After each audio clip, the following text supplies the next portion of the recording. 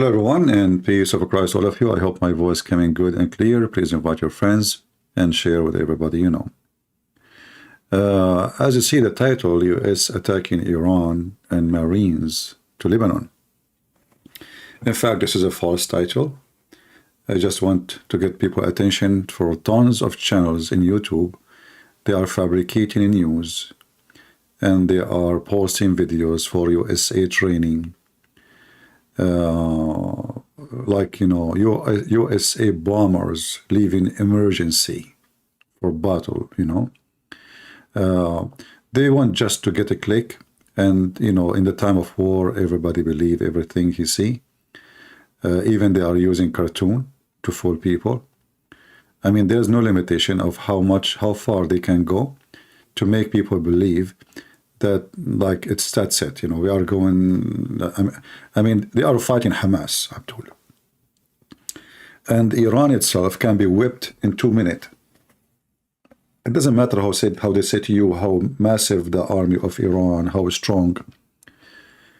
Israel is an army, you know, they have nukes since 1970, even before. So this is not an army who need really America. What they need is a support in the political field, or let us say we are behind them, you know, in case. But in reality, the Israelis do not need really the USA army, and all those ships is coming to the Mediterranean. It's just a show. They will not do anything. But all what we see in YouTube is people look 6.54 million. They saw the video 3 days ago. But this is just a training. This has have nothing to do with even today news. Those are all videos. So they pause videos and they make it connected to the war in Israel. And suddenly, like, everybody believe it. Like now, I saw somebody, many, they are talking about 566 and emission is not to be found because the USA Army decide to send it only to Israel. This is false. Have nothing to do. In fact, the Israeli army don't use that in the mission, you know, at all, most of it. So, you know, people, they can be fooled easy. You know, people are just desperate to find the news, like what happened, something exciting. And we will feed them with the exciting news. You know, I keep blocking channels on my way. Because all of them, they are fake. Not even a single one is giving us really real news about what's happening. So don't watch those channels, especially with those, like, I cannot even find them because I blocked them already. Actually, the thumb of this video is from one of those channels. So they want to make you excited. They want to make you believe that, you know, something is really massive. It is the end of the time. Or you will see a Christian minister saying it's the end of the time, etc. What happened? Why it's the end of the time? I find it very funny and very dummy, and how a human being, he can be like, you know, a human being sometimes is like a goat. One goat walk in the front, the rest walk behind. Where the first goat is going, nobody knows. The goat follow, you know. The front goat stop, the one in the back stop. Why they stop? They don't know. If you go in the street now, and you know, you look at the sky. Let us say you go in a busy area. You look at the sky. You will see everybody looking at the sky because they want to see why you are looking there. They're not normal, you know. Why you is looking there? Something there. So don't be just a copy and just follow blindly. There's many people, they are just trying to take opportunity to get a click for a video. Even the official channels, like this is an official channels of USA in Arabic. Those ones supposedly they are supporting Israel, but in fact they are speaking against Israel non-stop. This is an American government official channel. The first question you ask yourself, why even this journalist is there? Who hired her? Why she is allowed to speak in such a way? The answer would be very simple. In order to get the Arab crowd who hate Israel to listen to them, they have to hate Israel too. For them, well, you know what? Nobody listen to us except the Arab. And the Arab, they hate Israel anyway. So in order to make the Arab crowd listen to our station, let us join the trend and speak against the Israeli. The Israeli killing children, the Israeli bombing families, the Israeli are evil, the Israeli, they have no mercy. The Israeli, I mean, this is what the girl is saying here in the TV.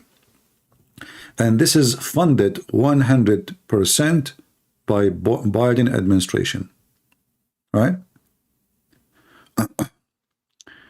So the whole world actually is speaking against Israel.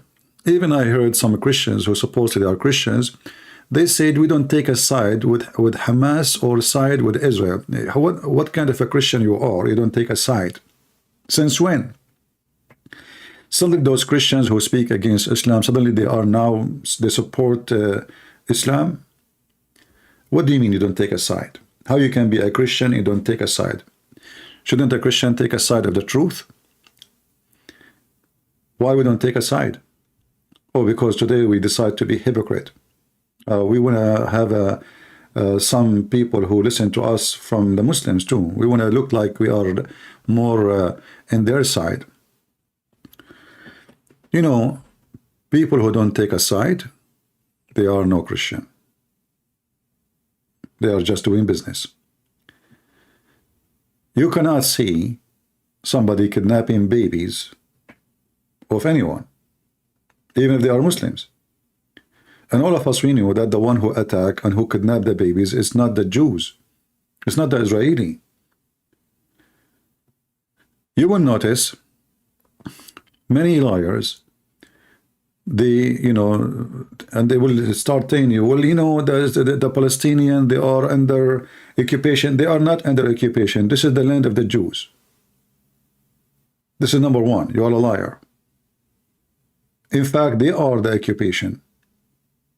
In fact, the massive land around them, all of it controlled by Muslims. In fact, what is left of Israel, you know, if we go right now and see the map of Israel, you will find that nothing left to the Jews. And that is all because of the stupid leadership of Israel. They think if they give the land, you know, they will live in peace and let us make an agreement. Okay, give them the West Bank. Okay, give them Gaza. Okay, what is left for you? Nothing. Nothing. And are you now living in peace? After all what you gave. If you look at the West Bank, actually, let me show you the West Bank map. Look at the, it's in the heart of Israel. What is left for you? They just gave more than 45% of their land, hoping for peace. What they got, excuse me, they got shit.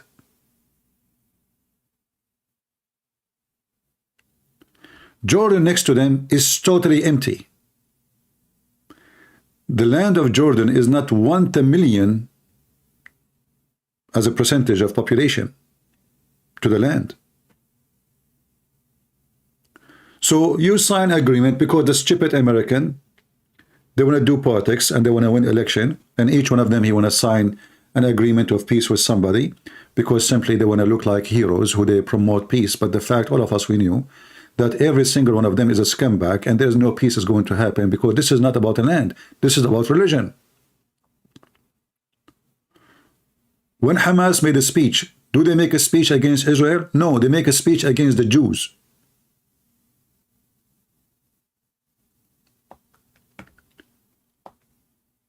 So the Israeli leadership are stupid, and even Israeli people, you know, in general, they became so much, you know, let us say, liberal in the mindset. You know, there are many. They used to live in Europe, hippie, you know, 7 rings in the nose, 10 rings in the vagina, 50 rings in the anus.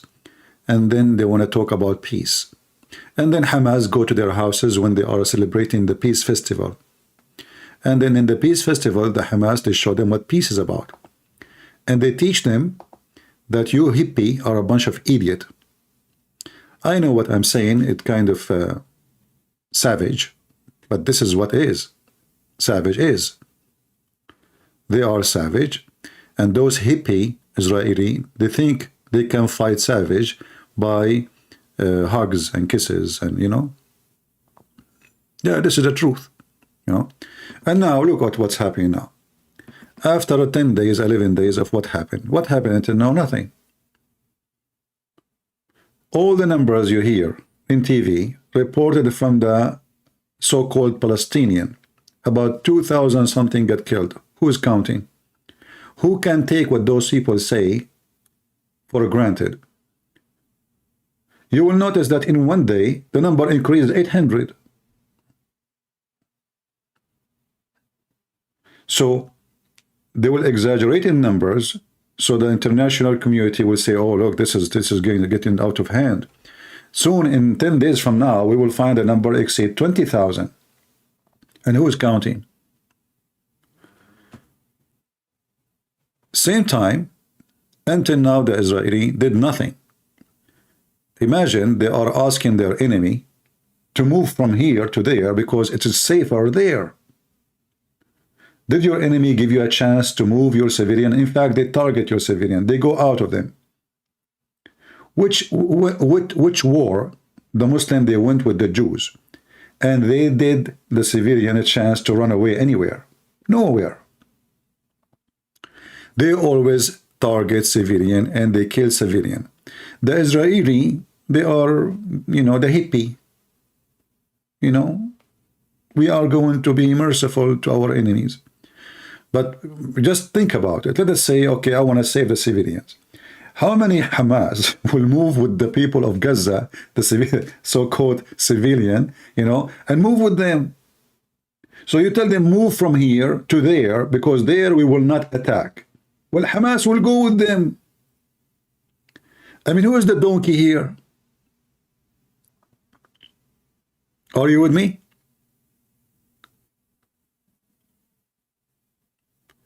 If I tell Hamas that building is safe,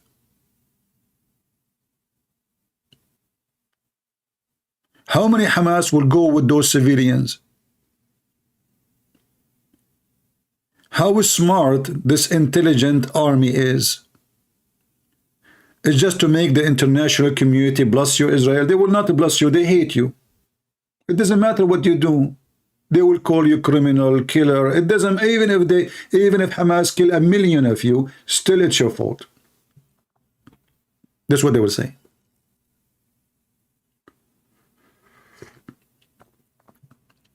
I saw in the news that Hamas, they shot rockets at Jerusalem.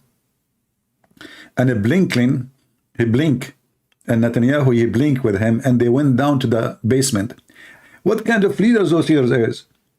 So because of a rocket shot at the city, it's not even coming to them. They go to the basement and they stay there for 10 minutes. Those are the one who will win a war? A basement guy?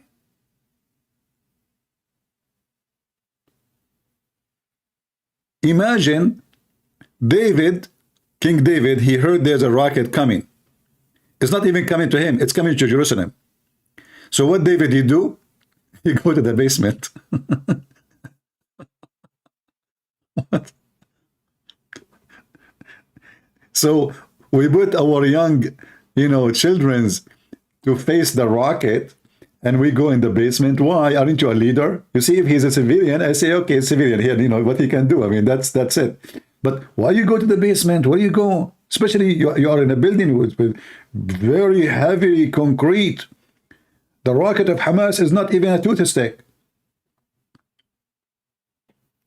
Those are the ones they will fight and they go in war. The first thing the Israelis should do, they should take this Netanyahu, put him in jail, and later he will be he will take into a trial for a treason. Him and his team, who were asleep.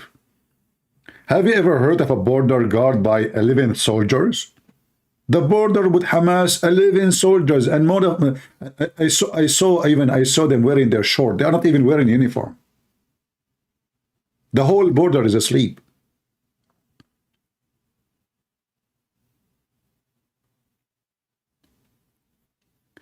Now the Israeli woke up from the nightmare happened to them, but Hamas took advantage of the stupid Netanyahu. Netanyahu is a donkey. He's the same as a Trump. He's the same as a Biden. All of them, they are the same fabric. You know, Trump, the hero, when the Iranian hit the base in Iraq, Netanyahu, Trump, he says, as long nobody got killed, we will not respond. What the heck? That is genius. But that means they can hit the American, and they will hit again. They will keep hitting until somebody get killed. Coward. All what they want is just to win the election again. So Trump, he made a promise, okay, you know what, I will not take America to war. And then everybody took advantage. Okay, let us hit the guy. He will not go to war anyway.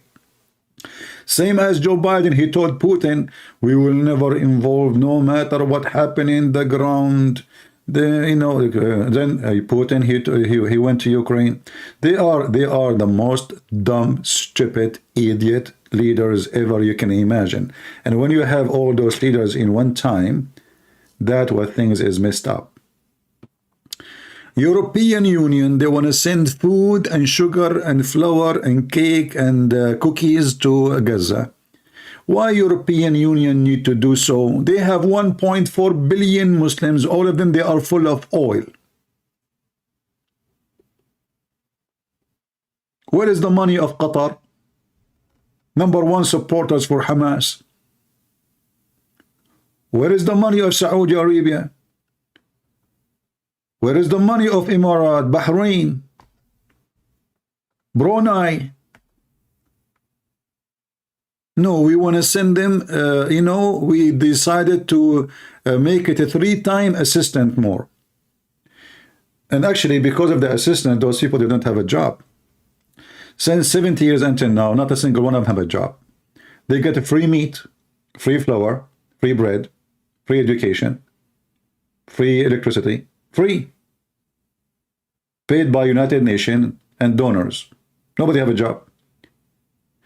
Today, in this TV, the Muslim lady host, the journalist supposedly, she said the Gaza, you cannot ask people, civilian, to move that fast. The Gaza families, each family is big. How big? 27, 28, 29, 30. One woman, the average of Gaza women, of babies, is between 17 to 27. Every woman, she have between 17 to 27 baby. How they can feed them? They don't work. Thanks for the donation. We make babies, they pay. Right? So the whole world, is not sharing the truth with us. And then you watch an American TV station, like this TV station in front of us in Arabic. Everything there is poison against Israel. Every question, every answer. It's just to make the Arab audience like the station. They are trying to compete with the Jazeera, like who wanna put more hate against the Jews. So, you might agree with the Jews, like, we saw not long before the attack, an Orthodox Jew, he spit at a Christian in the street. But I'm not going to judge Israeli, all of them, and say, oh, this is how Israeli is. And even if they all is, isn't it this what the Muslims do to us? What about we read the Pact of Umar? At least this is individual doing it. In Israel, Christian person, he have the same right as an Israeli person. Do a Christian person have the same right in any Islamic countries? Do we? Do we have even any rights? Do they even count us?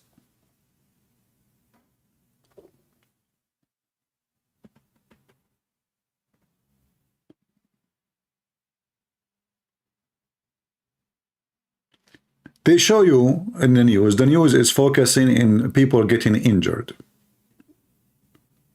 That's it. People forgot about Israel.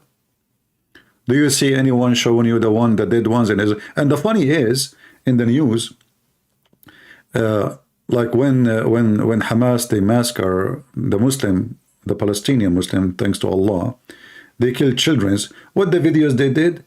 They put a filter in the top of the image so we don't see. So what the point of the video? They don't want you to see. Because if you see, you will be angry. And if you get angry, you will be angry from Muslim. Don't be angry. So what we do, we put a filter in the top of the dead body, which is a child, or the head of a child. So what is the video? Did any of you were able to see the dead bodies of the Jews? No. All the media, they put a filter in the top. They have a camera, they have a raw image, which means they are seeing, it's not the Israeli giving, those are journalists from the CNN, from Fox News. Everybody put a filter in the top of the image. Why you do that? How come in the case of Hamas, you show us a child who is killed, but in the case of the Israeli, and you don't put a filter in the top of it?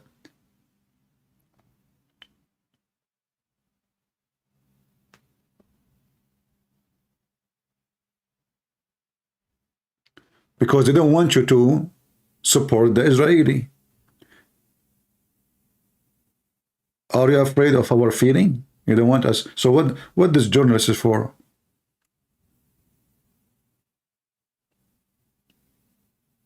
And look, they keep repeating the same image for the same person, with the same pant, with the same t-shirt.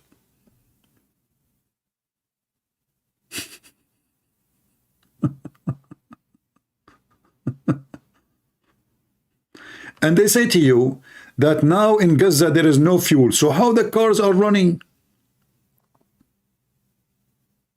Did you see the hundreds of cars are going, moving? And they say to you there's no water, and there is no fuel, and there is nothing. So how they are broadcasting? We cut the internet from them. So how they are broadcasting? How there is no internet and everybody broadcasting from Gaza, including Hamas? Hamas, they don't stop posting videos. And not only that, their page in Instagram is there. And can the American ban Hamas page? They cannot. Haram, haram. We cannot ban Hamas. Haram. They have their page there.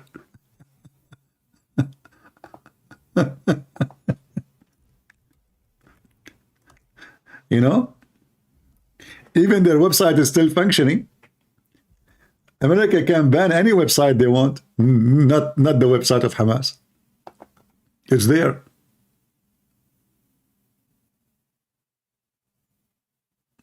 It's there.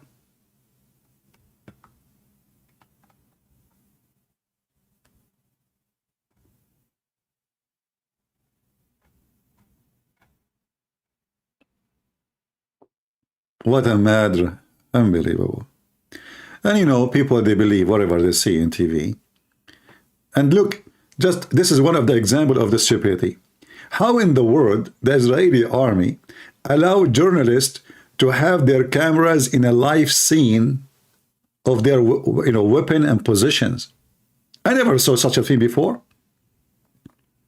So you are giving Hezbollah and Hamas the exact position to you by a live feed camera from CNN? What the heck? What I know, if somebody holding a camera next to an army base, they will arrest him. Instead, they are inviting TV stations to record them and to broadcast live. Hey, listen, do you see where is the tank? The tank is between this, and this building. Just hit here. And if they first hit and they miss, and then they will ask them to do like a change the numbers, go to degree to the left. What kind of a stupid, or why even they allow journalists? Why all George journalists are there? It's just to inflame? So the Israeli stupidity is beyond stupidity. All the journalists speaking against them, and they invite them to speak against them. As an example, why Al Jazeera there? How in the world they allow Al Jazeera, who they are #1 top supporters of Hamas, Al-Qaeda? Is that democracy or this is stupidity?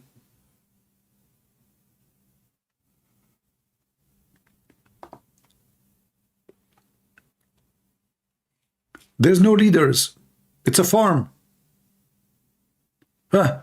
Yeah, you are a journalist? Oh, okay, come on, you overcome, you overcome. What is your camera? You are a journalist for who? Al Qaeda? Oh, you are welcome, Habibi, Habibi, come on, come on. You are a journalist for who? Moza, the mother of the scumbag, the Prince of Qatar. Okay, sure, go get in, get in. Don't forget to bash us, by the way. The more you bash us, the more we love you.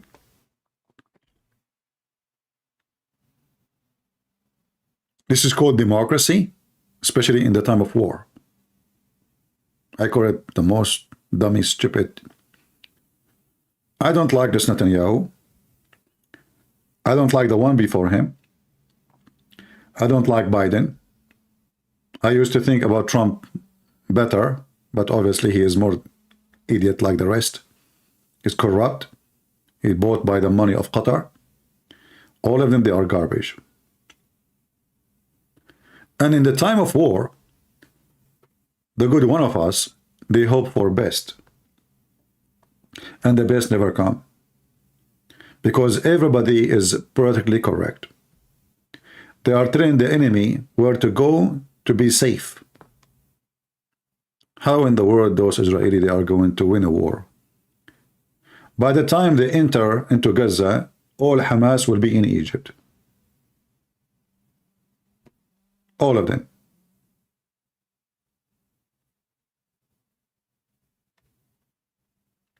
You enter Gaza, you take Gaza, you leave Gaza, Hamas come back.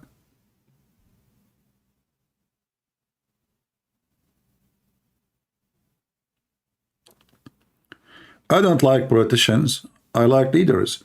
You know, there's a huge difference between somebody doing politics and a leader. A leader, he do things as it is, he say things as it is, and he don't care what anyone say or agree or disagree. People who do politics, they never say what they believe. They never believe what they say. And they do what make it fit for their coming election, not for victory. They want to win the coming election. When a politician, he take an office, from the first day, he is thinking about how to win the election in the coming election 4 years after, or 2 years after, depending on his position. Therefore, it's not their interest to do what is right. What interest is to do what is right for the election. How to win the election.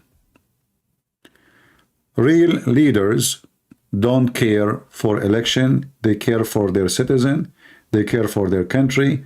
They don't care really if they will have a job next month, next year or not. They care how to bring victory to their own people.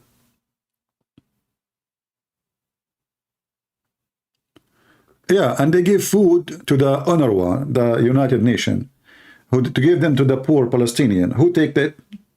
Hamas. They give them fuel. Who take it? Hamas. They take them, anything they give them, even medicine, Hamas. Hamas, they have a very expensive hospitals underground. Where they get it? From the United Nations. United Nations, they have hospitals for the civilians with highly equipped, expensive equipment. Hamas, they take it underground. All now what they are saying, assistance is coming to Hamas from Qatar, from Emirates. Look, everybody is now in the, please let me send more assistance. I want to send even Japan, European Union, even America, brother. Everybody want to feed the Hamasi. Who is going to take the food? Number one, Hamas, the fighters. They are feeding Hamas.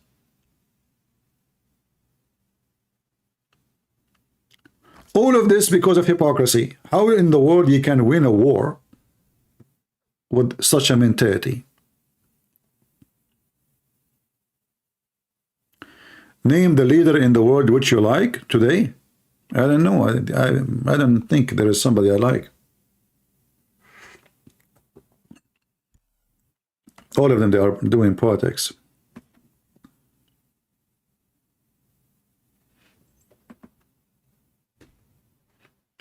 And then the Pope, the Papa. We pray for the go die, go, somebody take this guy, put him in the retirement shelf and send him a vacation to Hawaii. I mean, what this Pope for? He can't even say his name. He's like Joe Biden.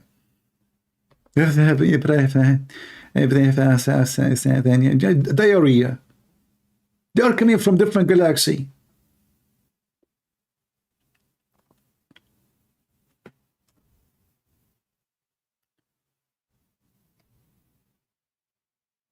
We cannot find, even between religious people, people who say things as it is, because the world is full of hypocrite. Everybody is practically correct. I mean, I believe these days, like, you see, when Muhammad, he said, the man, he lied to his wife and the wife lied to her husband. What Muhammad was doing, they say to you, politics. So the wife, she asked her husband, honey, how I look like? He say, oh, I have to lie to her, otherwise she will hit me with her high heels. You know, you look so beautiful, unbelievable. Look at you, you so cute, so cute. Well, thank you, honey. You know, so Muhammad taught how hypocrisy is. He is the first hypocrite ever, and the rest to follow. Who is the father of all lies? The devil, the Messiah said. So the second you start lying because you're just doing politics, you are a partner with the devil. Nobody want to say the truth. Nobody want to say that problem is not even Hamas. The problem is Muhammad, the faith of Muhammad, the Quran, Islam. Nobody want to say, okay, why Hamas doing this? This is what Muhammad did exactly to the Jews, to the Christians, to the Arab. The problem is not Hamas. The problem is Islam. What Hamas is? Hamas is an Islamic Mujahideen. Who is ISIS? Islamic Mujahideen. Who is Al-Qaeda? Islamic Mujahideen. Who is Muslim Brotherhood? Islamic Mujahideen. Nobody want to use the word Islam no more. That's it. It's Hamas. What is Hamas?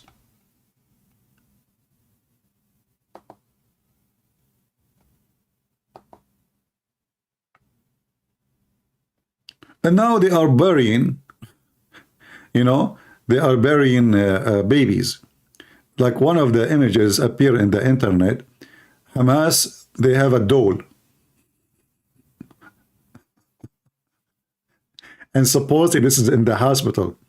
Look, the guy behind, he is wearing the uniform of the hospital. It's a Barbie. It's a casualty, brother. Yeah. Barbie. The same they did in Syria. In Syria, they accused the Assad regime of using chemical weapon. And American, they support that. Yeah, he did. And then when they are recording the movie, those who they are dead from the chemical weapon, they start moving.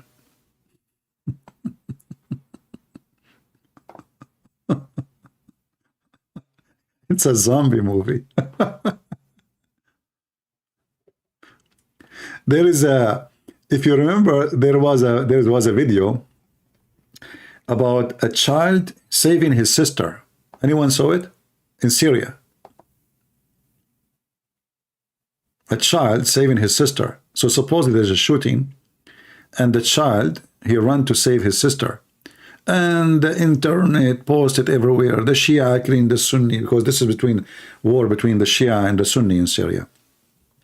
And then the one who made the video, he said, this was a video I made, have nothing to do with reality. It's not even done in Syria. In the wartime, a lot of propaganda. And look at this scumbag, what's his name? Piers Morgan. Piers Morgan, he invite who? Mimi Hijab, he is giving them a voice, he is making them famous. I mean, who is Mimi Hijab? Is he a leader? And Mimi Hijab, what happened to your pink t-shirt? So those potatoes in the West, in the media, they give a voice to the coward to promote their false agenda.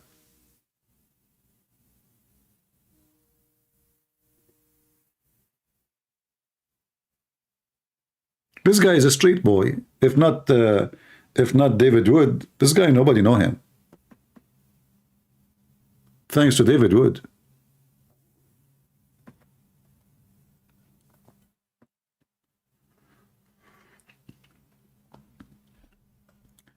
That's why they don't dare to come to me. And what we have here, 2 days ago, virus in the Quran, myth or reality. Interesting. You know, sometimes I find that the Christians, when they make a topic, this is 2 days ago. I mean, do we need even a conference about this? Just open your TV. We need to make a conference about, okay. Yeah. So, I mean, the whole world is really weird. And people, they do crazy stuff. And they say crazy thing. And you are in a time you need to prove that Islam have violence. And people will not believe you. Like, what are you talking about, man? For sure, it's a myth. You know, ISIS don't present Islam. How many videos made in YouTube? How many articles made in the internet that ISIS is not Islam and Islam is not ISIS? And how many donkeys in the world believe it? A lot. If ISIS is not Muslim, so what they are? Hindus? Is Hamas Muslims? Is Hamas Muslims when they kidnap children and they cut their head? Every Muslim will say yes. So how come Hamas is a Muslim? This is the European Union giving more money to Hamas. They get you this blondie women speaking blondie words, giving us blondie assistance. We will increase our assistance to Hamas. And the excuse is civilians. Look how shiny they are. You know, the hypocrisy of the world is beyond imagination. Trump, he made sanctions against Syria. The whole country. The whole country. They cannot even buy flour from abroad. Medicine, medical equipment, nothing. Nobody cried for them. The whole country. Why? Because simply Syria, you know, the president is a secular. Women, they can wear a skirt and short and bikini. And he is not a Muslim terrorist. If he is a terrorist, like Hamas, we will give him assistance. Then this poor guy, he have no problem with everybody. Suddenly he became the enemy of everyone. And then he found only two friends. The terrorist state of Iran and the filthy Putin. And now they blame him why he is a friend to Iran. Well, you give him no chance. Those are the only two people they want to help. His people are suffering. They are hungry. They cannot find food. So look, 6 days, 10 days, Gaza don't have food, but they have. Syria has no food for almost the last 14 years. Nobody even mentioned them. Nobody. And there's millions of Christians live in Syria. They want the secular president to be removed, and they want to replace him with Hamas. Who is the one who will take the place? The plan was Hamas. In fact, the scumbag Netanyahu, he himself, he built a hospital for Hamas, who they are fighting in Syria, in the border of Israel. And there's a video of him, actually. going shaking hands with the Syrian Hamas. Those are Muslim Brotherhood. So the stupid Netanyahu, he support Hamas in Syria, he fight Hamas in Israel?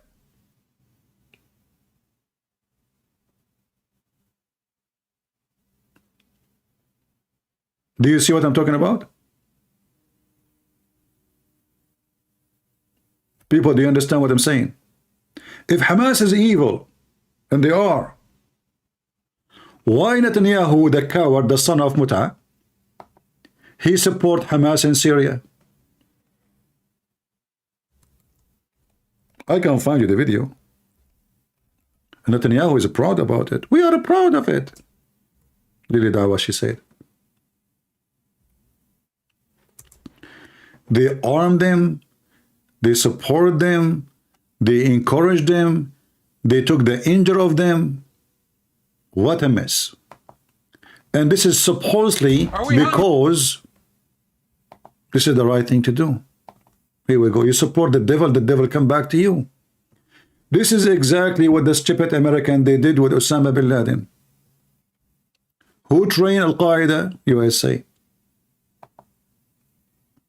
Who fed Al-Qaeda? USA. Who gave them weapon? USA. Even in Washington Post, they posted an article about the hero Osama bin Laden. You can go search right now. A hero, he came to Afghanistan to fight the communists. Who? Osama bin Laden himself. He was a hero yesterday, today he is your enemy. Do you know the song Who Let the Dogs Out? Do you know it? Who let the dogs out? This is Netanyahu coming to visit the camp of Hamas, the terrorists in Syria. Those are Hamas fighters in Syria. And look how Netanyahu is so happy, excited. Habibi, how I can help you, Habibi? سلامتك شو بتعمل عنا؟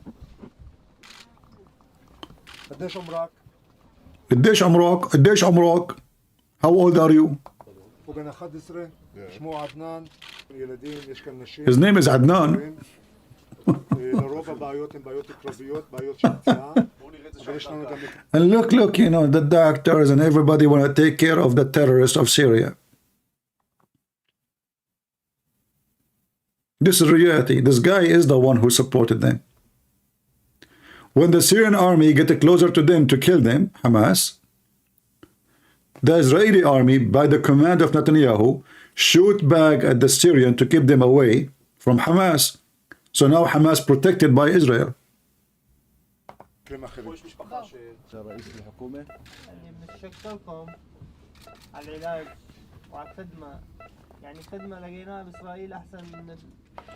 The Hamas fighter in Syria, Muslim Brotherhood, he is saying to him, the service we found in Israel is way better than what we found in our country. Can you believe it? He's saying to Netanyahu, listen, I am Hamas. I want to say thank you very much. The service you provide to us here is way better than the service we have with the terrorists in Syria.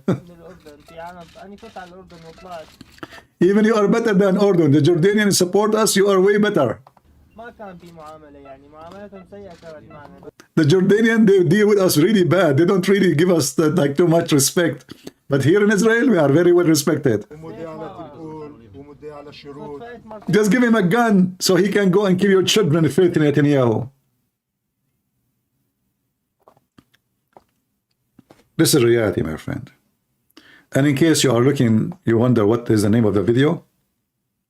Netanyahu visits Syrian injured in civil war. This is civil war. Blame Iran for violence.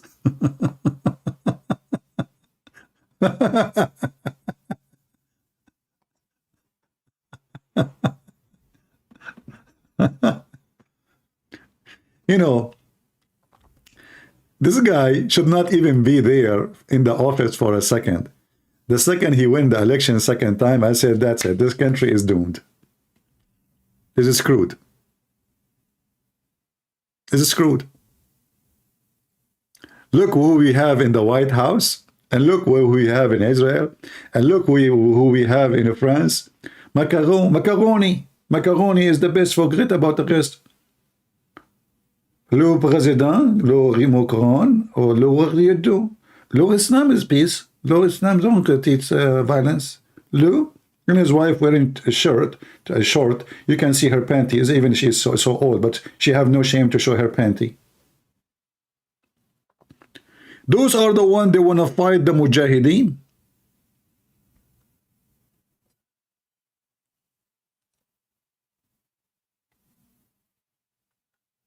Macaroni. A terrorist from the Chechen Republic. He killed a teacher in France. What the French they do? We stand a moment of silence. Stop the border, kick them out, you coward. What silence?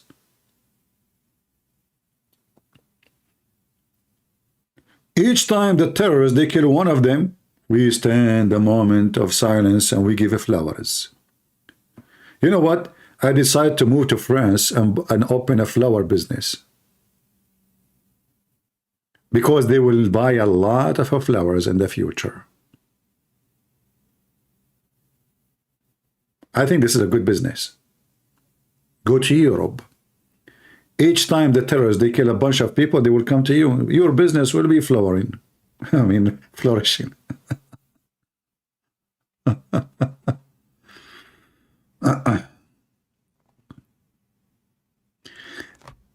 أنا لست بوذا أنا صوت بوذا. Here we go, another hippie. He posed for us. He is not Buddha. He is the sound of Buddha. And what Buddha he say? What Buddha he say when he do the talk? He fought. Don't you see how big his belly? Buddha people. You know, and the other thing, like, you know, those supposedly the hippie, you know, the yoga people, they think Buddha was like a peaceful, you know, the first one who started martial art and karate and Ching Fu. Oh, those are the Buddhists. You don't know what the Buddhists did in Cambodia? Buddhist. They slaughtered hundreds of thousands. Do you know what the Buddhist Chinese did? Did you know what the Buddhist Japanese did? So give me a break, Mr. Yoga boy.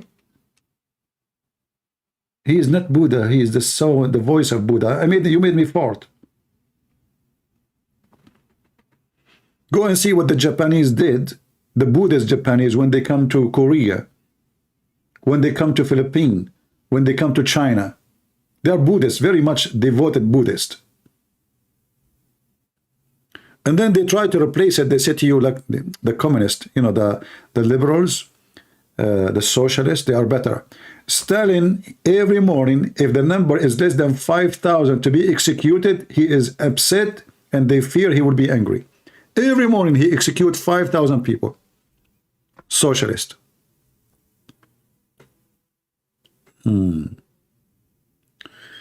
Anyway.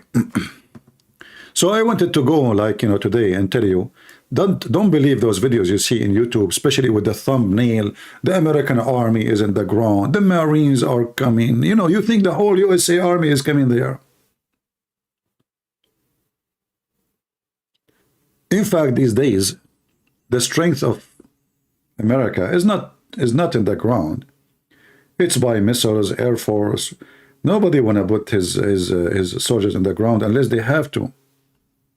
And the American, they have no reason. What for? So all those thumbnail you see, it's just a joke. No reality in it. The American even do not need, like you will see they send their airplane carrier, that just to keep it closer to the compact, but at the same time they have to keep a distance, so when somebody shoot, they have enough time to shoot down any missile coming to their airplane carrier. However, all the massive power of USA is not in a Marine guy holding a M16. This is not the power of USA. Even though 2,000 Marine, they were controlling all the country of Afghanistan, just 2,000. And Taliban don't dare to get close to them. But the massive power of USA is the weapon they have and the technology. And Israel is not short of that too. So when you see too much noise about we don't want the war to expand, you think that Jordan will get in the war. No, they don't. The Jordanians don't even have an army. Israel can take Jordan in less than 5 minutes. 5 minutes. You see, Gaza is harder than taking Jordan. Gaza is way harder than taking the whole country of Jordan, because there's a lot. Those are prepared for a long time. They have massive city under the city of tunnels. Even that, if you give me the leadership of this battle, I will the easiest thing to do is just to flood them with water. You don't even need to fight them. Just bring hundreds of trucks and fill their tunnels with water. And let us see what they will do there. And if you want to make it more fun, put with the water some itchy stuff.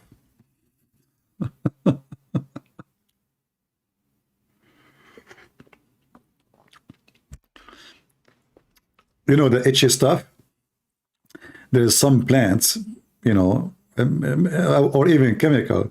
If you mix it with water, it will make the skin of a person itch like crazy, So just mix it with itchy stuff and throw it in the tunnel and let Hamas itch themselves until tomorrow. By the morning, their meat will come out from itching. Scratch, brother, scratch. So what? It's a tunnel. It might take more time, but even it's easier.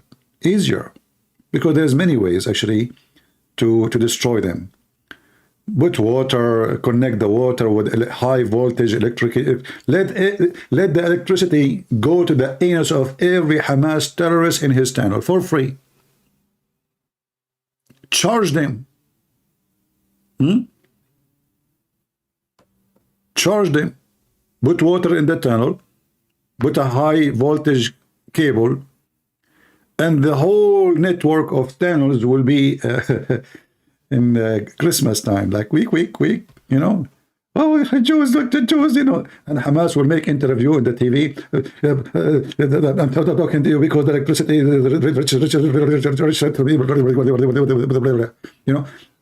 just go.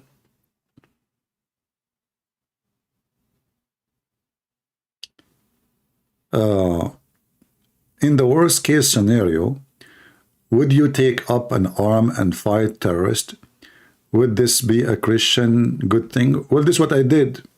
When 9/11 happened, what I did, I joined the USA Army. I'm the last one to ask me this question. Where everybody don't want to go to war, because, there's different to join the army in the time of peace and join the army in time of war. I joined in the time where nobody want to join. No man is a man. No man is a man if he don't do what the man do. A man is not somebody have a penis.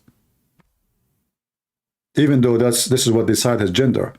A man is someone he stand, he fight, he defend his family, his land, his honor. And the one who don't do that, he is not a man. Period. And to be Christian, why don't we have the Old Testament? The God of the Old Testament is the same God of the New Testament. Why those silly Christians, they say to you that Jesus loved everybody, they forget that Jesus said, the one who don't have a sword, go and buy one.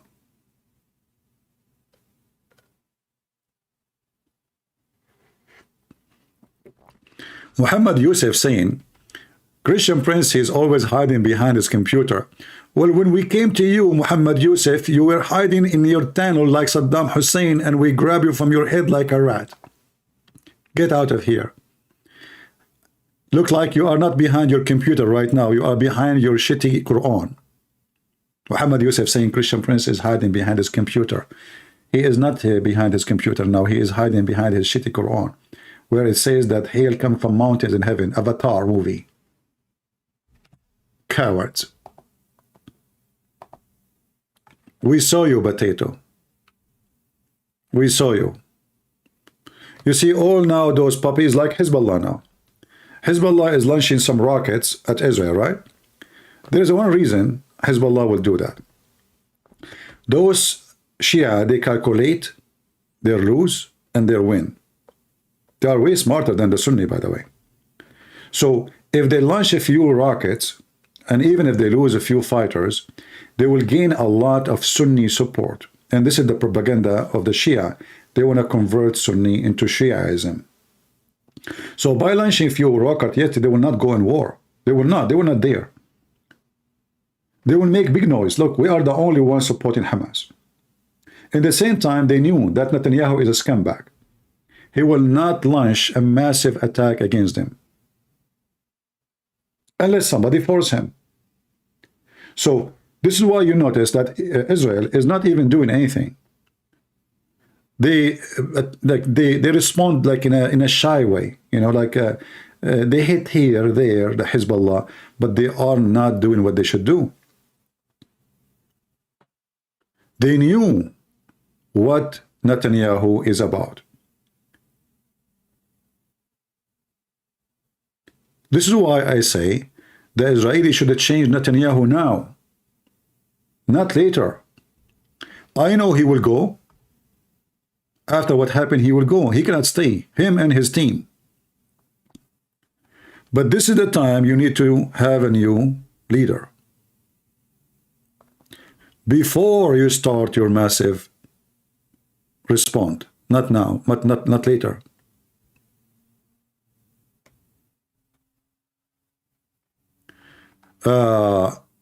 Aberration saying, few verses later he said, put your sword back in the place. Those who live by the sword, they perish by the sword. Well, Jesus was copying the Old Testament. You are ignorant, my friend. I'm not insulting you, but I'm saying to you, you're ignorant. When Jesus said, the one who live by the sword shall die by the sword, Jesus, he just told you, you should kill the one who live by the sword.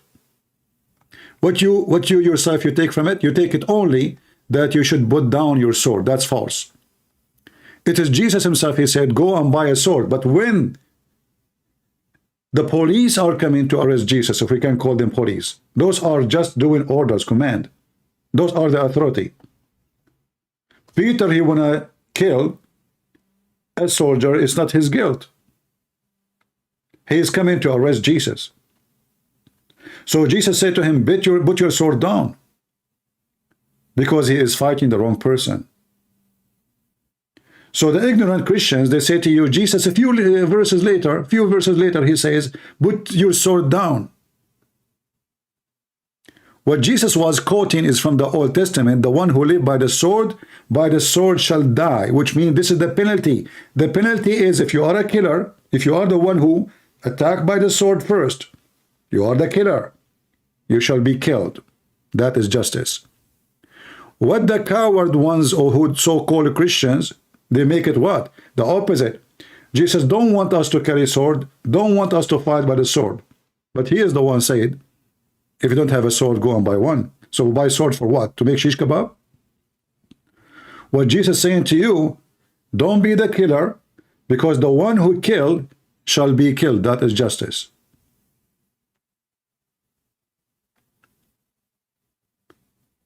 Those who they are hippie, coward, they are not manly enough to defend their family. They find the excuse. Jesus said, love everybody, love your enemy. Love your enemy. Your enemy is the one who is screaming at you, persecuting you, not somebody want to slaughter you. Not somebody want to take your wife.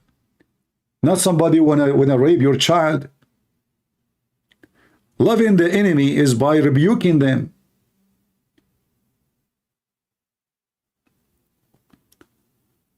You know, through centuries, scumbag priests, they taught the crowd that you cannot revolt against the leader. Why? Because there's a verse in the Bible says that those leaders chosen by God. That's it, chosen by God. But all of us, we knew that this is not what it meant. All of us, we knew who is John the Baptist. If there's anyone here do not know who is John the Baptist, no, Sam Shamoun, you cannot call me. Sorry. I'm really upset from you. You told people you cannot take a side? You told people you cannot say take a side with Hamas or Israel? Suddenly now you love Hamas? I cannot believe that you said that, Sam Shamoun. How in the world we cannot take a side against those are the one who took your land? They took your country.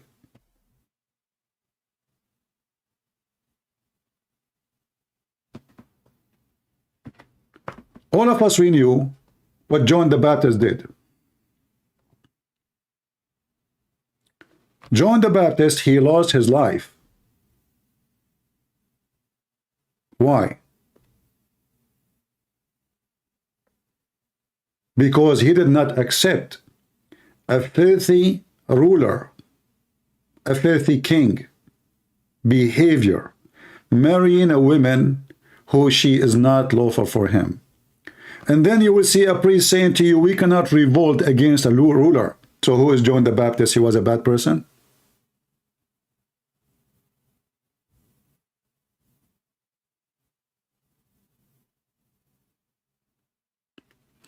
You did not say that, Sham Shamoun? Well, if you did not, I apologize then. I don't know. That's what they told me.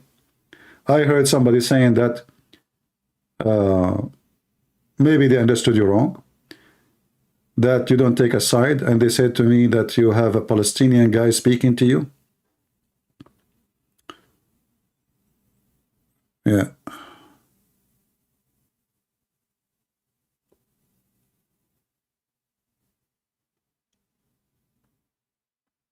Anyway, as long as the video is there, people, they can watch it and they can see if this is true or not. But for us as a Christians, we take side with the truth, no matter what, how good the Jews or how bad the Jews. You see, we don't take side with the Jews because they are good to the Christians or because they are bad. This is not how truth works. If somebody owns something, he owns it. He's bad or he's good, this is a different story. This is the land of the Jews. When somebody says that, oh, the covenant does not go for those Jews, who said so? God, he made a promise forever, not temporarily. It's not up to you. It's not up to me. Those are the children of Israel.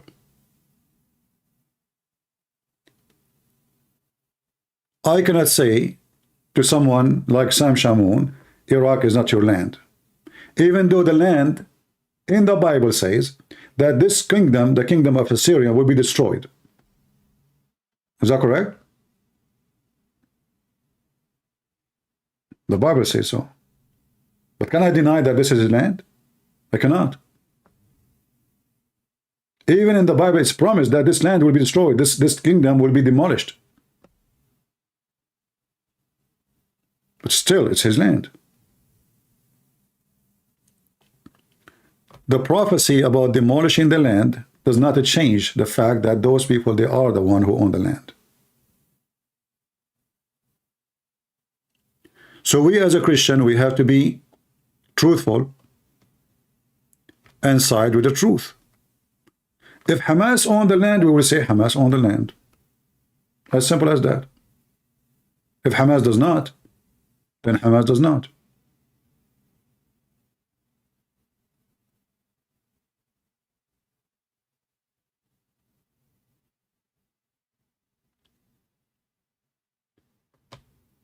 In the time of war,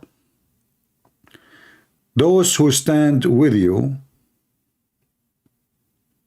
is the one, if you are truthful, is the one who stands for the truth, and the one who opposes you is the liars.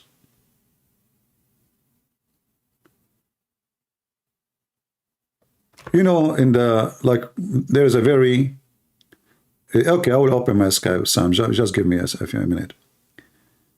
You know, in the time of war, if I have a friend, and like now, Hamas attacking me, I call him, hey, brother, I have like 50 of Hamas shooting at my house. Would you come? My friend, he says, oh, I have, sorry, I cannot now, you know. Yeah, that means my friend is not my friend. In the time of need, you know who is your friend, you know who is truthful, and you know who is a liar. As simple as that. Let us open Skype and take a call from Sam Shamoun. Maybe he can clear what's been said.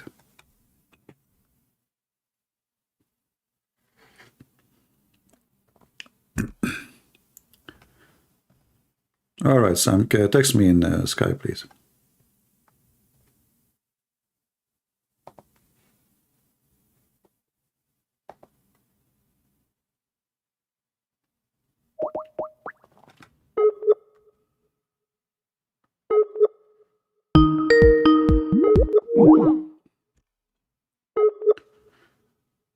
All right, we are calling Sam Shamoun. Oh.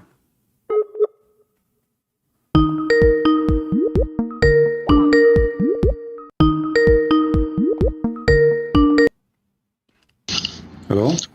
I love you, man. What's up? Hey, my friend, how are you doing?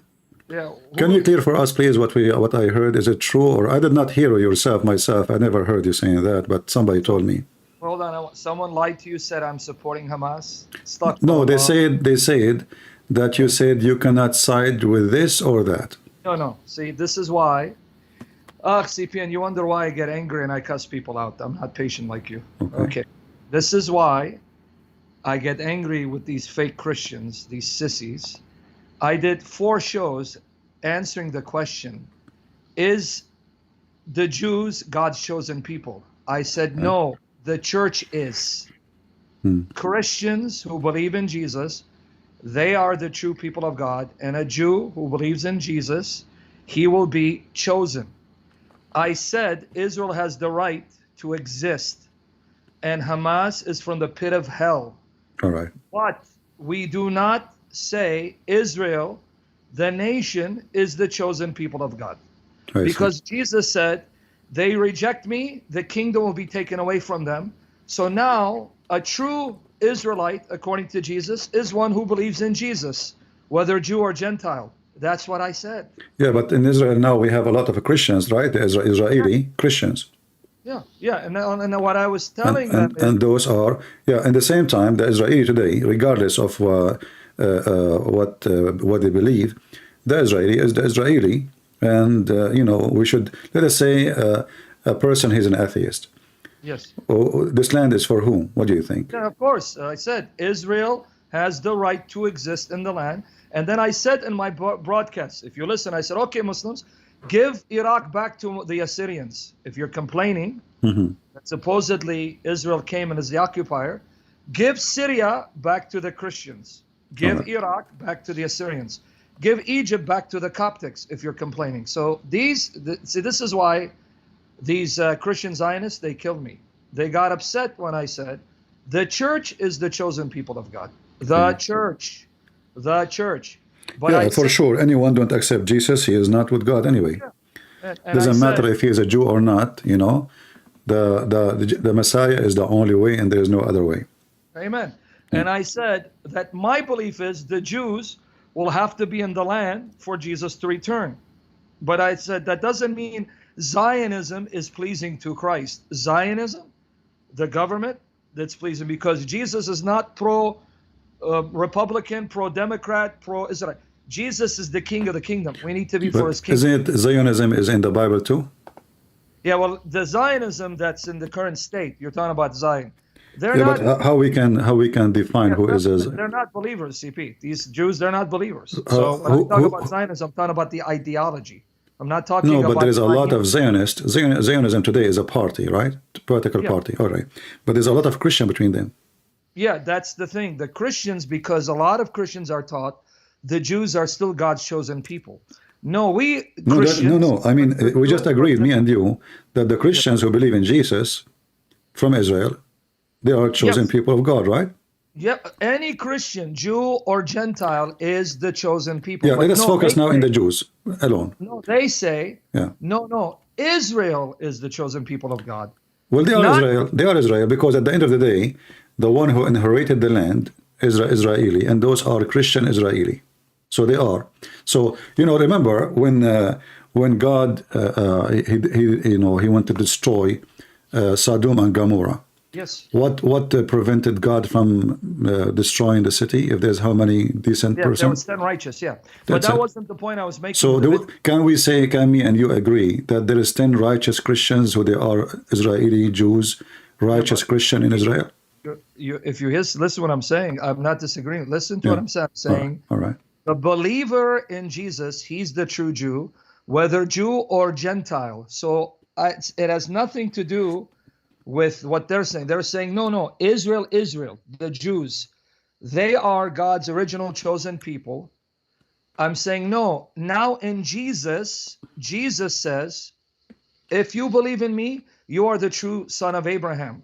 That has nothing to do with the state, Israel. I never said Israel doesn't have a right to be there, or it's not God's plan, or we should be for the Palestinians. They're lying to you. The argument was different. Someone was. Well, the person who I spoke to is a decent person, but maybe got you wrong, because English is their second language. Yeah. They get emotional. Like here, this guy saying, I contradict them. See, these guys, they kill me. How D71? Can you come on my channel and watch the session, see if I contradicted myself? I told them in Romans 2, 28, 29, Romans 2, 28, 29, Matthew 21, 37 and 45, Galatians 4, 21, 31, Galatians 3, 26, 29. Paul says the true Jew is the one who believes in Jesus. So if you're Jew or Gentile, if you believe in Jesus, you are the seed of Abraham. So the church is God's people. And I said, God is not done with the Jews, because I even quoted Romans 11, 28 to 29, where he says, for the sake of Abraham, Isaac, and Jacob, he's not going to wipe out the Jews like he did Sodom and Gomorrah. He will not wipe them out because of his love for Abraham, Isaac, and Jacob. That's in Romans 11, 28, 29. So if the liars were honest, because Christians, we are condemned if we lie and bear false witness. Sam, what do you think about the covenant, which is in Genesis, that your land is from the Nile River to Euphrates? Yes, okay. Now, you're talking about the covenant made with the descendants of Israel. Now, Jesus comes and says, true Jerusalem is heavenly Jerusalem, our mother, Galatians 4:26. Hebrews 12, 22, 24. The Jerusalem above heaven, that's the true Jerusalem, and it's going to come down. The Jerusalem on earth, now that Jesus is rejected, read it, it's not me. Jesus is rejected. Revelation 11:8, it's called Sodom and Egypt. It says where our Lord was crucified, Sodom and Egypt. Then Jesus says, if you go to John 4, 20, 24, when he says to the Samaritan, it's not in Jerusalem nor on this mountain where you worship God, but you worship God in spirit and truth, because Jesus says, you reject me, your house will be left desolate. So I have no problem with earthly Jerusalem belonging to the Jews.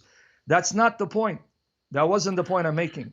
Yeah, now but the covenant is about earthly promise. And then Jesus said, this earthly Jerusalem, I'm done with it. It's but still, the land promised in the covenant with Abraham to the Jews. So we don't want to mix between the end of the time and the promise of those who believe in Jesus, where they will be in the heavenly Jerusalem. No, that's not my point. If you're listening, CP, brother, just listen a little bit. I know you want to argue and debate. Jesus said, because you reject me, I leave your house desolate. Matthew 23, 37, 39. Luke 19, 41, 44. So the earthly Jerusalem, it's for the Jews. My point is that the New Testament says that the true Israel are those who believe in Jesus. The true Jerusalem is heavenly. Paul says, Galatians 4, 21, 31, if you read it, he says the Jerusalem on earth, that's Hagar. Go read it, CP. Open it. Galatians 4, I agree with you. But in the same time, don't we have until now Christians in Jerusalem, believe in Jesus and they accept Jesus every day? By the way, brother, who's Howard 71? He's saying I'm back on. Is this guy a dog of Satan, Muhammad? Don't forget, don't worry about it. Go ahead, what you're saying? But we have now, until now, every day, and this is why many rabbis are so angry from the Christians and Christianity, because there is Jews every day in Jerusalem and the area around. They accept Jesus. Is that correct? Yeah, they're all Jews. Right. So Jesus, he said, because you refuse me, I reject you. But he did not refuse those who accepted him, correct? No, you're making a different point from me. No, just wait, hold on. Just say I listen to you. Listen to me. So, in the same time, even when Jesus said, I reject you, I expel you from me, etc., still all his disciples, they were Jews. And who's debating that? Huh? Can No, you no, repeat what my no. argument is? Listen. So now, even with the decision of you Jews are rejected me, but Jesus is still he is supported by the Jews. Even at that moment when he said You're that. not going to support him. Sorry, Which Jews support him? all the disciples. Yes, and you're making my point, so you're confirming my point. But what Yeah, was but my today we point? have disciples too. Today we have disciples, which mean new convert to Christ. With earthly Jerusalem? You're not making my point. You're making another This is point. not about earthly Jerusalem. This is about those people. They will not be forsaken because they believe in Yeah, and Jesus. that's So any belief in as long Jesus. there is a Christians in Jerusalem, Yeah. and they are believers, And the the same Christians in the same Palestine, as will they- Sodom and Gomorrah. This is my point. The same as Sodom and Gomorrah. If there is only 10 decent people, God will not destroy it. As So long will God destroy Palestine if there are 10 Christians in Palestine? what Palestine? There's no Palestine. If there are 10 Christians in Palestine, will There's he no destroy Palestine. There's no Palestine. In fact, the Okay, existence, we know.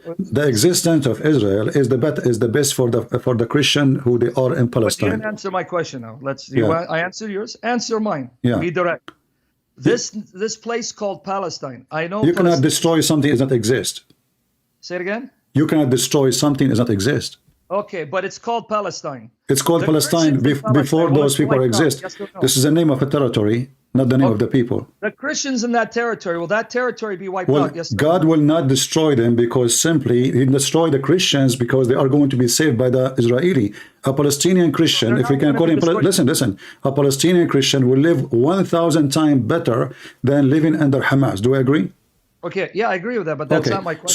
So why God Repeat one more is time, going I'm to repeating my why God is going to destroy the Christians in Palestine You got if it. He So is going to Palestine, save them? they're No, Christians listen. there, they So cannot be God will save the Christian So in they Palestine cannot by be Israel. destroyed. That territory cannot be destroyed. Good job, CP. No. People too. People. But we are talking about the Christians in Palestine, if you call it Palestine. And if there are 10 I there, Palestine will be believe destroyed. that Israel is going to save the Christians in Palestine, even though there's some Jews, they don't like them, they hate them. So Israel is going to bring the Christians out of Palestine into Israel? Okay. No, they We're will not bring them convinced out. by God. They will not bring them out. This is the land of Israel. So the Israeli, because they are hypocrite today, and nobody dare to say the truth. Listen, because they don't dare to say that this is our land. You like it, you don't like it, drink from the ocean. So because we have politics, because we have politician, nobody dare to say the truth. So Christians who live in Israel, this is not Palestine, this is Israel. So those Christians will be way more better, saved by Jesus, if they agree to live under the Israeli. And I met many Christians from that land, and I spoke to them, and they told me, even Hamas, even Gaza, they wish to get a passport of Israel. Everybody say that, They told me life there is way better, and we cannot compare between how the Israeli treat the government, treat the Christians, even though you call the Arab, and how the Arab treat Arab, or how the Palestinian treat Palestinian, or how the Saudi treat Egyptian. So for the Christians who they are part of so-called Palestine, and those are the original people, by the way, not Hamas, not those Muslims. Muslims they came as an invasion. The Christians they are the original people who used to live side by side with the Jews. The rest are not. So the rest don't even have a right to stay.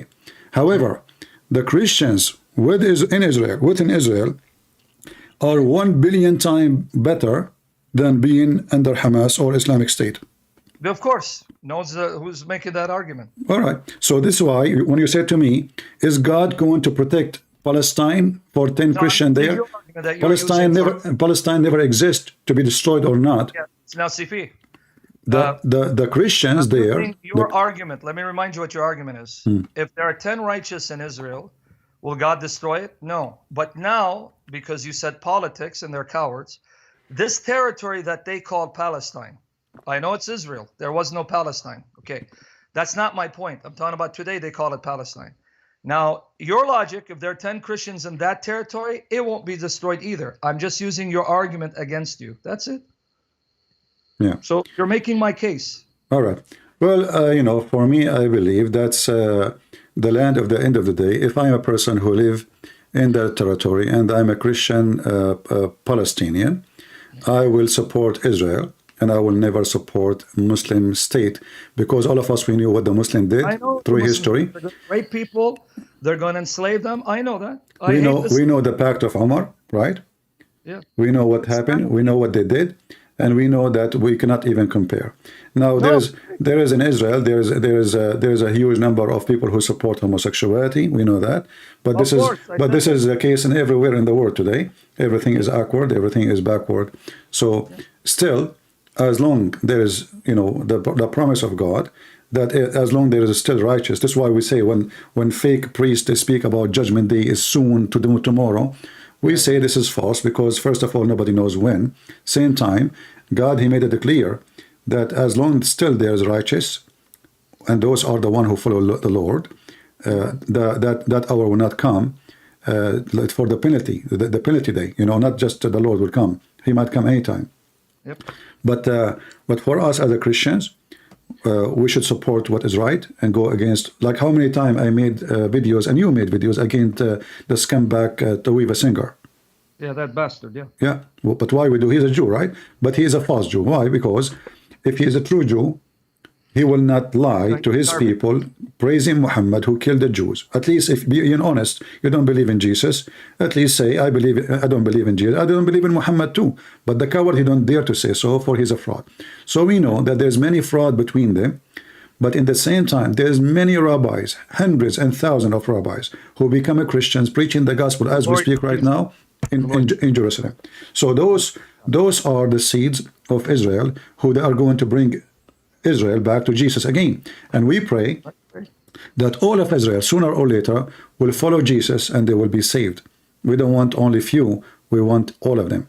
Exactly. That was the heart of Paul. And one thing I didn't call in for this one, but because they were lying about me, I mentioned the passage the guy tried to quote against you. This is why a lot of Christians, they're dangerous. They think they're doing good. They're adding division. Like here, people here, oh yeah, I'm with Sam Shimon, I'm with CP. No, you're not with me, nor with CP. You be with Jesus. We're not here attacking each other.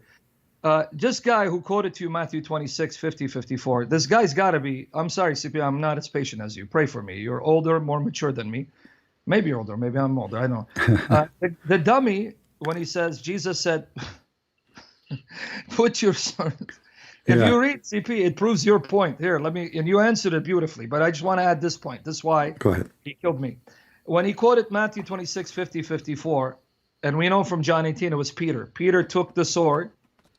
But notice what he said, CP. He said, put your sword back in its place. He didn't say get rid of it.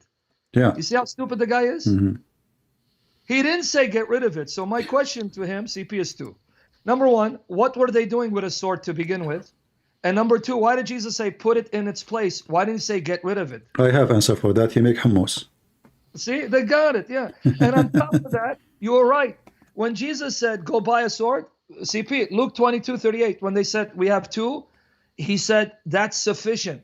When he said that is enough, in Luke 22:38, it means that is sufficient. You have what you need to protect yourself.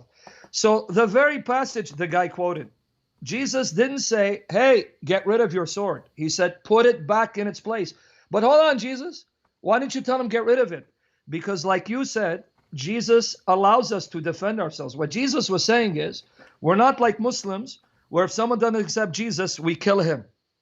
Yeah. Because Peter was trying to stop Jesus from fulfilling prophecy. He says that. He goes, I don't need you. I can bring angels. And if you live by the sword, your life is by the sword, you're going to die by the sword. Ask the jihadis. So I just wanted to make that comment. But CP, anyone who tells you that I support, for example, Islam or Hamas, they are lying. That was not my point. Yeah, I think the person misunderstood because it's a decent person.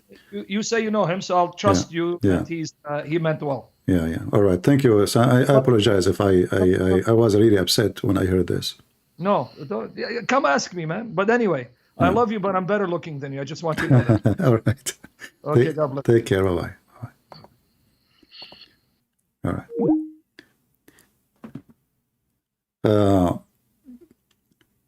You know, I spoke to many people. Actually, the problem is with Israel now that Israel themselves, they are confused. What is the red line? Who is the friend? there is a bunch of Orthodox Jews who they are very aggressive and hateful to the Christians. They were preaching and teaching that the Christians are our enemies and Muslims our friends. Non-stop.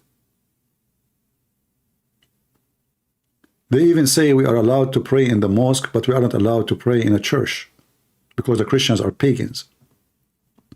So imagine they are willing to follow a place of worship where the devil is worshipped. His name is Allah. But they think the Christians are the enemies. And now, the Jews in Israel, they found that there is no friends around them except the Christians. Nobody support them. The hippie, the liberals in USA, the atheist, they hate them to death. European, same garbage. Who is the one who support the Israeli? Muslims? Pakistan? Nobody. The only friends they have is the Christians. So I hope the Israeli, including those idiot Jews, Orthodox Jews, who hate the Christians, will see that because of the love of Jesus, you are being loved, even though you hate us, even though you spit at us on the street. Did the Jews ask themselves, how come the Christians don't do what Hamas did? There is so many who they are considered as a Palestinian Christians. When the last time we heard a Palestinian Christian kidnapping a Jewish child and beheading the child? If the Jews are discriminating anyone, he is supposedly Palestinian. Why the Christians don't do suicide bombing? When the last time we heard of suicide bombing from a Christian going in a bus station? We never heard. So what the problem? The problem is religion. The problem is not an oppression. It's not an occupation. It's not a government. The problem is a religion, what they believe in. The second you believe in Muhammad and the faith of Muhammad, you turn into terrorist. You will find a person who was all his life peaceful, living in USA or England or anywhere. He converted to Islam after second day, he's a terrorist. It's a fact.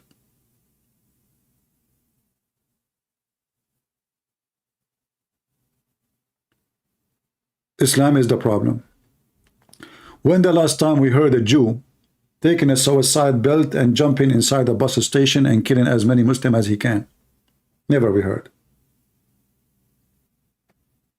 Regardless what do you think about anyone, Christian or Jews, anyone, you know, like they have religion, you know, many they have religion. Even atheists, it's a religion.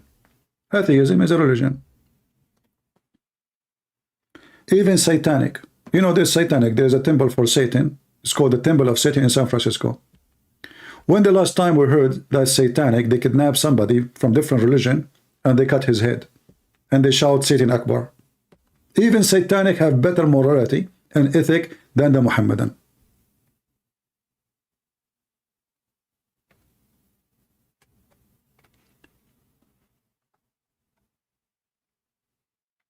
Even satanic. Somebody saying, I heard the Jewish lady shouting that the Nazis were Christians and that Hitler was a Christian. Well, by name, she is not lying. They were a Christian by name. But can she forget that the one who fought Hitler were the Christians? And the one who saved her ass is the Christians? You know, when somebody says something, if the other person is a donkey, he do not know how to respond, his voice will be heard. And now you caught her. How come you did not answer then if you heard her? You heard. Why, you don't have a brain? Tell her who is the one who fought Hitler. Isn't it the Christians? Isn't it the Christians they paid millions of lives to save the Jews? Can the Jews alone fight Hitler? They cannot. Can they make victory against Hitler? Absolutely not. So who is the one who fought Hitler? So Hitler, maybe he have a cross for his sign, but this is the cross of the devil. Have nothing to do with Jesus. It's a fact. And he was killing Christian too. Was he killing just Jews? 100 million human beings died. 6 million of them are Jews only. So what about the rest? They were Hindus.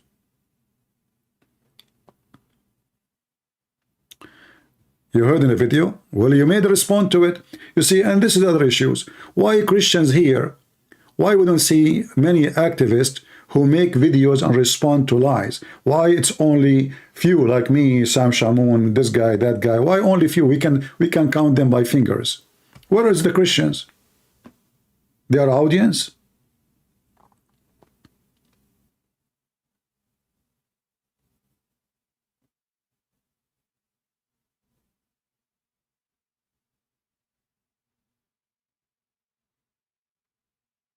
We have to say things as it is. A person he worships Satan is 1,000 times than person he worship Allah. I never heard of a satanic man who put rings in his nose, his anus, his vagina, his whatever. He is shouting Allahu Akbar, I want to kill somebody. He believes in Satan, still he is peaceful. He's way more civil than a filthy scumbag, a member of Hamas. So the name of satanic, the act of satanic is for the Muslims. Those who were, actually I saw a video, and the video says a satanic man, he converted to Islam. I said nothing changed, but now he will get into violence.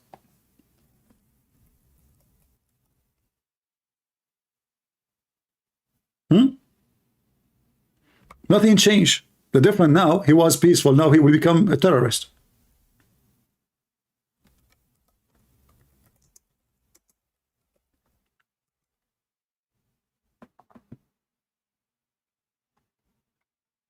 Look at this. Satanist prophet accept Islam. He's a prophet now. Look at this kid. He's a prophet, guys. He's a prophet. Satan have a prophet.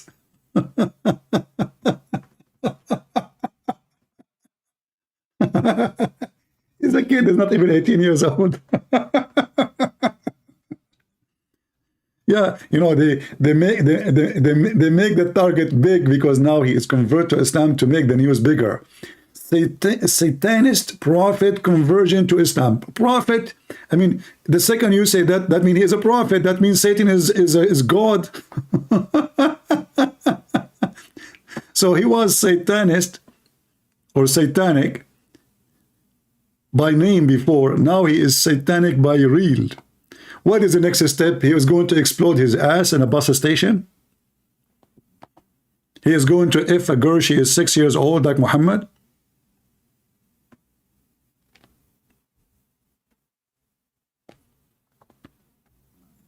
In fact, only Satanist people, they will convert to Islam.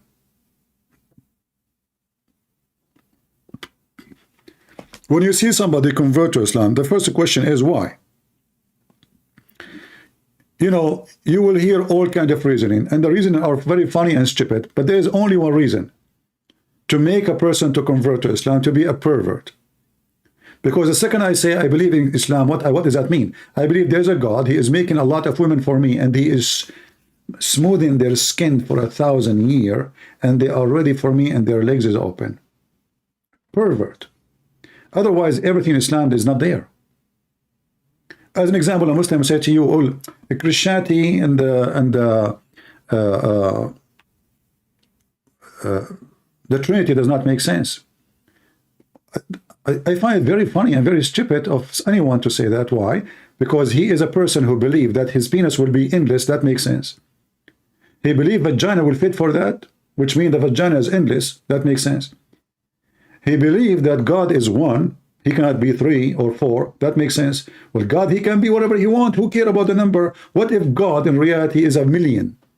Are you going to tell God, I don't like you to be 1,000,000, be 1? What makes sense? What makes sense about God anyway? Does it make sense that somebody can walk in water? No, it does not. Does it make sense that somebody is born of a virgin? No, it does not. Does it make sense that somebody he put mud on your eyes and make you see and you are blind? It doesn't make sense.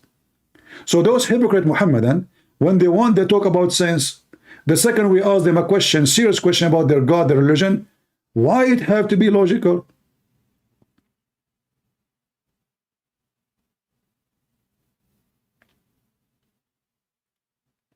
Do you remember Lili Dawa? You know Lili Dawa? When they ask him about what makes sense and what makes no sense about Gog and Magog. Brothers and sisters, why it have to make sense?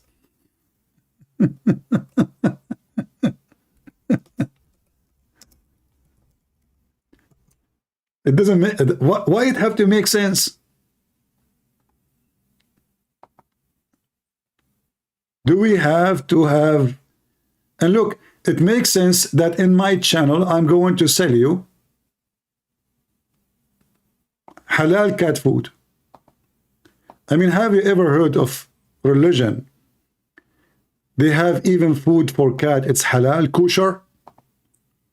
What will happen to the cat if she eat the food which is not halal?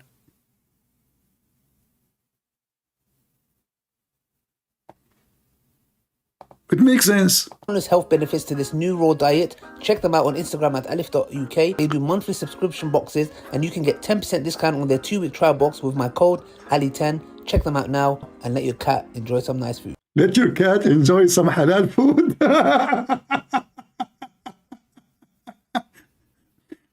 It makes sense that religion is a business.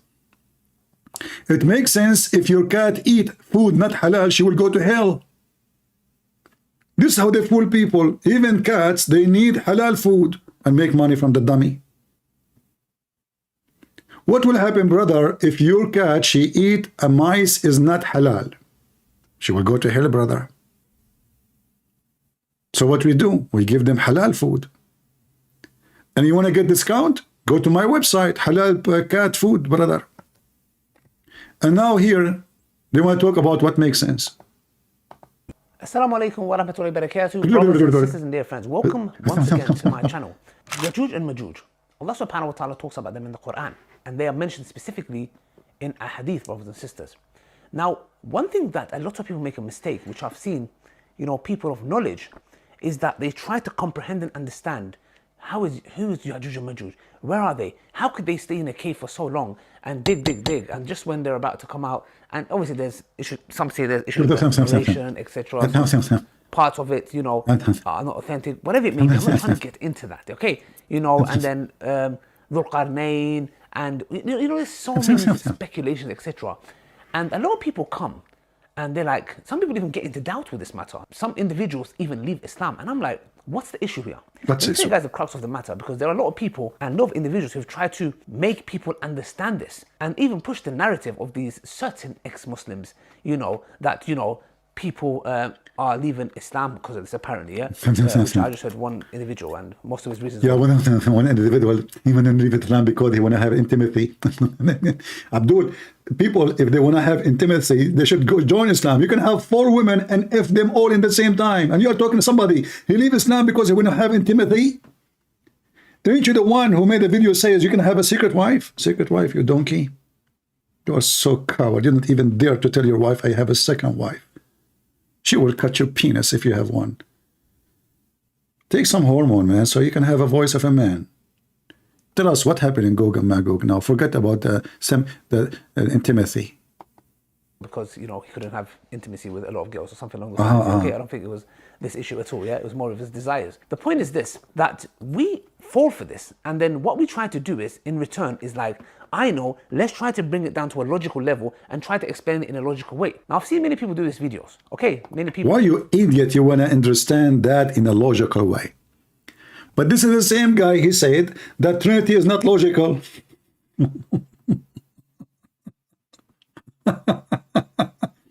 And then the same guy, he said God cannot be inside his creation. 2 days later, God is inside his creation. Allah, he entered his creation. So we have a very stupid religion, and those who try to explain it, they themselves, they cannot explain anything about it.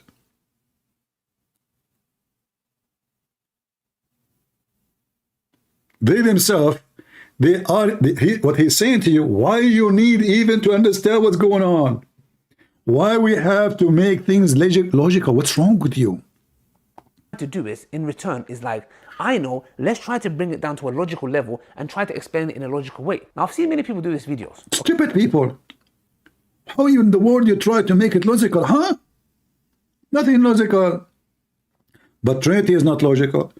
Jesus is God is not logical. He's Son of God, not logical. I mean, everything they say to you against Christianity, they try to make it what is logical, what is not. The second you ask them about their stupid prophet and his fiction stories, flying carpet, and etc., why it have to be logical? So now we have trillions of creatures who they are powerful, aggressive, all they are held behind a wall. And the Muslim, they are saying, where the word, where is this whole wall? Where is the wall?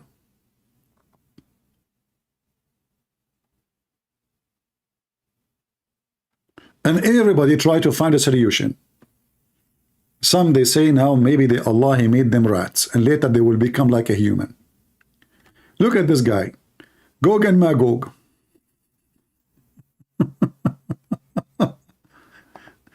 I mean, oh boy, oh boy. Let's move to the satanic here. Hold on. This guy.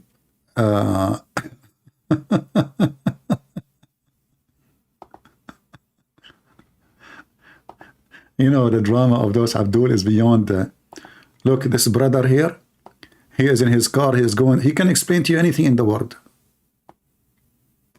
Hey, go. What happened? What is your voice? You know, by the way, don't worry about the first 5-10 minutes of a video of a Muslim, because the first 10 minutes he prays Allah and his prophet and his wives and his blah blah blah blah blah. Allah pray on Muhammad, salute Muhammad, say shalom to Muhammad, Allah, you know, bless the penis of Muhammad. This is the beginning of the video. So you can skip the first 5-10 minutes and you will not be sorry. As I was preparing for this video, which, as you'll see, inshallah, it's a response to a lecture by Dr. Yasser Qadhi about Ya'juj wa Ma'juj, I received a text message. It was from a number I didn't recognize, but it was very urgent. Jibreel? Assalamu alaikum, Brother Sajid. It's an emergency. Please call me as soon as you get this. So I stopped what I was doing. I stopped working on the video, and I called this brother. Story. And I asked him, is everything... by the way, like when he texts you, you were scratching your balls. I mean, do you have to tell us everything? Then just get us, I receive a message and it says this and I answer. Well, I stopped doing everything. And he said to me, test me, it is urgent. And then I stopped doing everything. And then I told him, and then he told me, and go to the topic. This is why I told you this. You can skip the first 10 minutes of the video. Always Muslim, they say nothing. Go. Okay? Are you all right? And he was like, he said to him, are you all right? But you don't even know the guy. no, Brother Sajid, everything is not all right. Everything's not okay. No way. So what's wrong? What happened? What happened? He said, my son doesn't believe in Islam anymore. No way. I said, SubhanAllah. What happened? What did he say? And the brother said, my son, you know, he's too smart. Now we know what happened.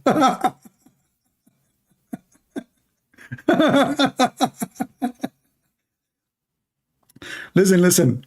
He told him, my son don't believe in Islam no more. He said to him, what happened? He said, my son is too smart.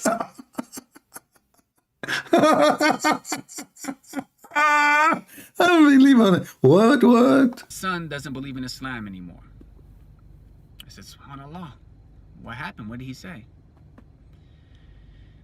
And the brother said, my son, you know, he's too smart. He just reads so many books, and he's such a good student, And, you know, he believes in science now. He believes in science and philosophy. He doesn't believe in Islam anymore. And he wanted me to meet with his son. That's it. And, So, and you can convince him for sure. okay, sure, no problem. Sure. We set an appointment to meet. Uh-huh. And when I got off the phone, I was like, SubhanAllah, this is exactly. Uh-huh.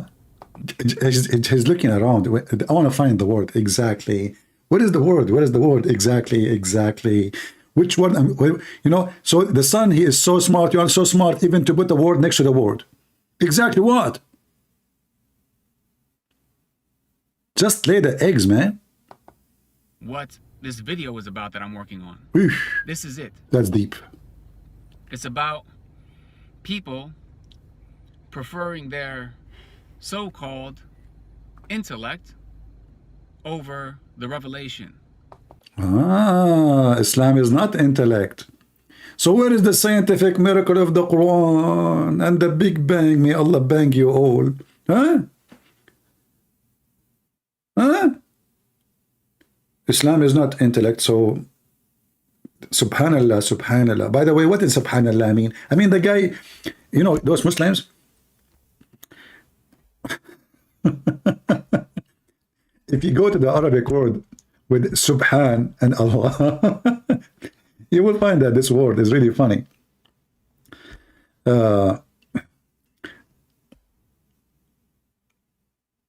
If you ask the Muslim, who is the first one who said that word? They will say to you, Allah.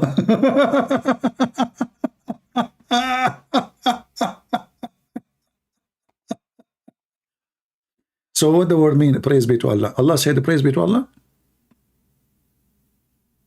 Allah, he said, praise be to Allah. I know what the name of this scenario, this case. And look, this guy, look. All of them, they are doing business. Subhanallah. Only one is a Christian prince, is not.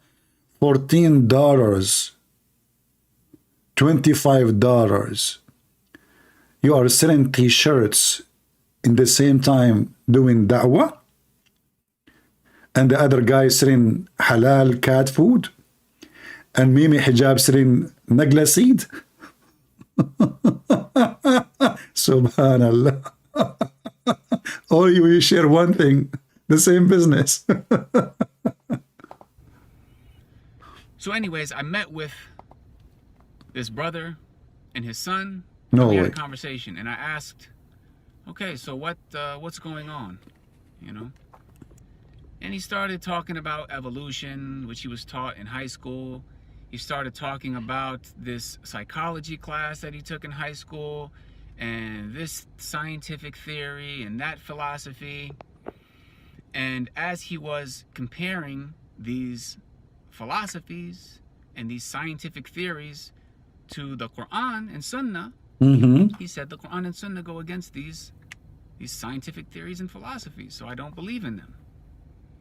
So I asked him, I said, did you go to public school? He said, yes. I said, you went to public school for... Guys, I assure you that the whole story is a fabrication. He asked the guy, why you don't believe? What the problem? What's going on? He said, I believe in evolution and philosophy. What is that?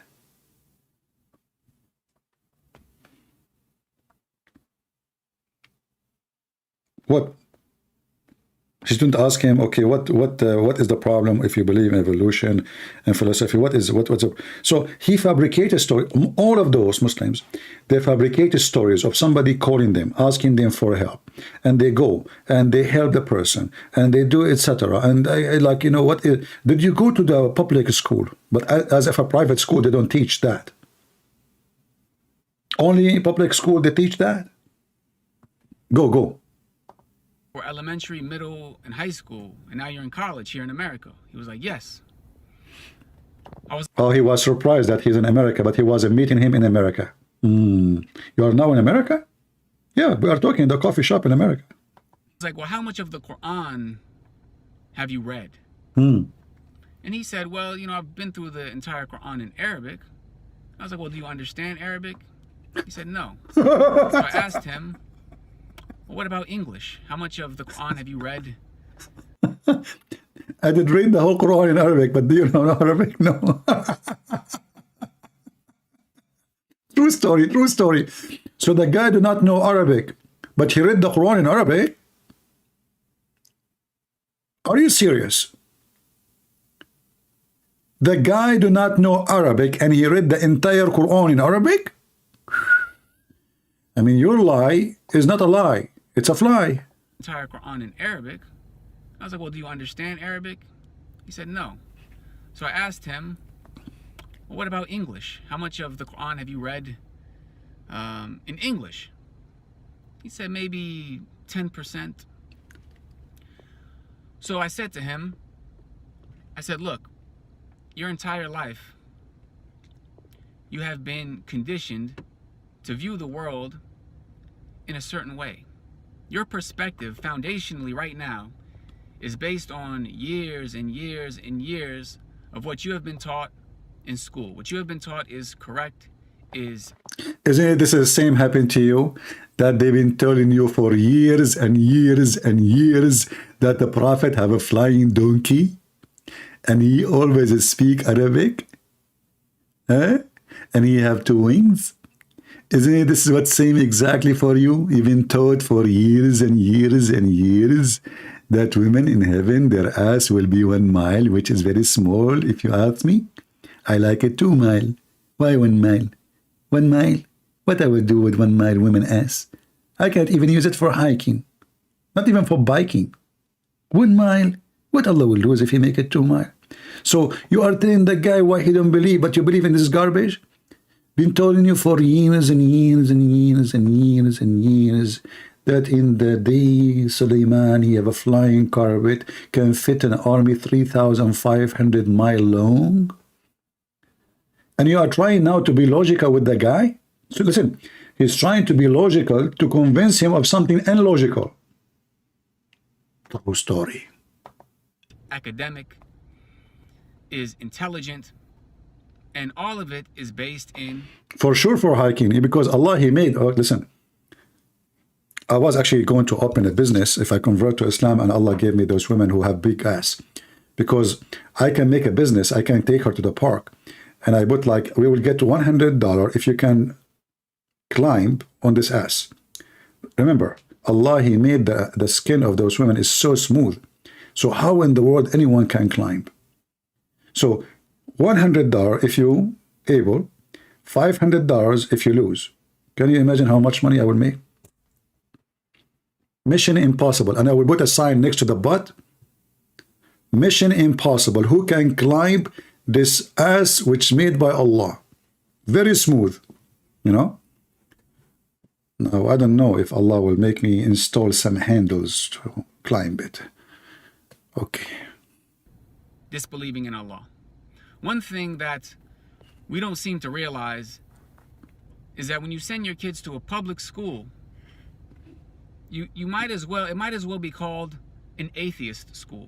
Because that is the perspective through which they are teaching. If you send your kid to a Christian school, a Catholic school, I think a Muslim would be much more hesitant because they would be cognizant of the fact that their children are going to be encouraged to worship Isa alayhi salam. And they would beware of that. However, people don't seem to be aware of the fact that when you send your kids to a public school 6, 7, 8 hours a day, every day for decades, they are not only being literally taught. So now what is the solution? Don't send your kids to public schools. Send them to Muslim schools, brother. Unbelievable, unbelievable. Yes, brother, yes.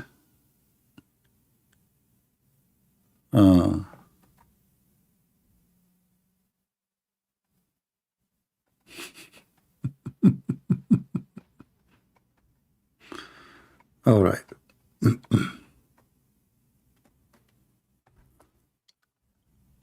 Let's see what's going on here.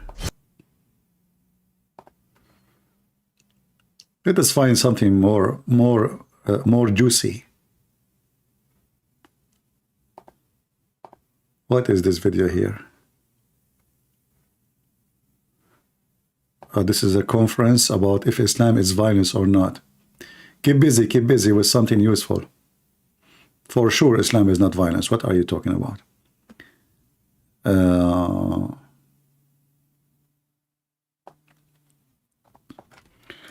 We are not talking about the war no more, because there's no news actually. It's just nothing. Nothing will happen. I think it's going to take some time.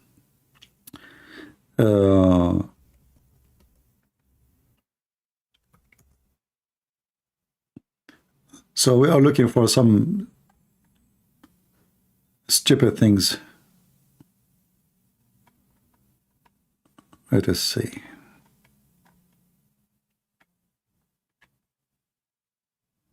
All right. Where is the video of Yasser Qadhi and the guy they sent him?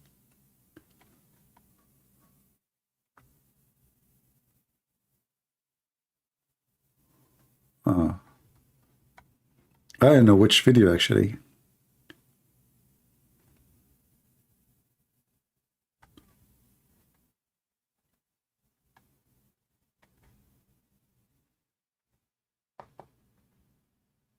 Do you know anyone? You don't have to. Let us see here.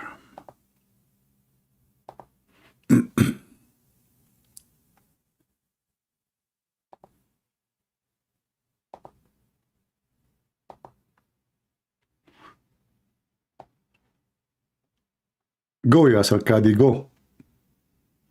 We need some entertainment. Their children are constantly engaged in public zina, a'udhu billah, and so they're just procreating like beasts and creatures. And He's talking about Gog and Magog. Those Gog and Magog, they keep ifing each other, brother.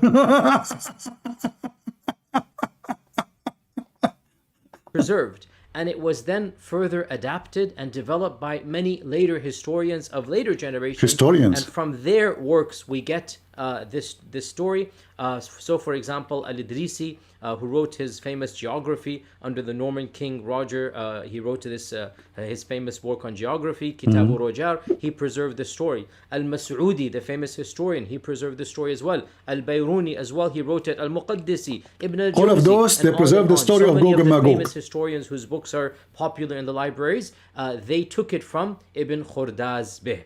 Now, this entire chronicle, this entire narration has actually been translated into English, and you will find it in various academic articles and publications. And it is actually of great interest to many modern historians because Salam al-Tarjuman, in his dictation that he said, he gives a very detailed city-by-city description of his itinerary.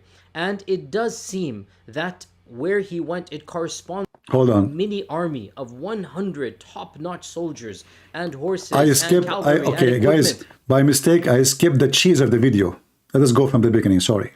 for the era of any of the major books of hadith or tafsir have been compiled. The famous Abbasid Khalifa Al-Wathiq Billah, he saw a dream that greatly disturbed him.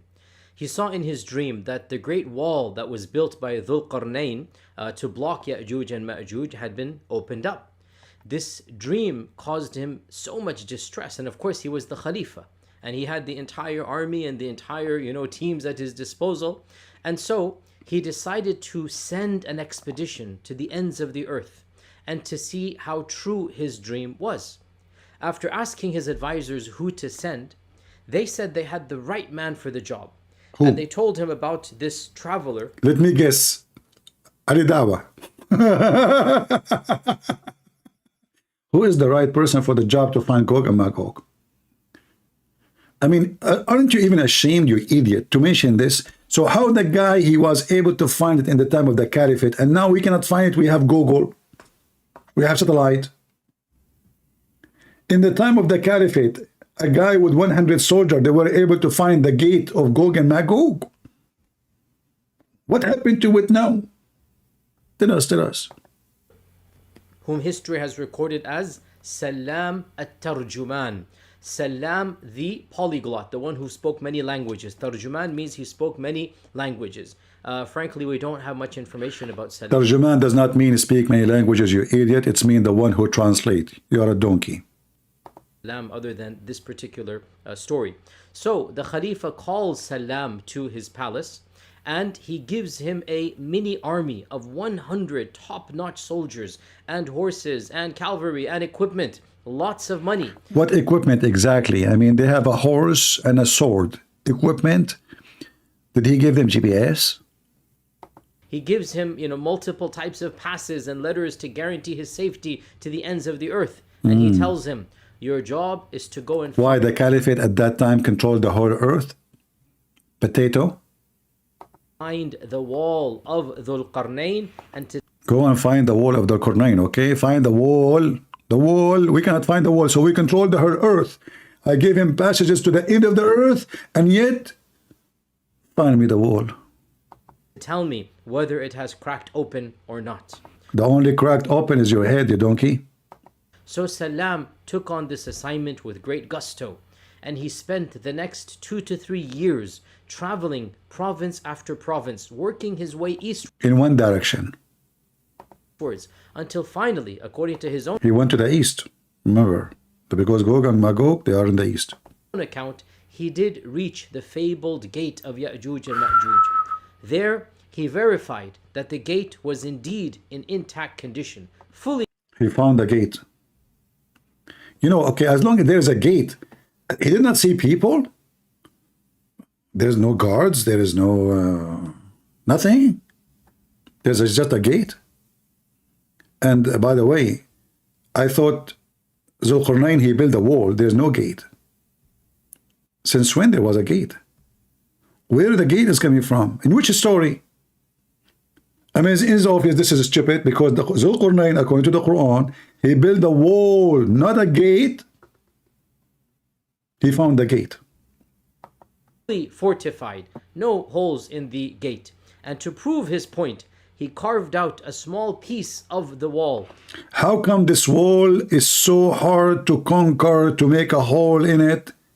And those people for thousands of years trying to make a little tiny hole, but this guy was able to curve a piece of the wall.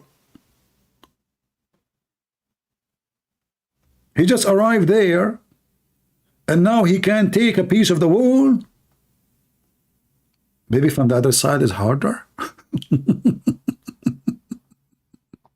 And he brought it back to the palace in Samurra or Surra Marra'a. Surra He brought Marra'a. it back to the Khalifa, and he said to him, I saw the gate with my own eyes, and it is fully intact. The Khalifa was so happy and impressed with him that he promptly awarded him and all of the remaining crew Obviously, this caliphate is a donkey. No wonder later they kick him out and they made him shish kebab.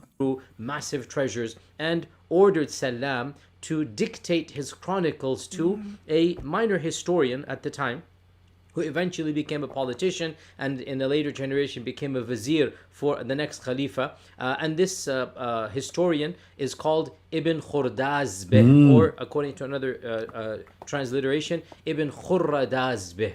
And so Ibn Khurdazbeh, or Ibn Khurradazbeh, he wrote a book which is still extant to this day. It is called Al-Masaliki wal-Mamalik, the book of routes and the book of kingdoms. Al-Masaliki wal-Mamalik, the book of routes, how you get to place, and the book of kingdoms. And through Ibn Khurdazbeh's work, this legend or this tale or this story was preserved. And it was then further adapted and developed by many later historians of later generations. And from their works, we get this story.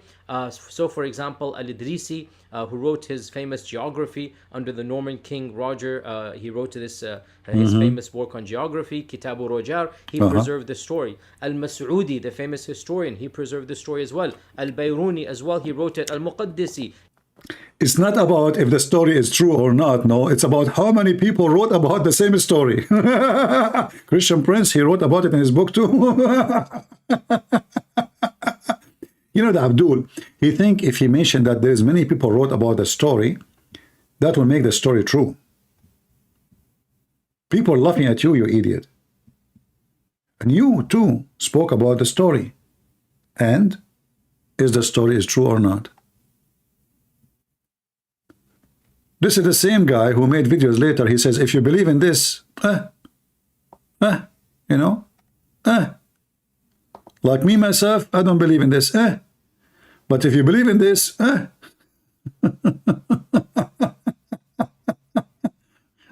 Do you believe in this? Day. The same guy.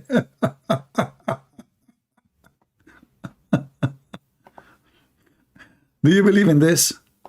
Ya'juj and Ma'juj is actually, for our modern times, I would say, one of the most, if not the most problematic of the signs of Judgment Day. And it has caused many of our youth to question, to doubt. I myself have met people that have actually left Islam because of these types of tales. And we have to be honest and frank and not pretend as if this doesn't exist. Perhaps some of you are not accustomed to hearing people speak like this, but my philosophy is different. What? You have philosophy? I thought philosophy is against Islam. And let us be honest. Finally, a Muslim want to be honest. Are you going to go to hell now? We are dealing with a crisis of people leaving our faith, our own children, our own young men and women. And of the reasons why is that we are not answering some of these issues that they bring, and we dismiss them. The issue of Ya'juj and Ma'juj is something that doesn't just occur in the hadith. It is explicit in the Quran. It is. Standard medieval interpretation of Ya'juj and Ma'juj is the following. This is what you find in Ibn Kathir. You find it in the tafsir literature of As-Samarqandi and of Al-Tha'labi. And basically, this is the mainstream interpretation for our classical and middle ages of Islam. If you look at any book of tafsir, any book of history, the notion was the following. Ya'juj and Ma'juj are a bizarre, exotic tribe in the nether regions of the world that have been trapped by Dhul Qarnayn thousands of years ago, and they're still trapped to this day. That Ya'juj and Ma'juj are a living tribe, blocked to this day behind the wall that was built 4,000, 5,000 years ago. That wall miraculously is still there. People can see on the one side, and on the other side you have these savages that Allah knows how they're eating, drinking, replicating, whatnot, and they're still there for eons and eons and eons. Eons. Dare I say, anybody who knows science and geography and modern civilization, you cannot believe that there is a tribe for 4,000 years. You cannot believe. Can you? But this is the same guy. Did you hear what he said? You cannot believe in this. Can you? But this is the same guy. Look what he said.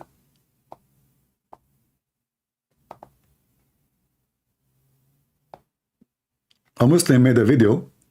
This is a Muslim video, before and after. If somebody were to say, how can we believe these ahadith when Google Earth has mapped the whole world? We can zoom in and see everything around us, and there is no massive land hidden from mankind. The response is, Wallahu ala kulli shay'in qadir. Allahu a'lam. If we believe in the ahadith, Allah is able this to is do what the anything. ahadith tell us. This is what the ahadith tell us. And there's a simple rule that Ibn Taymiyyah mentions. Memorize this rule. The Quran and Sunnah does not bring the impossible, but it does bring that which astounds the mind. Is it impossible that somewhere underground Allah has thousands of people living? It's not impossible. It's not impossible. It's not impossible. The same guy. It's not surprising that our medieval scholars believe this type of stuff.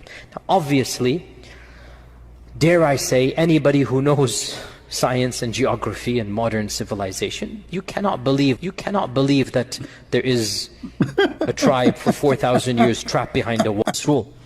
The Quran and Sunnah does not bring the impossible, but it does bring that which astounds the mind. Is it impossible that somewhere underground Allah has thousands of people living? It's not impossible. It's not impossible. It's not surprising that our medieval scholars believe this type of stuff. Now, obviously, dare I say, anybody who knows science and geography and modern civilization, you cannot believe. You cannot believe, can you?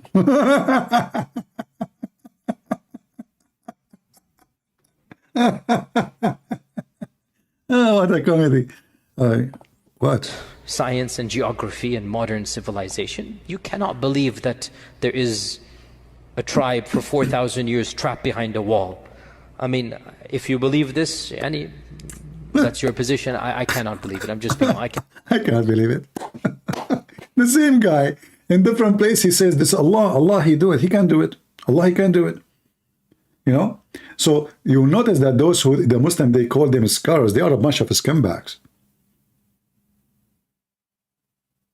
And obviously, they themselves are the most confused. How fast you change your position? Either you believe or you don't believe. Either Allah is capable or Allah is not capable. If you believe in this, that means you're a donkey. This is what he's saying. If you believe in this, science and geography and modern civilization, you cannot believe that there is a tribe for 4,000 years trapped behind a wall. I mean, if you believe this, that's your position. I cannot believe it. I'm just... But this is exactly what the Quran is saying. That only in the day of judgment, those Gog and Magog, they will be able to escape from the wall. This is why we find Islam is very stupid, is laughable. Isn't it?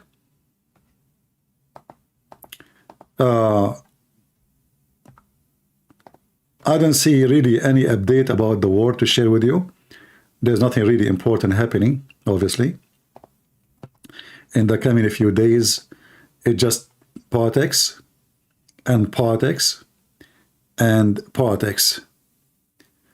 And I think what the Israeli army is doing now is picking up their cherries as a target.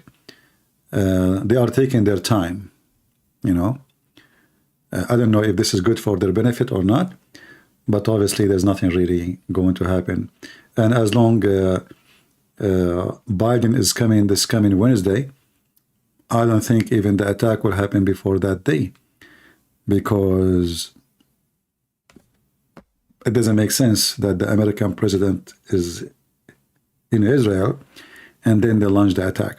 Mostly the attack will happen way after, at least after he leaves the Middle East totally. So maybe all the coming week there's nothing will happen. They are just targeting, searching for target locations of Hamas, and they are hunting them, but no real invasion will happen. I know that many, they want that to see it happening, but must be there is a reason. I hope it's a wise reason, not just a cowardly reason of Netanyahu doing politics, not negotiating with the terrorist. I will not be surprised, by the way, if this government of Netanyahu negotiate with the terrorist, because he is really nothing but a politician. He is not a leader. He never was, and he will never be. So we will see. A true Arab Abduls don't take other races of Abdul as Muslims. No, this is not a true. But Arab Abdul, he believes he is supremacist. This is why the other Abdul, they have to speak his language, pray to Allah in his language, for Allah is the God of the Arab. But do the Arab Abdul accept non-Arab as Muslims? Yes, they do. But they don't believe that they are, the Arab are the supremacist. They are the white supremacist. This is why every Muslim, he have to follow the Arab Abdul, not the opposite. If a Muslim want to make himself a decent Muslim or someone to follow, what he do? He dressed like Arab. Look at Yasser Qadi, what he is wearing. Look, any of them, you know, the second they want to make themselves a level to be a sheikh, they have to dress like the Arab, even though he is from Pakistan, Afghanistan, whatever.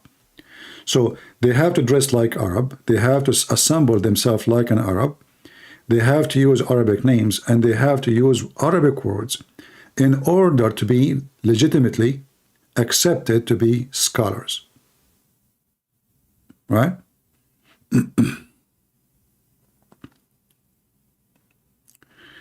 I cry that the Lebanese people don't speak Syriac anymore and Arabic. Well, in the churches until now they speak Syriac. especially in the Catholic churches or Maronite churches in Lebanon, they pray in Syriac. But I agree with you, few people, they are less and less people speak it. And this was the plan of the Muhammadan, to make people of the land to forget their language. Whatever they occupy, they force the Arabic language on the people, and by time the whole land will become an Arab land. So they occupy Syria, Syria now called the Arab Republic of Syria, but this is never been an Arab country. Same as Iraq, same as Egypt. And you will notice right away they add the word Arab next to Republic. They have to say Arab. Orthodox didn't use Syriac. Only the Syriac Orthodox, they use Syriac. The Syriac Orthodox, they use Syriac language. As an example,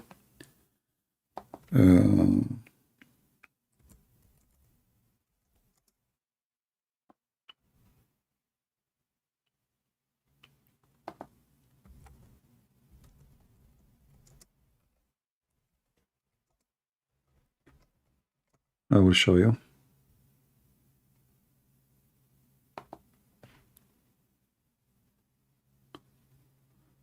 As an example, this video here. Are you safeguarding your building's future? Commercial.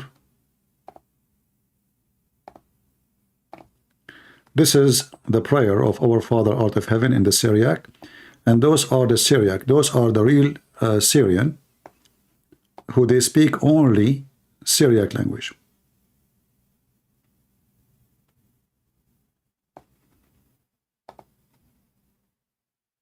ابكي ابكي وباكي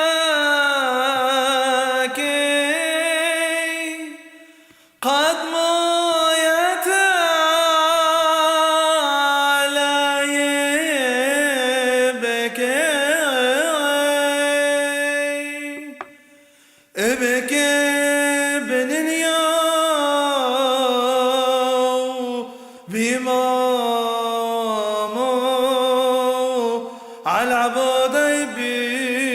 Yeah, this is not Our Father Art of Heaven.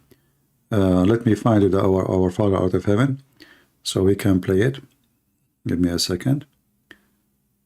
But this is a Syriac monk. Let us see.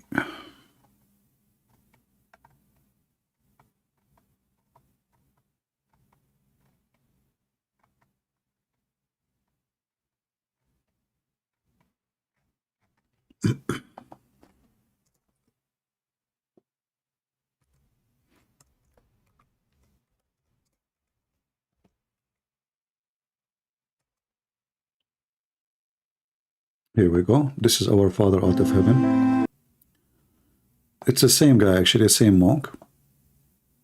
Syriac monk. Those are Syriac Orthodox.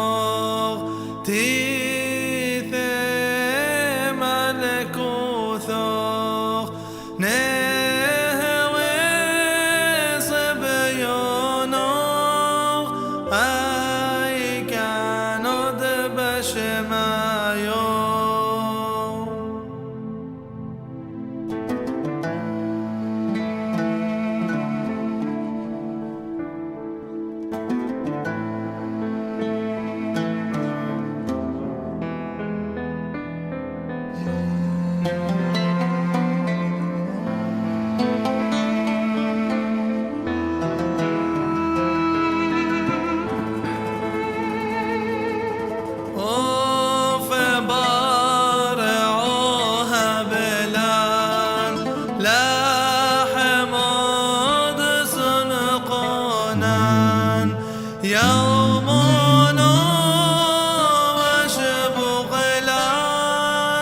حوبين وحطوها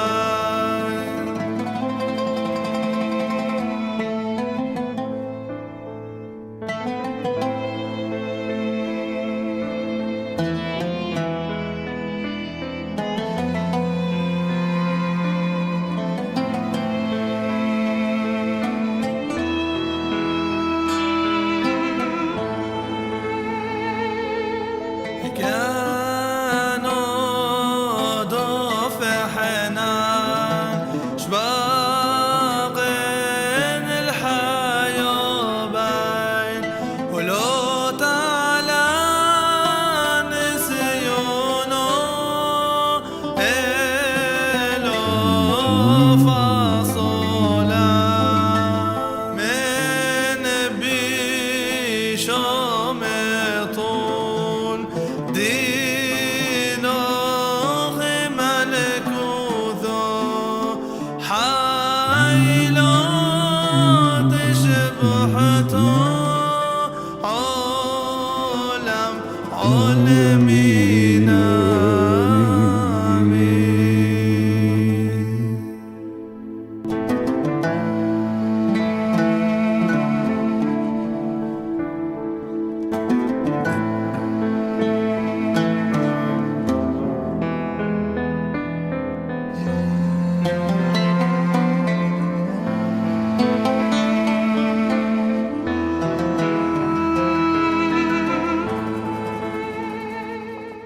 All right, this is the link in case you want it.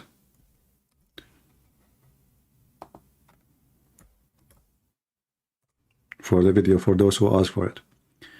Yeah, see, Aramaic language is very beautiful. And I believe strongly that Muhammad, when he started asking the Muslim to sing the Quran, he was jealous from the Aramaic Christians because they recite the whole Bible as a song. The whole Bible is recited as a song.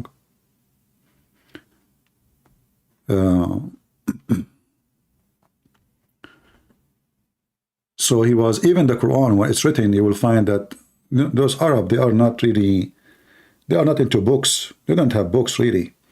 So you will find that the word chapter is not, this is not from the Quran. Chapter is not from the Quran. There's no chapter. The word even surah, this is starting from the Syriac. What surah mean? They don't even know. Verse number. So they were trying to copy the Bible, but they fail because the Quran is a very messed up book. If you go in the Quran, and we can go there, you know, we will find, it says here in the news, Pentagon put its arm in the Middle East all over. Yeah, maybe they are preparing for something big. We will see why all those weapons are coming. Is just for show or for play? We will see. So if you go in the Quran, you will find right away that the Quran is really messed up book. How we can find out in 2 seconds? You see, if you look at the Bible, you will find that, as an example, how God created everything start with the book of Genesis. Everything is organized. The creation, step by step, etc. In the Quran, it's messed up. Creation is all over the place. You can't even know, like, where. Do they have like a chapter of the Genesis? No. Do they have a chapter for Exodus? No. Do they have the chapters' names even don't make sense? They were even confused even about what the name. As an example, at Tawbah have many names because everyone give a different name. So those names are created later, but I will show you a verse in the Quran.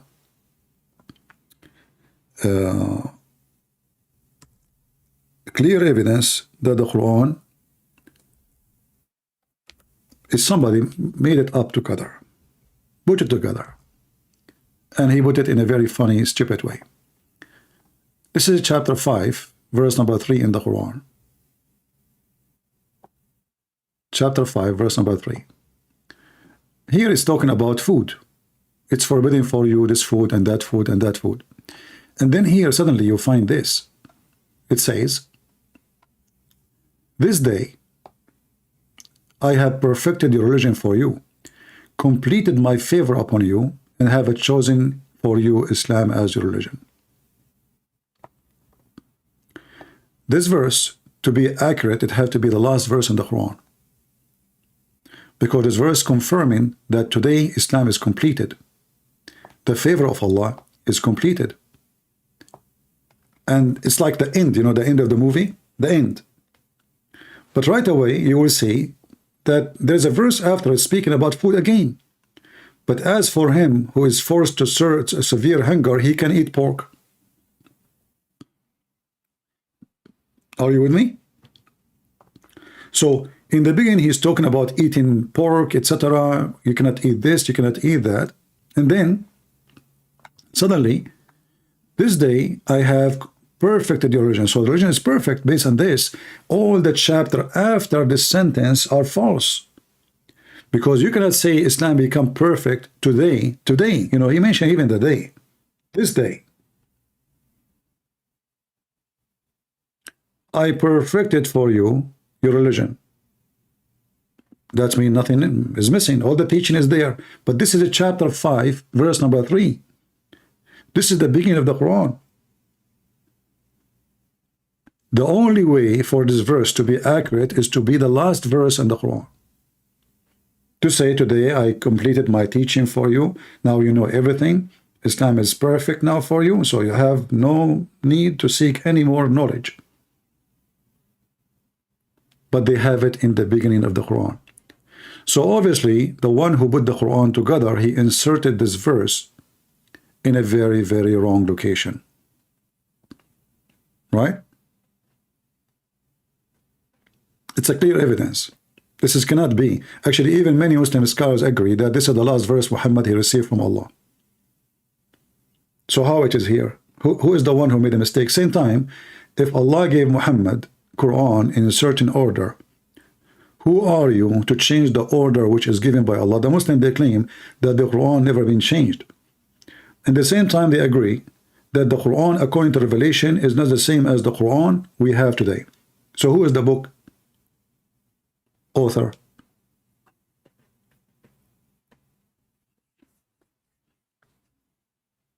Do we have any Abdul? Not to mention the Quran is so stupid, cannot be from God, you know, with all, not only errors. You see, I don't judge a religion by saying it's against science, but I judge stupidity. Because sometimes even science can be wrong. Like science today, maybe today, they were teaching Big Bang for the last 20-25 years, right? And now there is a huge amount of scientists, they are saying obviously Big Bang is wrong. Or there are many opposing it, and there are scientists too. So science can be something changeable, and new discovery will come. Would delete the previous discovery. What is supposedly known today, it might be wrong tomorrow. Like the black hole, as an example, the nature of the black hole.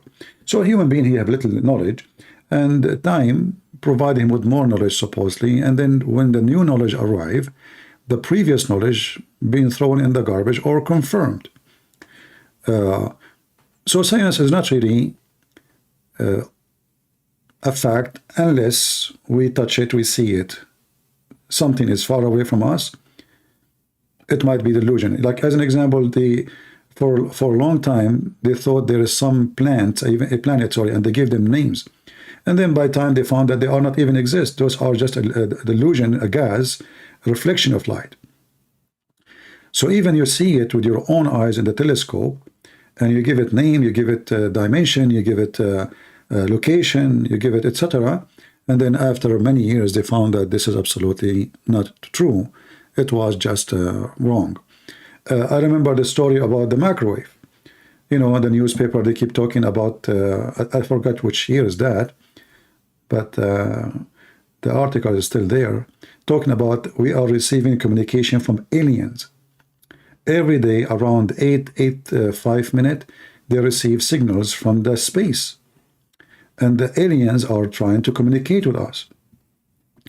And the news go crazy about it. All American news, even the world. The American satellite receiving communication with aliens. American scientists trying to translate the message. It turned to be that there is a microwave in the research center. When they, in the morning, when they start making coffee, they start receiving the signal. As long as they stop making coffee, the signal stops. And then what happened? The microwave, the very same microwave, broken, stopped working. And then the signal stopped. And the scientists were confused. Why the alien are not communicating with us no more? But when they got the new microwave,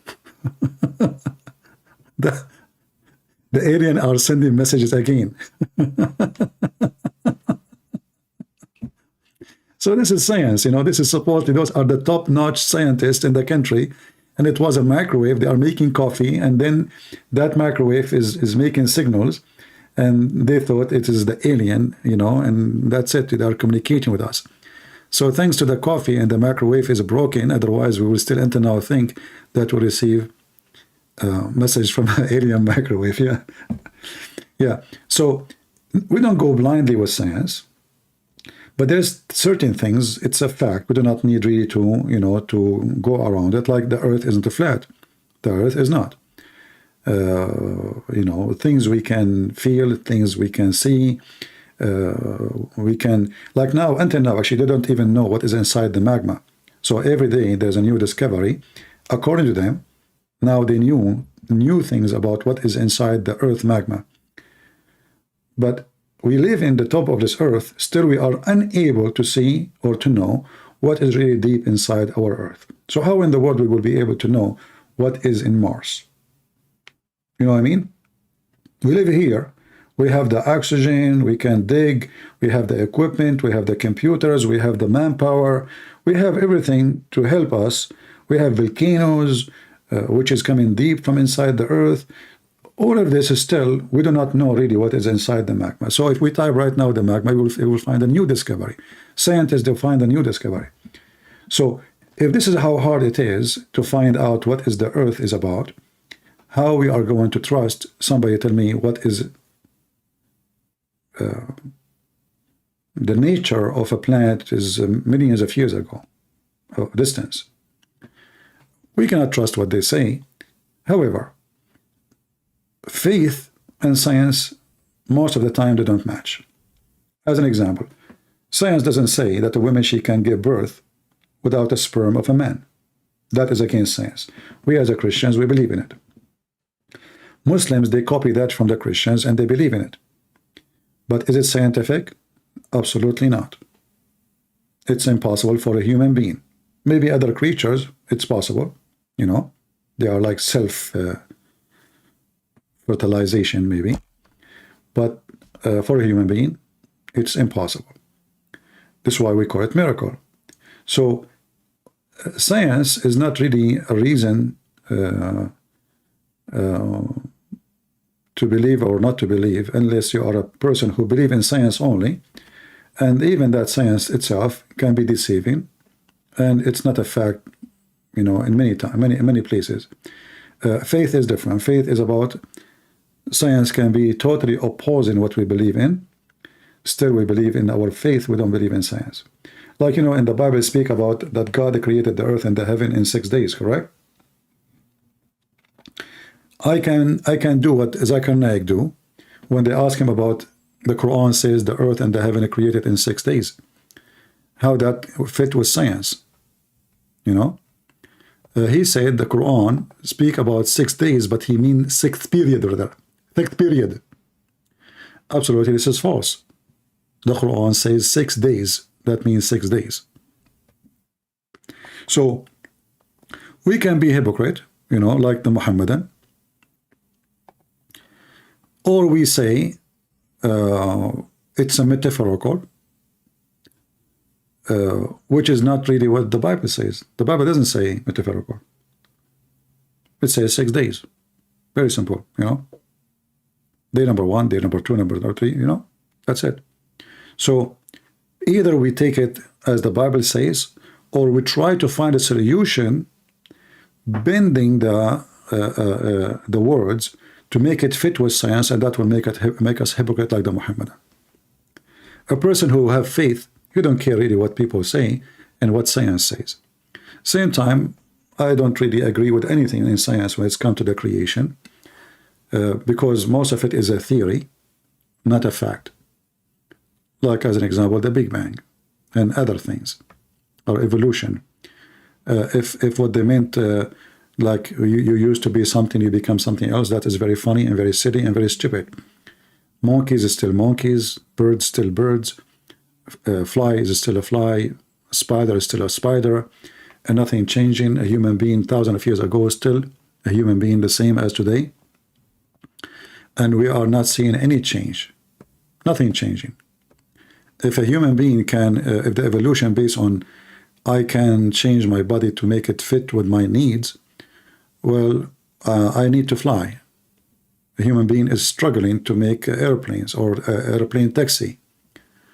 Obviously, human being, he loves to fly, but still we don't have wings with all the desire. You know, a human being, he decide to be male and female.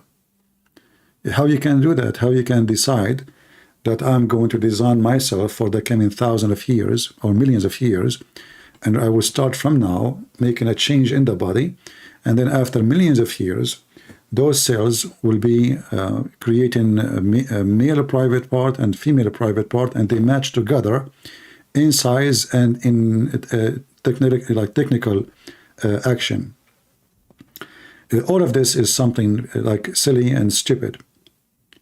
It's impossible, because if the body is in control of the change, then we have to agree that this body have a brain which can plan for the coming billion year, not a million, because it take, according to them, millions of years, if not hundreds of millions of years, to make that change happen.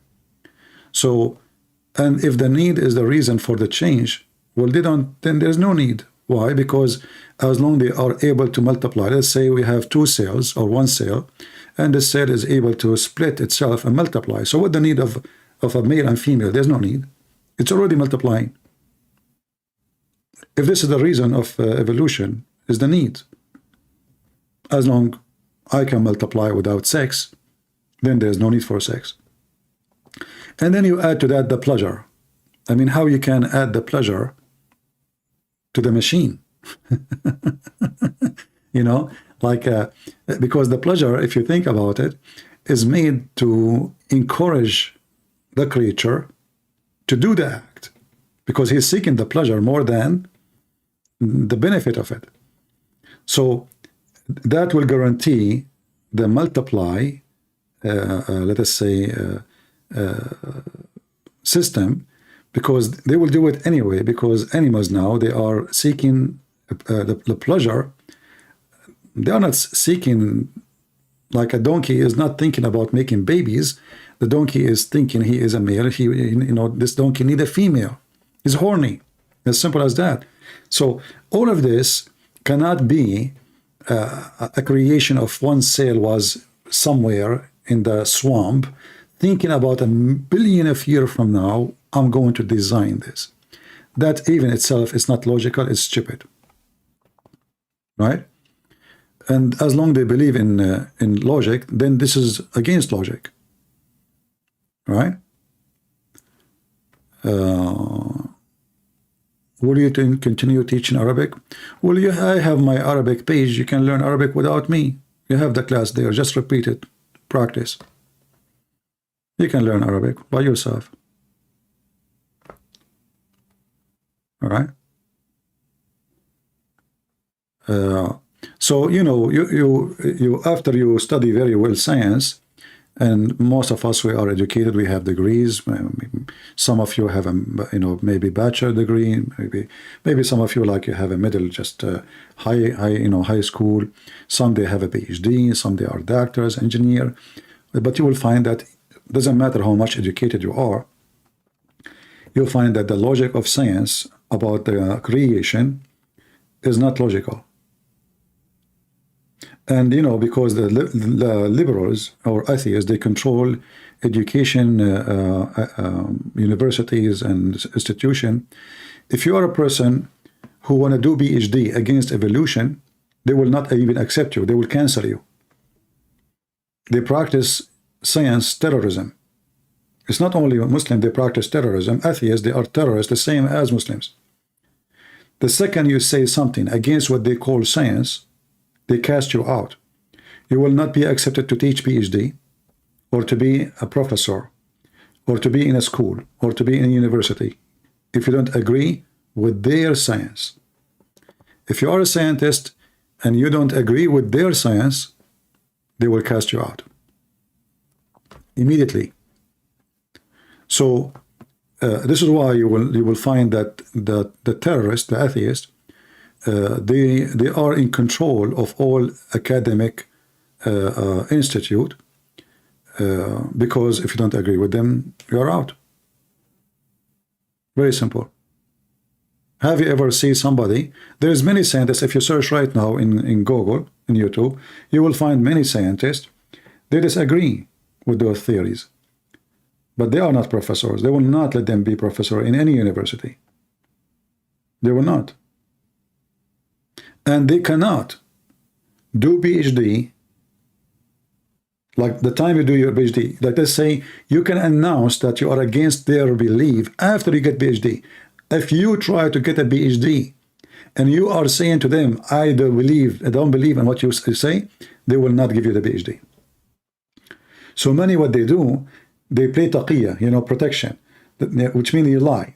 So you lie, you say, I agree with you, yeah, I believe in evolution, I believe in a Big Bang, I believe, etc. Until you finish your PhD program, and then you announce that you are against all of this. Because if you say that in the front, they will not even let you attend into the PhD program. This is why I believe atheism is no better than Abdulism. Both are terrorists and they practice terrorism against you. If you are a Christian, you go to school now and you start saying, if you want to read the Bible, what they would do to you? You cannot even wear a t-shirt in elementary school, have the name of Jesus in it.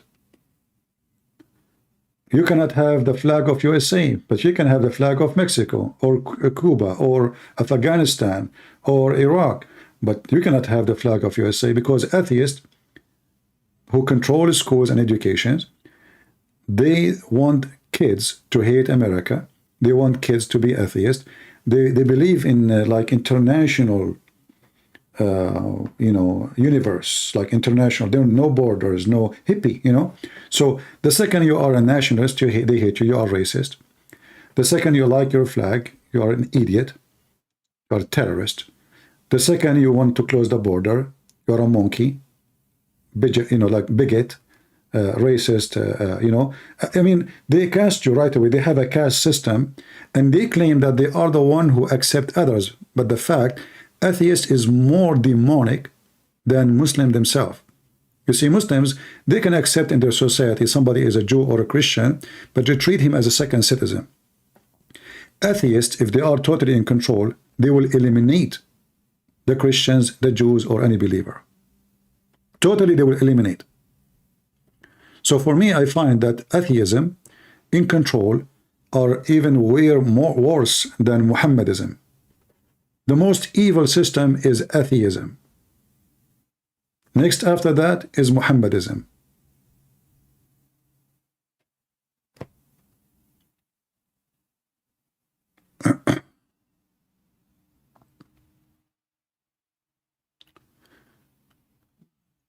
Amy Hijab, he said, ISIS is an Islamic sect and they don't respect Sunni Islam. Who cares? This guy is a kid. He can say whatever he wants. Muhammad Hijab. Muhammad Hijab is in his place now. He became famous because of Mr. David Wood. May Allah bless him. This guy is a street boy. What is the education he have about Islam? Nothing. Nothing. The guy he is talking about, Sunni, who is Sunni, he is not a Sunni himself. He don't believe Allah have a hand. All Sunni believe Allah have a hand. He don't believe Allah have a foot. All Sunni believe Allah have a foot. He's the last one to claim to be Sunni.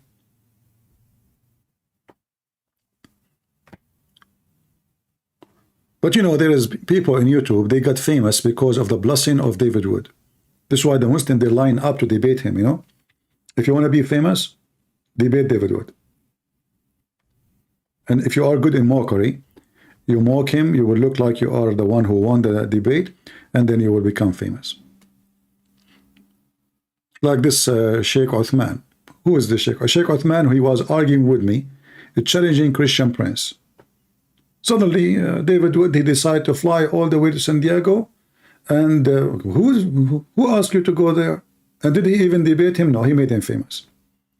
So suddenly, Sheikh Uthman, he said, three Christians, David Wood, Roger, and Sam Shamoun. But Sam Shamoun wasn't even talking to them.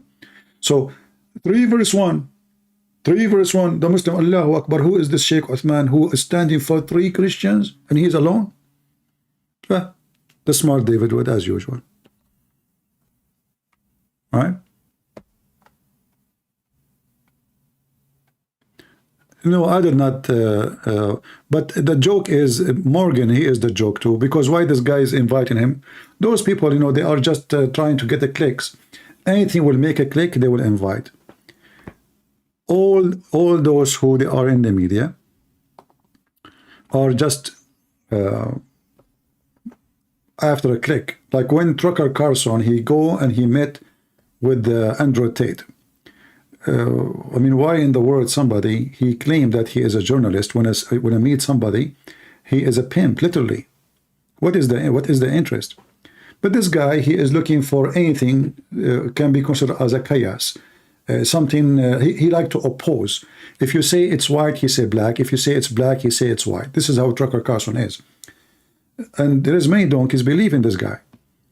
But in reality, he is a filthy scumbag. He have a very filthy mouth too. If you watch his interview with Andrew Tate, the F word is every 2 seconds. They are trashy people, and you know, they are angry in the same time. Like as an example, Tucker Carlson, he said why they hate Russia, because they are the only Christian nation. Russia now are the only Christian nation, and Putin is a Christian. This is why they hate Russia.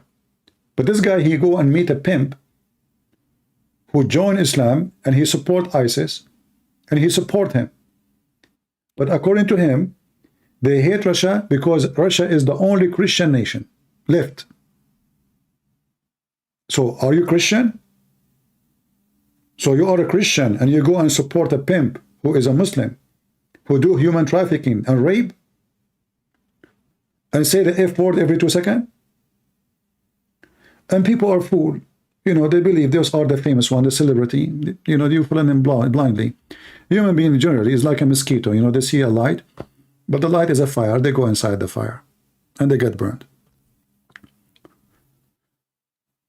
So all of them, you know, they look for who is the one who make more, like let's say, the crowd will make the crowd like discuss about it. So they search for a topic. Let us bring this guy. Let's bring this guy.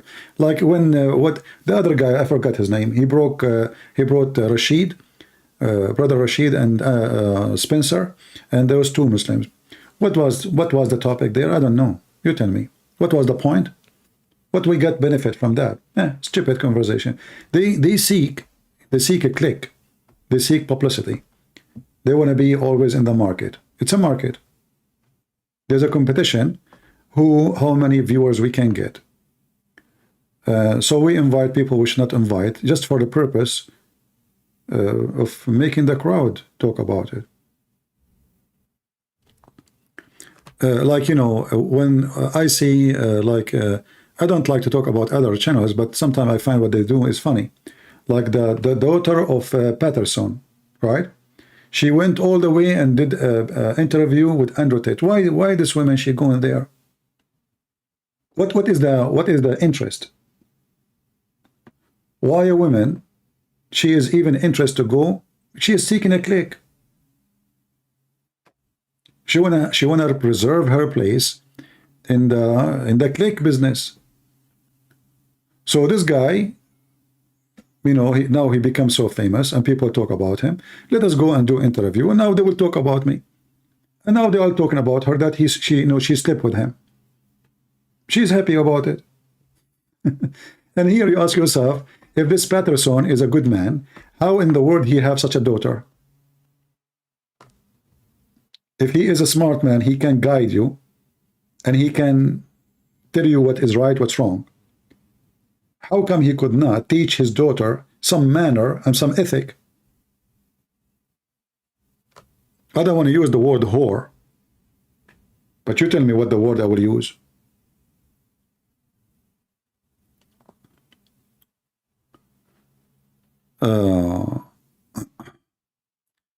I a reserve soldier? No, I am not in reserve. No. But I will be happy to go to war again if they need me. Actually, I was thinking to go and go to Israel, but because I'm an Arab, I don't think they will trust me. You know, I don't think they will trust me for a second to hold a gun between them. Right? Otherwise, I don't mind really to join and chase some potatoes of Hamas. You know, that will be an honor for me.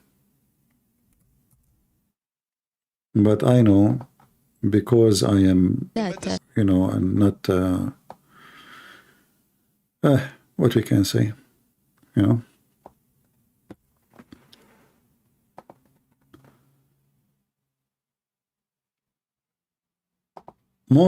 Actually, what is the title today of our video? American Marines coming, etc. Because people, they want to make a click. So they put a title which is false. The title of this video here, my video, is just to give you an example how they lie to you. The Marines is coming. They sent 10,000 Marines. They're attacking Iran. There's invasion right now in Syria, in the Golan Heights. But there's nothing.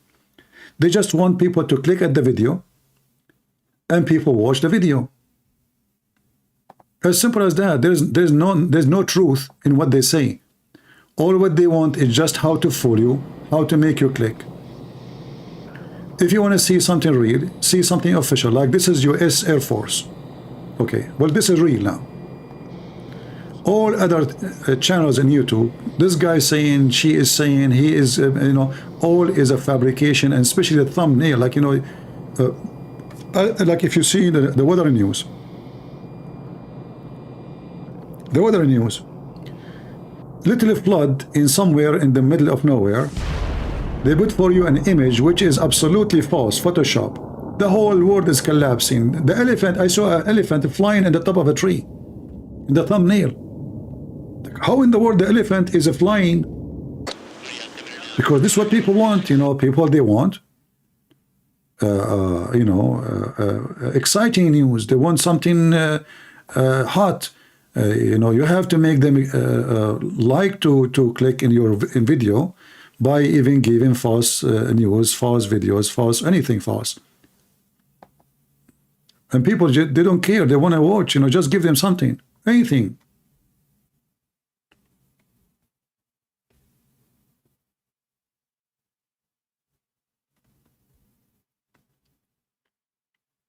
Like the US bombers are, you know, they are launching alarm, blah blah blah. You think like this is the last, that's it, you know, the nuke is coming and tomorrow everybody will be dead. It turned to be this is a training. I saw these videos and I click, and me myself, I click at them. Me myself, I click at them to see what's going on. It worked. But then I start blocking each one of those who I like. You don't trick me twice. The second I found that your channel is false information, I block it. I don't let them. I'm not going to let them to trick me again and again. So always you have to be careful about where you receive your news and where the news is coming from. This thumbnail in my video, the one you see right now, is a copy of somebody. US started street fighting. Where? And this is about the war now. But this is not absolutely false. So they fool people, and people click.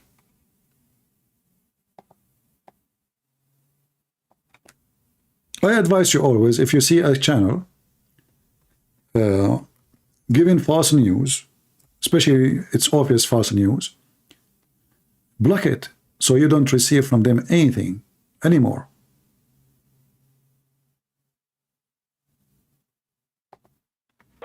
Otherwise, you will always receive those liars.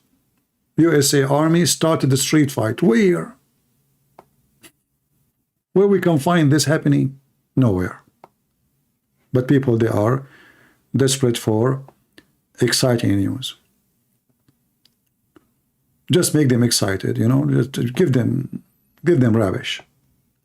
This is official. This is the IDF. I can trust, okay, this is real, you know. This is the IDF. They are hunting Hamas.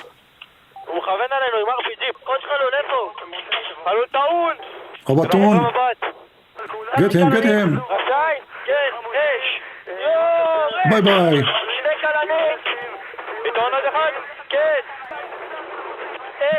Get them, get them. Bye-bye. Oh, he's moving, get him again. Yeah. Ah, okay.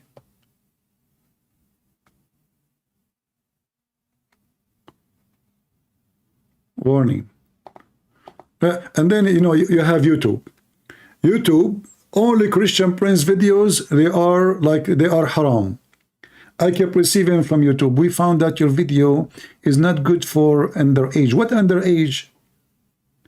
I mean, those videos are only in my channel. It's not good for underage.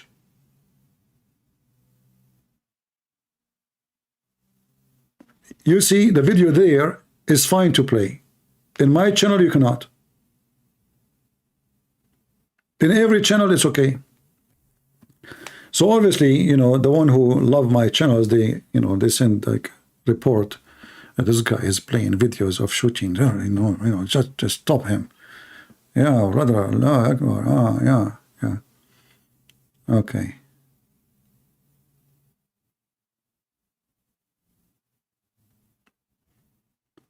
What he can say, right?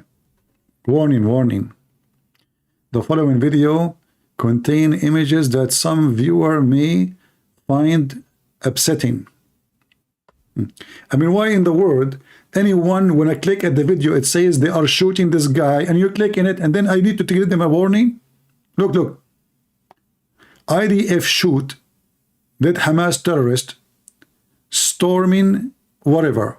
Okay, so now you click in it, you saw the title, and you click in it, and still I have to give him warning?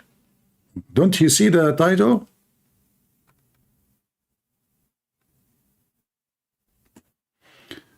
Hey, my friend from Ghana, how are you doing? Like, there is a guy who do hunting, and he was you know, taking the fur of the animal. I forgot which animal. So people reported him to the Hamas of YouTube. You know, YouTube is a Hamas too. Terrorism of Hamas. So, I mean, the guy, he do hunt. So now he cannot. He can imagine, guys. I mean, imagine how stupid the world is today. We eat meat. We sell it in the stores. We make barbecue. Beef, pork, chicken. We have them pieces. But you cannot put it in the video. Look, what the heck? What's wrong with those people? Once I went to Amazon to buy poison for a mice. I was away for some time from my house, and I found a trace of a mice in my garage. So I went to Amazon searching for mice trap, and then I saw a review. I can make a book about it. The guy, he was talking about how much pain he felt when he saw the mice being tortured by such an evil, disgusting trap. The guy want to kill the mice, and now he's merciful. And he was writing, this trap kill mice in any humane way. And this is what we see today, by the way. They want you to kill Hamas in a humane way. What does that mean? I mean, are we going to kill them or not to kill them? You know? So the review, the guy is like, you know, I was laughing. Man, what the heck would this guy? What this guy would do if a criminal come to his house? What kind of a man he is? And now they are talking about how to go in a humane like the war a humane way. I mean, those guys are chopping heads, raping babies, killing women, and then we want to do humane killing? What does that mean?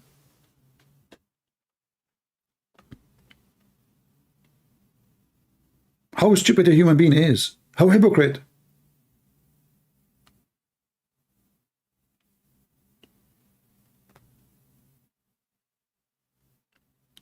So killing is not a problem. Humane killing? Like, is it a humane to send a bomb and those who they are inside a place that they burned alive? What a humane. This is what the bomb do.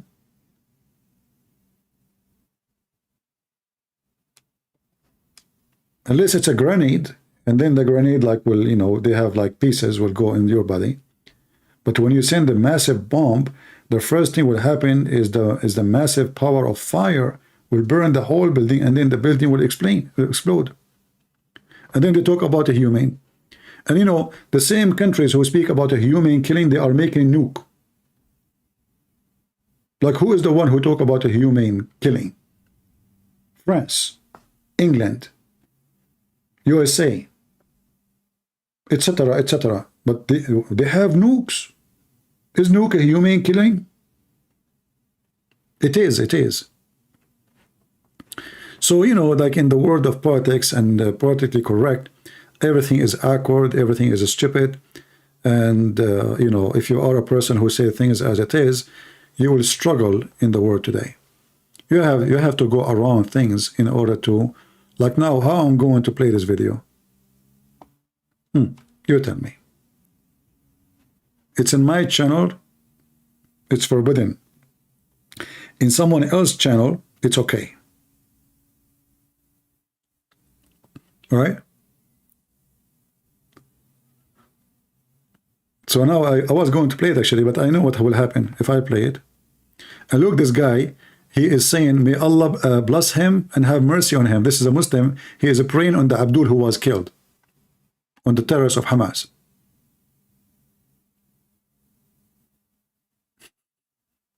This guy in Arabic is praying for the guy. Look, just to show you the stupidity of some comment. Pray for peace. This guy, he must be Christian. Must be a Christian. You know, Christians, and this is the awkward population of Christians. Pray for peace. Enough, man. Enough. Things about innocence, people. The title is a terrorist from Hamas, and the Christian guy praying for the innocent. Enough, man. Enough. This guy's Hamas. Pray for innocent people. The weirdo Christians. There's weirdo everywhere, not only.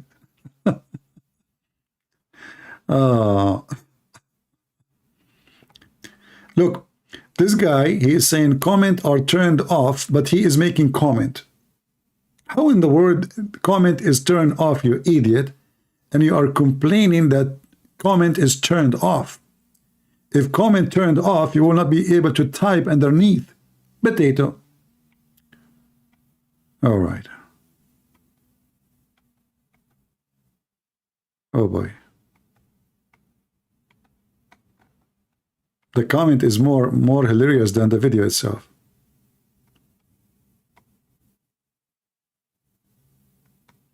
This guy is saying, free Palestine, may Allah give him Jannah. What do you mean, may Allah? Are you sure he is not? You are not sure he will go to Jannah? I thought he is sure. What do you mean, may?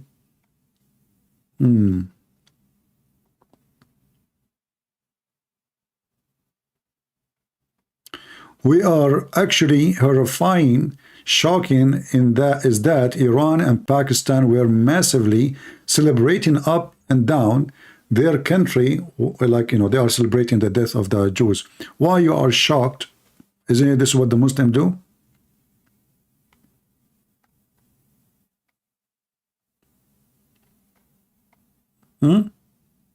Sometimes you find the comment are very, you know, funny. Why you are shocked? This is what they are Muslims. What the Muslims do.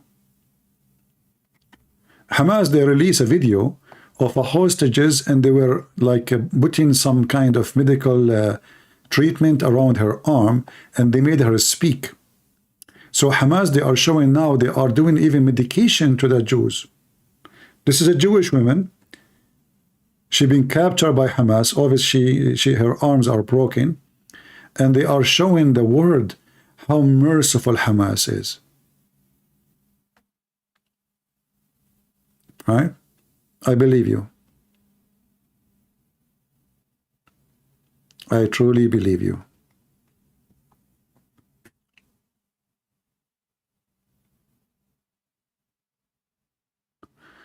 There is a flood in Tel Aviv. Well, there was no rain to be a flood in Tel Aviv. How the flood happened if there's no rain?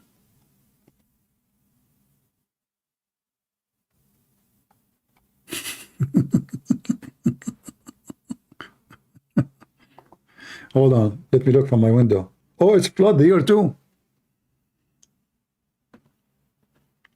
Yeah. You wish you can broadcast me to the world? Well, you can. Just share my link. And then your friends will stop being your friends.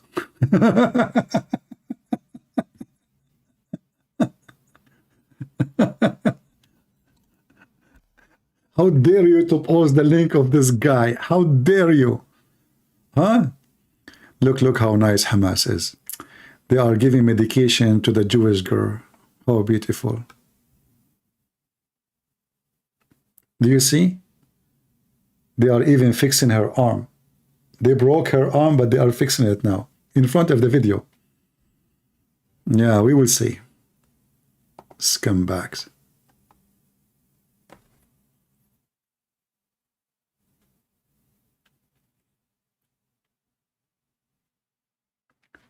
Did you see the video I posted in the morning? Did you see it? In front of the video. Hold on, let me search. I made a video. I posted. It is a Saudi guy. He was telling the Palestinian who they are. You saw it? He was telling them, where are you from? You are a bunch of gypsy. Nobody wants you. You know, and for sure the Muslim will be very upset from such a thing, right? You know. Let me get the video. Hold on.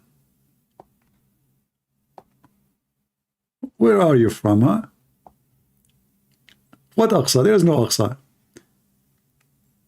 He said the truth that there is no Aqsa. This is not the Aqsa. Let us see if you can see the translation coming clear to you. Maybe I should zoom more in the translation more than his face. Okay, if we do it this way, maybe that will be better. All right. ما السعودية ما بقى شيء ما أعطتكم إياه، حتى دولة أسست لكم دولة، الملك فهد. يوم ريغان يطلب منه تمويل ثوار الكونترا قال له وحدة بوحدة أبي دولة لفلسطين، قال له أبشر، ووقع الخطاب دولة لفلسطين، وعلم الملك فهد عرفات إنه حصلنا دولة فلسطينية. هرب عرفات ما شافوه إلا بعد 10 سنين من هالكلام هذا. هرب ما يبي دولة فلسطينية. كلكم ما تبون دولة فلسطينية لأن أساسا ما لكم قضية ولا لكم دولة ولا لكم أرض. هذه أرض إسرائيل بالقرآن، وأنتم شتات رومان ملفقين، مغول وتركمان وشركس وأرمن وغجر، ما لكم حق بفلسطين. فلسطين هذه دولة إسرائيلية لبني إسرائيل، وبني إسرائيل لمعلوميتكم بني إسرائيل هذولا عيال إسحاق، وحنا يا العرب عيال إسماعيل، وإسحاق وإسماعيل أخوين، أبوهم إبراهيم عليه السلام. يعني هذولا عيال عمنا. لكن أنتم منين جيتوا؟ أنتم إيش دخلكم بالموضوع؟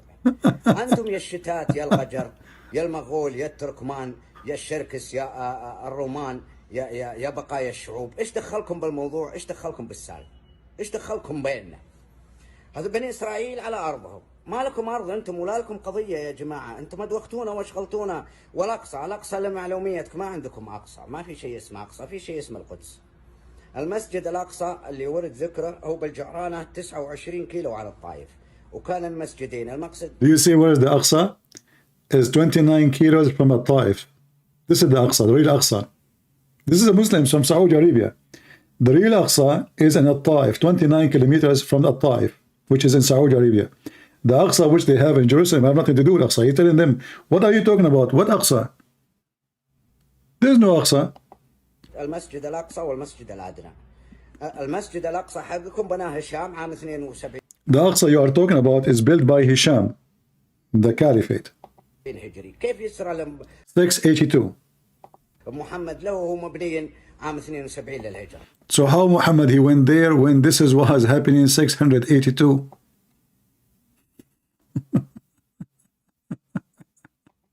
يعني بعد وفاة محمد ب60 سنة. After the death of Muhammad 60 years. You laugh at who, huh? يكون على مين؟ الفلسطيني. أنت ما أنت عربي. ولا لك أرض ولا لك قضية. الأرض أرض إسرائيل. والقضية قضية إسرائيل معكم. كان إسحاق شامير ورابين وشارون وجولدا مائير والثاني والله ما ادري شو اسمه. هذول كانوا أبطال. تدري ولا لا؟ لكن You notice here that the one who was aggressive to deal with the terrorists, did you hear what he said? Did you hear what he said? He said those are heroes, أبطال. هذول أبطال. Golda Meir, Shamir. He called them heroes. Why? Because they have no mercy on the terrorist. And this is what I'm telling you. Those people respect only the one who is aggressive, the one who is not doing politics, the one who do bring victory to his nation. Not like Netanyahu. And he will call Netanyahu now, he will call him coward. The same as I say always, Netanyahu is a scumbag, not only coward, he's a corrupt man. So the previous leaders of Israel, way different from what we have now. Now we have a leadership of politically correct. The previous prime minister of Israel, the liberal, he went in the front of the United Nations and he said Prophet Muhammad never taught against Semitism, never taught against the Jews, never taught violence and hatred against the Jews. But is that true? False. So all of them, they are saying the same thing. Islam does not teach this. Islam does not teach this. But all of us, we knew that this is absolutely a lie. The previous leaders of Israel, they never kiss asses of anyone. The leaders we have now in Israel, they are ass kissers. This is why nobody respects them. This is why Hamas, they flourish with them.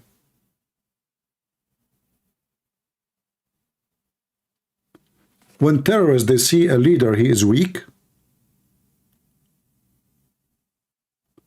they flourish. It's like you have a house, and the house is guarded by a lion, and the lion is gone. He's not there. What will happen? Every hyena will jump on it. If you tell them the lion is in the house, even if he's not there, they will not dare. When they see that a nation replaced their lion by a cat, all the dogs will come.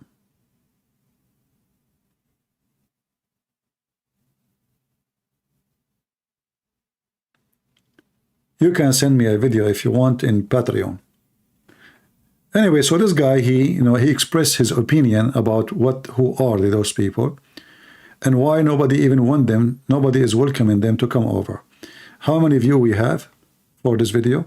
I'm sure a few, because people don't really support.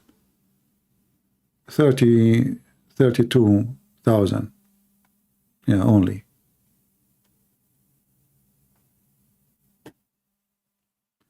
Yeah, and don't be deceived. Don't think that those people love the Jews. No, they don't love the Jews. But they are so done with so-called Palestinians. You see, if you are a Christian and you say Palestinian, Saudi, they don't have a problem with you. If you say you are a Muslim Palestinian, they have a problem. There's something you need to know. All Islamic countries, starting from Emirat, Bahrain, all of them, Saudi Arabia. If you are an Arab Christian, they have no problem with you. In fact, they give you a visa so easy. But if you are a Muslim, they have to investigate who you are. They have to investigate which party you join. Who is the sheikh you listen to? What is your opinion about this and that, because you are dangerous? This is why you will see that in Emirat, they have always to maintain a special ratio of how many Muslims who they are employees in the country. So you will see they prefer Hindus, they prefer Christians, they prefer the majority of the employees, the foreigners employees in Emirat are not Muslims. Why? Because they cannot trust bringing a lot of people from Pakistan. They will take over the country. They cannot give visas to somebody from Palestine, so-called Palestine. They cannot trust Muslims from Egypt. So they have to maintain a small number of Muslim employees. And the majority are non-Muslims. Why? Because they trust Christians, they trust Hindus. They come in just to make living, do job, go back home. But a Muslim who is in Pakistan, he claimed that Emirat belonged to him. A guy who lives in Afghanistan, he want to tell the king of Saudi Arabia how to run the country. Do you see the difference? Why they don't want Muslims?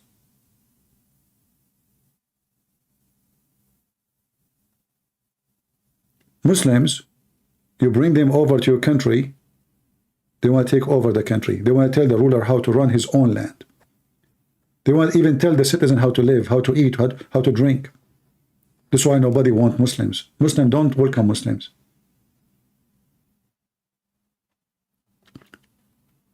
They bring Hindus, they bring Christians, they bring atheists, they bring hippies, but they don't want Muslims. When a Muslim he apply for a citizenship, sorry, for a visa, a citizenship, in any of the Gulf countries, they have a special agencies to send them. They even bribe the intelligence of Pakistan or etc. to give full report about this person. They search the internet, they search his post, they search his Facebook, they search Twitter, they search TikTok, they search everywhere to see who he oppose, who he support. And they will be very paranoid about a Muslim coming to their country. A Christian coming to their country, never. They are not worried. It's a fact. They trust Christians, Jews, Hindus, atheists, but they never trust a Muslim, never trust a Muslim. And that's what he's saying to you in this video, if you listen carefully. نتنياهو جبان لأن نتنياهو ما حرككم مدري وش يبي بهالأسلحة مكدسها عنده يا أدمي يا نتنياهو أحرق هالعصابات هذه وهالشتات وهالملفقين وريح نفسك وريح العالم منهم وريحنا احنا منهم. ليش مخليهم؟ ليش فتح لهم الحدود يهاجرون؟ نراحوا للأردن سووا ويلون الأسود، ونراحوا للكويت انهبوه يوم صدام احتله، انهبوا يلبسون لبس الجيش العراقي وينهبوه. الخسة والنذالة والحقارة ما يتركونها، هذه تربيتهم وهذا دمهم وهذا عرقهم. ليش ما تريح العالم منهم يا نتنياهو إذا أنت رجال وبطل؟ ها؟ الله يلعنكم ويلعن حتى نتنياهو اللي ما خلصنا منكم. لأن نتنياهو تارك لكم الحبل على الغارب. والمفروض نتنياهو هو اللي يأدبكم وهو اللي يخلص العالم من شروركم. Here you need something to know, very important. You see, when a Saudi man he say that in public, that means this is what the public believe. Saudi Arabia don't like those people, don't like them. Do you understand? Like if I live now in a society, and if I say something against what the society, especially in an aggressive Islamic society, what do you think will happen to me? Do you think anything will happen to this guy? No, because all of them, they believe in the same. They don't love the Jews. This is not the issue. But the Saudi themselves,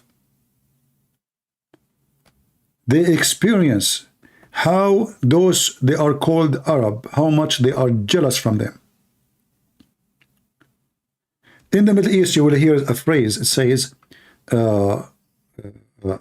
the most holy land and the most filthy people.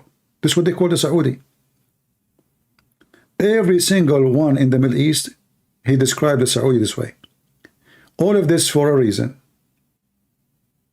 They are jealous from them, regardless of being filthy or not. Because the one who described him filthy, he is not better. Trust me, they are not better. So since the Saudi, they became rich and wealthy, all those Middle Eastern countries, they start like making fun of them, insulting them, describe them in a very horrible way. But in reality, they kiss their ass to go to Saudi Arabia and to work there. And then after they give you a visa and you make money and you come back, you spit at the Saudi. They are bad, they are disgusting. As long as they have money coming from those countries, when they go there, they salute them, they call them yes sir, they work for them as a driver, they work for them as a farmer, they call them yes sir. After they leave or they kick them out, then they spit at them. If you ask now in Pakistan, what do you think about Saudi? I assure you, they will say a million F word to them. In the same time, if you say to him after 5 minutes, do you like to have a visa to work in Saudi Arabia? You say, please. Please. What do you think about the ruler of Emirat? Oh, he's a kafir, he is, A'udhu billah, he allow nightclub, etc. Okay, you say to him, do you like to work in Emirat? Please, do you have a job for me? Take me. Please, can I go?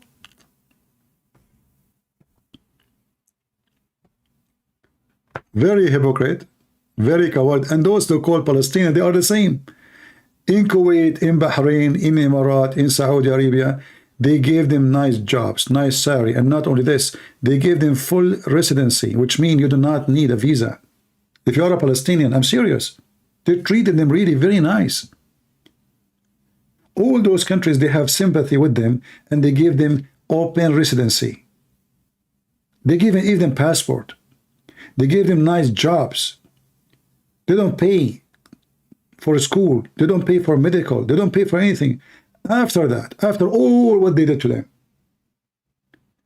you go and see what those Palestinians, they say about Saudi Arabia. Saudi Arabia sent them hundreds and billions of dollars. There's a video. Maybe I can't find it. Let me see.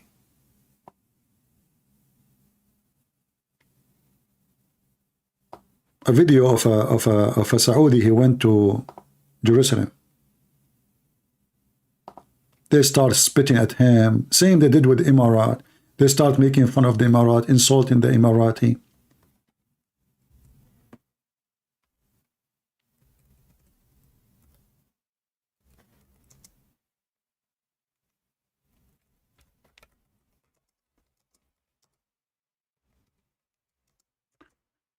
Those Muslims, they went to go to Al-Aqsa, to visit Al-Aqsa. What the Muslims they did to them? They spat on them.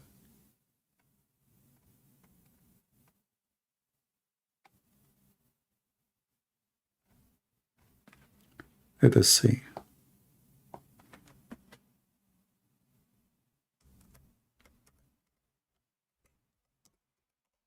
Let me search in Arabic.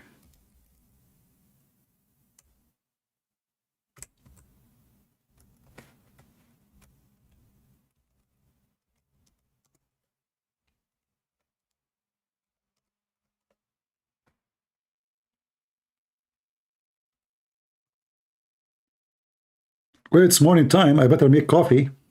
I cannot go to sleep now. Let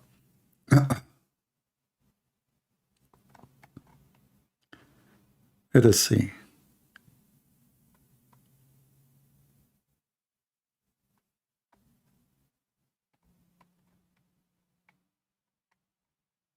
Yeah, I see many of those videos actually, but I don't see.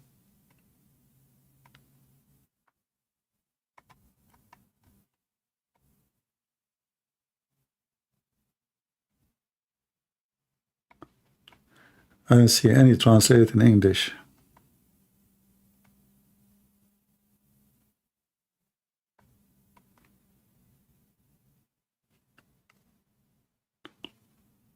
Look, this is a Saudi guy. This is Al Jazeera TV.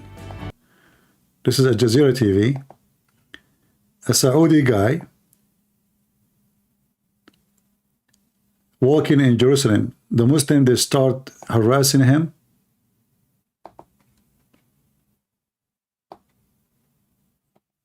They harass him.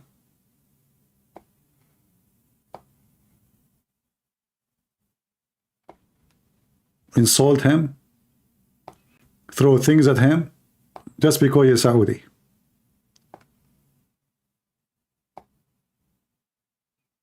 This is how much love they are sharing each other. Look, look, look, look, look, look. Look, look, look. See?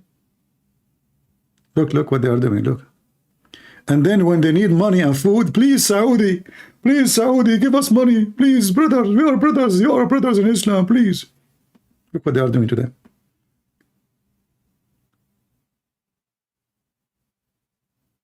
This is the truth.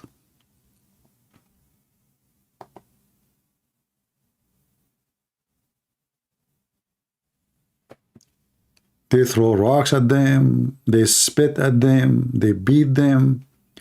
When they need a salary, they need a job, they need a visa, they go to Saudi Arabia, they kiss their ass. Just because they are Saudi, they hate them. They hate Saudi, they hate Kuwaiti, they hate Emirat. The same, I can search like now, Emirat.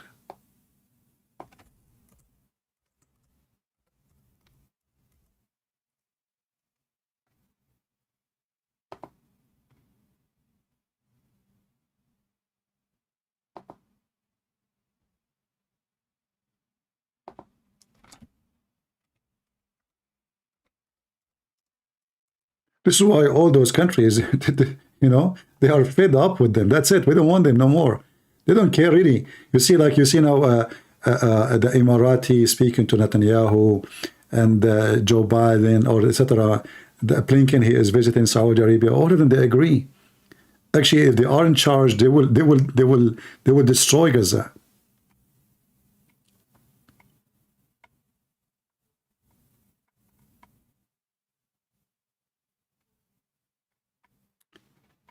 Let us see here.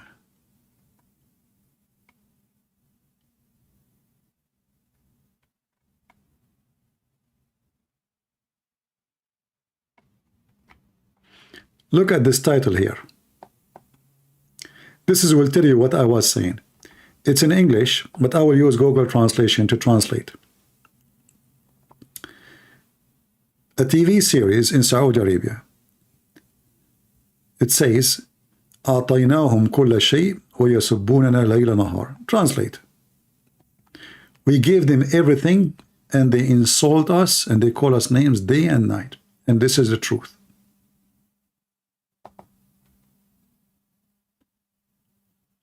They gave them billions of dollars. And the result of that, they spit on the Saudi. Saudi series angers Palestinians. We gave them everything and they curse us day and night. Is it false? Absolutely not. This is the truth. This is why all those Muslim countries, they don't want those Hamas, they don't want to welcome them. They are not interested of their protection. But what they say in TV, in public, is not really what they believe. You know what I mean? Still they are doing, the leaders, they have to say what they have to say. It's politics. But in reality, the story is different.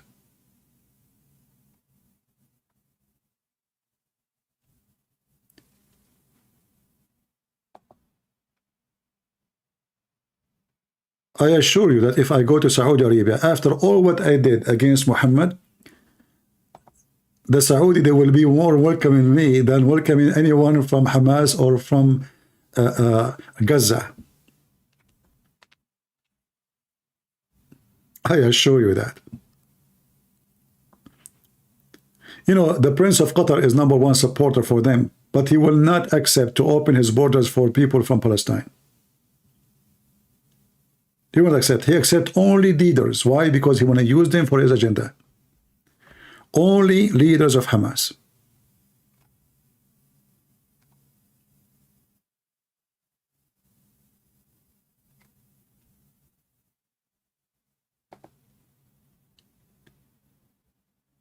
All right.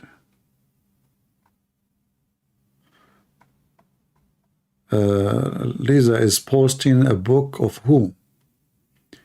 It is a noble messenger speech. Who is this Lisa you are posting?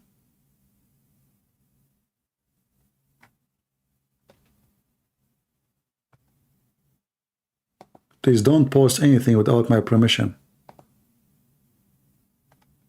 Don't post links for others without my permission. I don't know you are posting to who.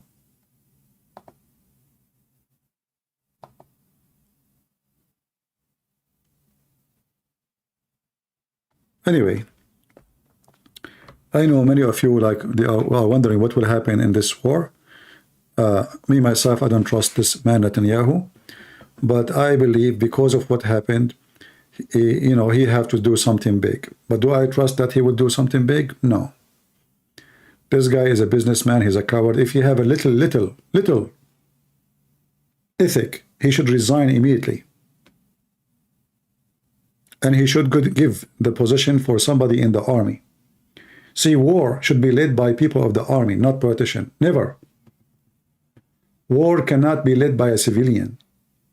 Civilian, especially a civilian, never been in war, never been in the army. Civilian who do not know even how to take a magazine out of a gun. You need somebody who live the war. He been in war and is highly trained as officer, as a commander. War should not be run by civilian in any way, any mean, because civilian, they will make stupid decisions. They are civilians. We saw in the news how Netanyahu and Blinken, they went to the basement just because they heard the alarm. I mean, what kind of leader this leader is? How such a leader will go to war with anyone? He is inside the building covered by concrete, and now he is afraid because of a little Katyusha, which is coming toward Jerusalem, not to him. This is an action of a rat, not an action of a leader.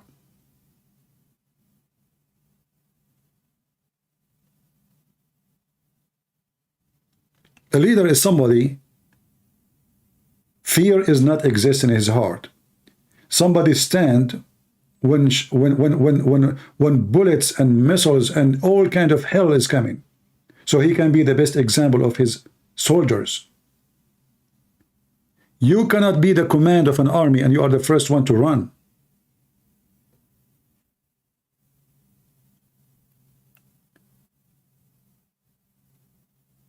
All of them, they are a bunch of cowards. Like imagine I am now with Netanyahu and we heard the alarm. I will not move. They are not even out in the street. I mean, already they are protected.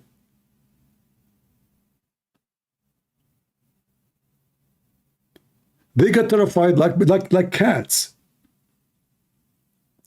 Those are people, they value their life more than the life of their own citizen. So you are going to send your army to Gaza and their chest is open for bullets and you hide in the basement?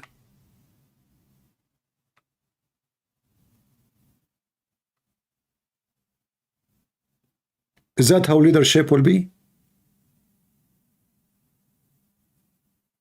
How about those young women? Women, they are even sending women in the army. So the woman, she is standing out in the street and you, Netanyahu, you go in the basement?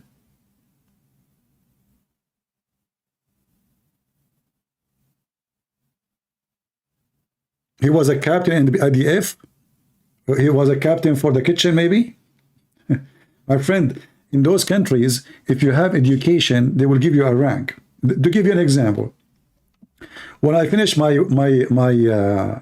work with the USA Army, I have they give you a salary, and the salary, like I sign a contract after I finish my army service. as a civilian now. All right. So when you join the army, they give you a rank based on your education, but doesn't mean you are a captain. To make it simple, you have to serve. He is not really an army officer.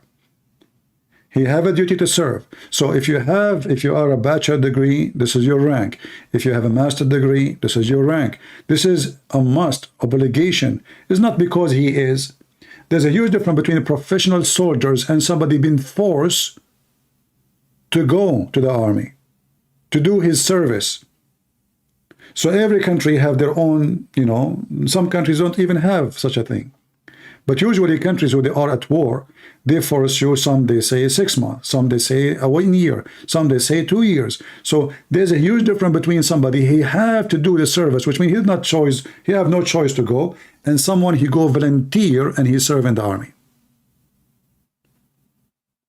Do you understand? He is not an army. He is just doing what he should do as a citizen. He been forced to go.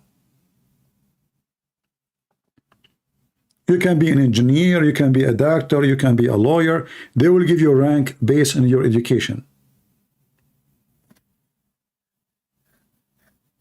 I don't believe in all of those things about, maybe he was there just to hold the whistle. I saw how coward he is. Always those who they are in politics, they make up stories, especially if nobody can prove it or disapprove it. So if I go with the US Army to Iraq, I can say now I was fighting Al-Qaeda, but maybe I was in the kitchen.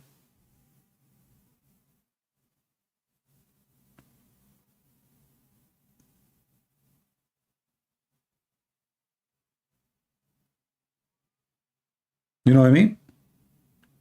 But his behavior is proving to me that he's a coward. Running to the basement.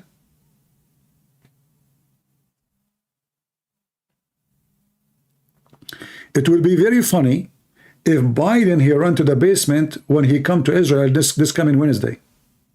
That will be hilarious.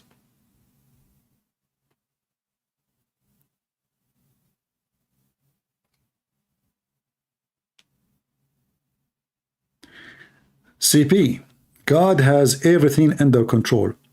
Some prophetic things may have to come now, including Iran will be at war. The only question is when.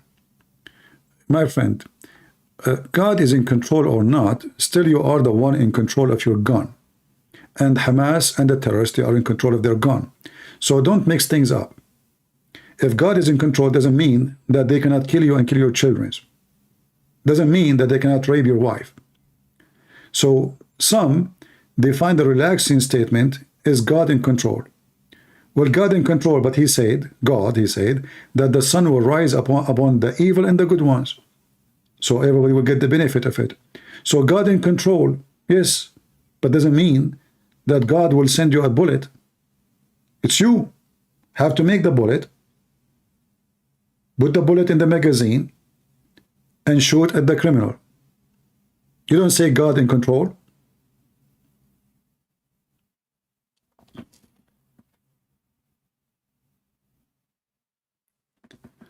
The Muslims, they say the same too. Allah is with us. Okay, what is your God, Allah? We don't want to be foolish. The Messiah himself was crucified. Now you will say to me, this is the plan. Okay, no problem. But still the Messiah and the disciple, all of them, they were killed one by one. God in control. So we have to be wise and not to be silly and just jump behind the statement of God in control. If the Jews don't have a massive, powerful army, look, they have a massive army and they did what they did. What if they don't have a massive army? They did this and they knew how powerful the Israeli army. And I tell you, they did this because of Netanyahu. They knew that this guy, he will not do much. But maybe Hamas, they were not expected to be very successful in the number of killing. They thought maybe they will kill 100, 200, and then the response will be small. But they were very much successful, and the killing was massive and ugly. And now Netanyahu, he has been forced to do something. He's not the hero. This guy is a coward. He is desperate to do business. He's buying stocks already in Aramco. Money, they worship money. Those leaders, they are not leaders, they are businessmen. If you want to know a leader, who is he? Ask him what is his stocks. Ask him where is his money. Ask him where he's investing his money.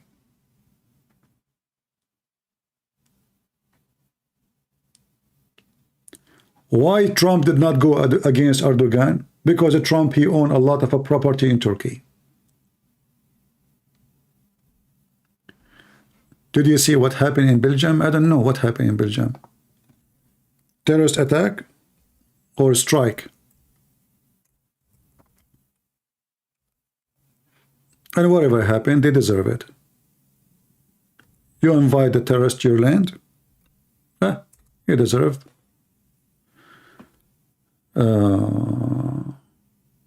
There's a shooting 2 hours ago. Police shot dead suspect gunman accused of killing 2 Sweden in Brussels. Shall we blame the terrorist or blame the stupid European who brought them there? For me, I don't blame terrorists. Terrorists, they do what terrorists do. And Europeans, stupid, they do what stupid people do. And still you open your borders. After all what happened.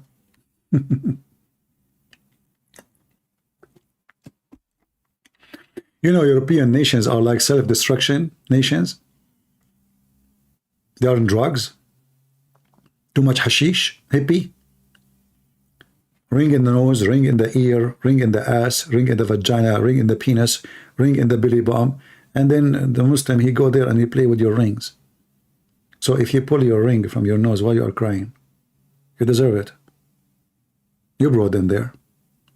You give them papers, you give them shelter, you defend them, you make a law against Islamophobia. They make laws against what? Anyone speak against Islam. It's a hate crime, hate crime. So now the citizen, they don't have guns to protect themselves. The government does not protect them, and you can't even speak against Islam. And if you speak against Islam, you go to jail. You are doomed, my friend, and you deserve it. If you want to fix it, go and throw your leaders in the garbage. This is how we can fix it, not by complaining. In the top of that, by the way, they make a budget.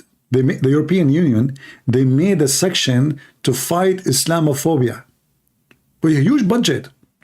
Yeah, this is European Union, you know, a huge budget and department to trace the Islamophobic. They trace you too. They trace you. You are fascist. You are Nazi. You are animal. You are a criminal. You are disgusting.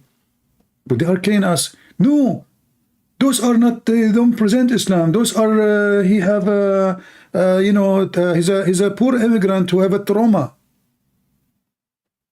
He was playing basketball. He hit his head in the wall. Do you remember when a refugee center was burned in Germany? A Syrian refugee center was burned in Germany. The majority of them, they are Syrian. The newspaper in Germany, they start writing about the fascism and the Nazi and Hitler supporters and the right wings, disgusting, filthy, blah, blah, blah, blah, blah, blah, you know, for like 3-4 weeks, 1 month. And then the police, they were, after long investigation, they found that the one who did it was a Syrian refugee. And brother, in a miraculous way, suddenly this guy is just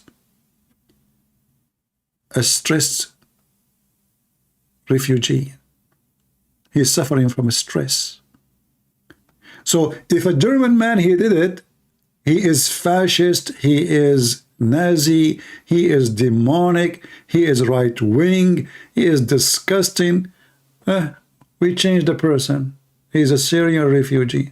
Suddenly he have problems. He is ill. He is under a lot of stress. He need help. He need care. You know, we have to understand the situation. All the excuses in the world suddenly there. That is Europe. Yeah, the one who tried to burn the center and kill everybody inside, now he's a victim. If you try to do it, you are a hate criminal, you are filthy, you are a scumbag, because they have no ethic, you know, they have zero ethic. Those atheists, they are the trash of this earth. You know what trash is? They have zero logic. They hate Christians. The second you speak about the Bible, you are terrorist. If a Muslim, he speak about the Quran, he force women to wear hijab, he shout in the street, they block the road, they pray in the street, they force their religion on others, it's okay, it's okay. Can a Christians, group of Christians, they block the way and pray in public like this, they will arrest them. A Muslim, they gather 1,000 people, they gather in the middle of the street, they block the way, they block the road, and nobody moved in. That is Europe. Every single president in Europe, except maybe in Poland and in Hungary, those are the only two they refuse to receive them. And what they call them? Islamophobic, racist, KKK, you name it. But those are the only two they were able to save their land from all the garbage.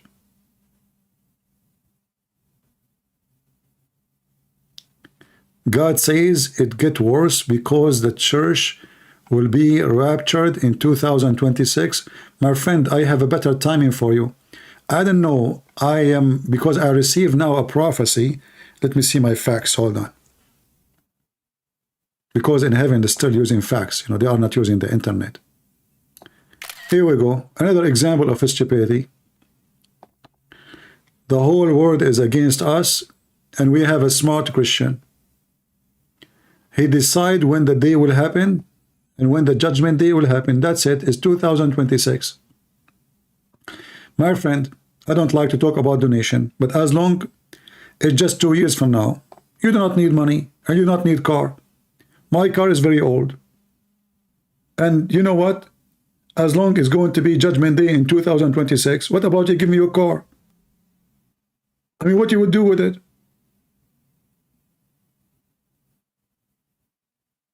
As long as you are sure, give me your car, man. Why I want to drive a car is 20 years old? At least let me drive a new car until 26. You are going anyway. By the way, what is the car you're driving? Just tell me good news, please. Don't tell me it's an old like mine. However, even if your car is old, listen, I will take it. You know, and maybe you can ask the people who they are, like, agree with you. They can give me their cars. I like to collect cars before I die.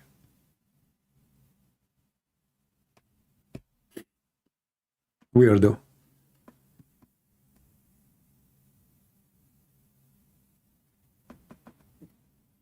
Do you have cheese at home? Like they expired by 2026? Just send it to me. What about your money in the bank? I mean, come on. What you will do with the money in the bank? Let me go vacation somewhere. Like I'm spending many hours on the internet. My back hurt from talking. It's time to go somewhere. Aren't you a good Christian? Do you have 5 BMW?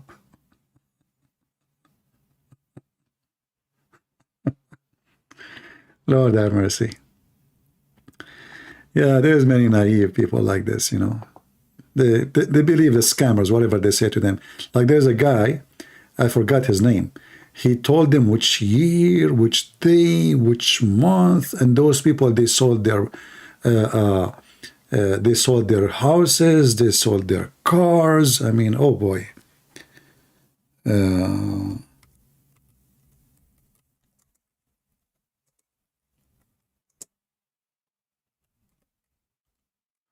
Let us see. I'm trying to find.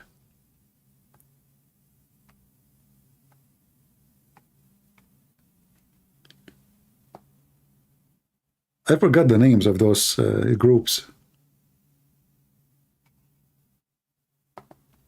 1999 released.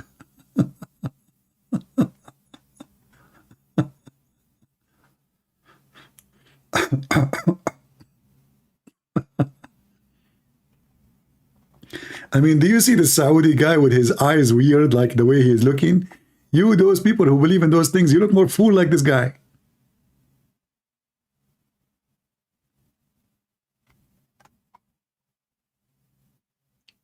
Anyway, you know, by the way, I made many prophecies before, like, you know, which is really amazing. Like once, I remember many years ago, I told the crowd that next month there's a lot of women, they will have their period.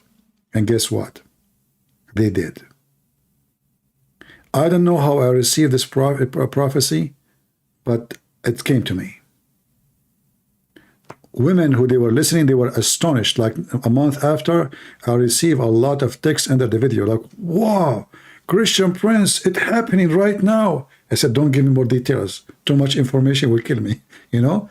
So how in the world I know that? I was able to predict that in December is going to be cold and in the summer is going to be hot. Don't ask me. Allah told me, brother. Allah. However, some of my prophecy did not come true. As an example, I said that Trump, right now, he have a diarrhea. It turned to be he have diarrhea, not diarrhea. So, I mean, some of them, like, I received the message, but the reading was wrong. Like the reading, you know, diarrhea. Yeah, so like, you know, yeah. Like I received a message that Joe Biden will become president. It was a wrong message. It's Joe Biden me, not bite me. However, he bite us always when he speak. So, I mean, everybody is... I will remember in 2026. Okay, I will. No problem. Will prove it. Go to Patreon and deliver me all the saving you have. Just keep enough money until 2026. Is that fair, guys? If you are truly a believer that Judgment Day will happen in 2026, keep money only for you. Enough for now until 2026 and send me the rest. Send me the rest. Yeah, it's in Revelation. It says, guys, in Revelation 19:10, it says 2026. Okay. I saw that.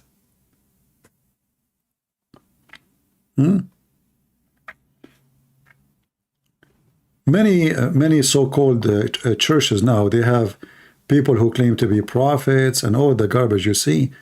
We do not need the prophets. There's no prophets. We receive everything. The Bible says, anyone who bring you other than the scriptures, let him be cursed. For someone to claim to be a prophet, that means he have to bring scriptures. This is what prophecy is about. Prophecy is a scriptures. It's from God. But the Bible says it clearly, anyone bring other than this scripture, let him be cursed. So only foolish people will accept those so-called prophets these days. We do not need them. They are just scammers and doing business. And there's a lot of naive. And there's one thing always you will notice, that all those people who claim to be prophets, they share one thing. They want money. They want power, authority over you, and sex.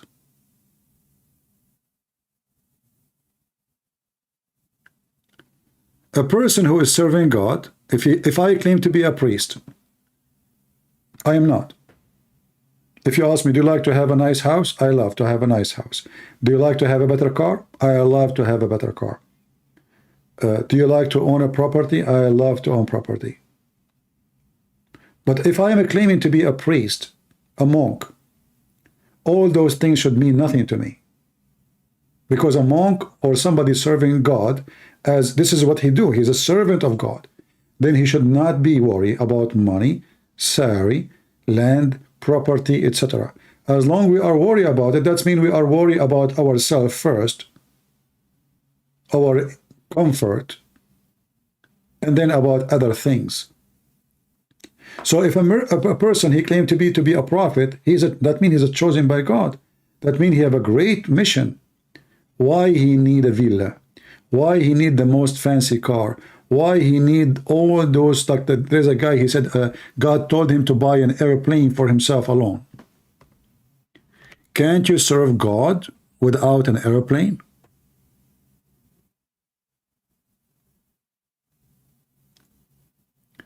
Me, I am not a priest, I am not a bishop, I don't claim any of those.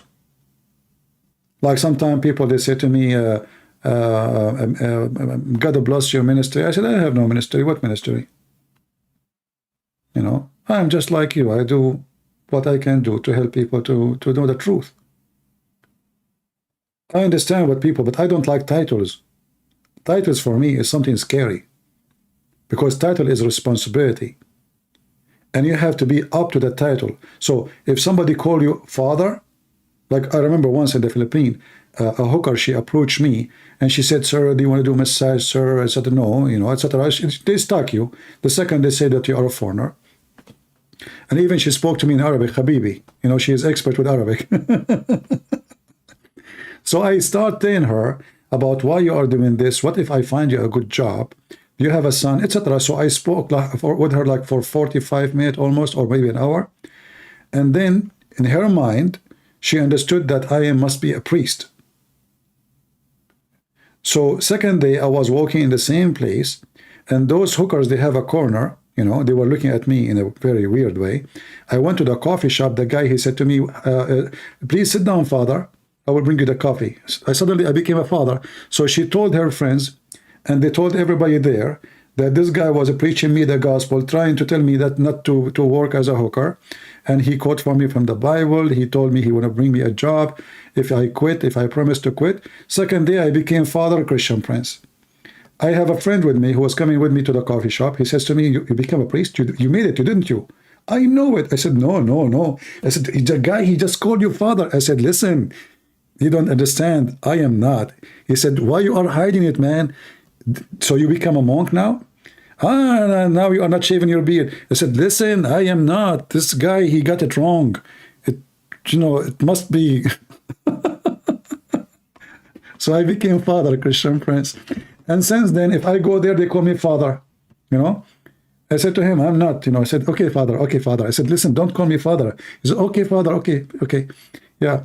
You know, I go to the counter. That's right away. They knew what coffee I drink. They say, "Please sit down, father." I said, "Oh boy," you know. Yeah, father. I'm not. You know. So this is a big title, and you have to be a person who deserves it. So when somebody claims to be a prophet, this is not a priest. This is not a monk. A prophet. And yet he wants to have a new car, he have a nice big villa, he have a big money account. Obviously, you are really a prophet. You know, if you go and see the disciple of Jesus, how they live, how they die, what they do for a living, you will notice none of them, even Jesus himself, he never owned a donkey. He never had a servant. The Messiah himself, he washed the feet of his disciples. If you check their life, you will see how poor they are, how humble, how down to the ground. Nobody live in a villa, nobody have servants, nobody have slaves. They are poor people serving the Lord. What we see today is totally the opposite.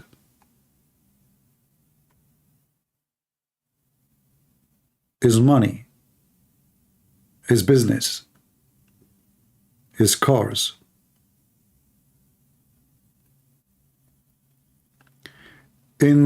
We have a spirit of a prophecy. Yeah, you have a spirit of the prophecy, which means we can prophesy to people about the amazing Messiah and his coming, but we are not prophet.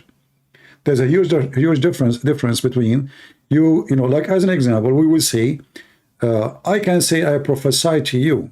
about the day of judgment, but doesn't make me a prophet. I can say to you what the Bible is saying. This is a prophecy too, prophesying to you about the prophecy, but doesn't make me a prophet. So don't fool yourself and claim to be a prophet and following a prophet. They are liars. They are pure liars. A prophet is somebody who knew your future. None of those knew his future. None of them he knew what tomorrow. And you know what? Just to show you how stupid you are. 2026, you will spit at yourself and you will laugh at yourself for what you just said to me. Claiming that there is somebody, he is a prophet, he told you in 2026, the day of judgment will be. When I speak about what Jesus said, as an example, if I read for you the book of Revelation, I am prophesying to you the prophecy, but doesn't make me a prophet, for I'm not the source of it. In fact, the only prophet is God, no man. For what is a prophecy? Prophecy is something no one knows but God. And all prophecies come from God. So when somebody, we call him prophet, in fact, he is not really a prophet. He is prophesying for what God said. He's reporting the prophecy for you. For the only prophet is God, no one else. But anyway, the world is full of dummies. 2033? A second ago you told me 2026. Okay, well, I will make a prophecy. And I think my prophecy will come to be true. And I will prove it.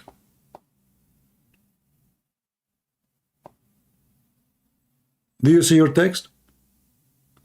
I prophesy that after a few seconds from now, I am going to block you.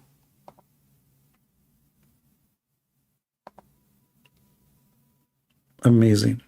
It happened. How I know? Take a hike, buddy, and change your drugs. We don't want garbage. I hope you like and enjoy my prophecy. How in the world I know that this will happen? It's really hard to know, right? Sometimes me, myself, I wonder how I was able to know this. Man, oh man. This is really crazy. Hard to imagine.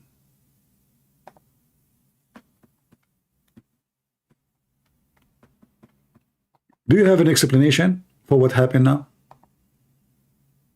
I'm sure many of you are astonished, for I prophesy of something and happened a few seconds after, not a few years.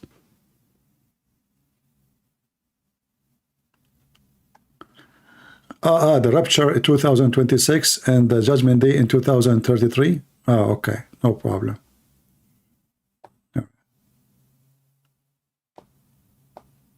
Fine. So now when we have we are going to use hydrogen, now the judgment day will happen. So finally we are free from the gas. Come on. Don't do that. Why I am upset? Because I don't like stupidity. I'm not upset, but I don't have time for stupid people. Take a hike to a different place. You change your name, you come with a different name, we don't care. We don't have time for donkeys. Donkeys talk is a waste of time. Go and find a carrot somewhere else. If you give the microphone for a donkey, what the donkey will say? Donkey say what donkey says. As simple as that. Right? So if you don't like to hear the sound of a donkey, don't give the microphone for a donkey. So you're asking me to give you a microphone. I don't. It's morning time for me. It's time for coffee. I don't want to hear a voice of a donkey. Same time, any decent Christian should not worry about when the day of judgment shall be. Isn't it the Son, he said? Not even the Son, but the Father? Who are you? Are you saying that you are better than Jesus? Are you? Are you saying that you have information Jesus himself don't have? So the Messiah, when he answered them, actually, to close the door of all the scumbag who try to use the Bible to fool people and steal their money, like Jehovah's Witnesses and all the garbage. He said to you, nobody knows, not even the Son, but the Father. So anyone will come to you with the claim of knowing the day of judgment. He is for sure a fraud, and he is satanic. I am a graduated from Oxford. That explains why my English is bad.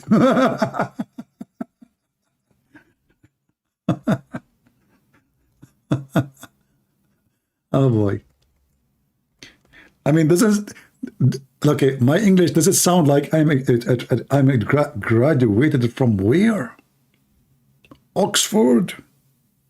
Actually, I've been to like I went to for some time in a college. It's called Oxford College. Yeah. But I'm not a graduate from Oxford. No, actually, I heard. I don't know if it's true, by the way, that some people, they are saying that they noticed that Shakespeare is trying to copy my style in English. I'm not sure, by the way, if this is true or not. But if you think about it, it's a good argument. You know? I'm not sure, by the way, but maybe you are sure.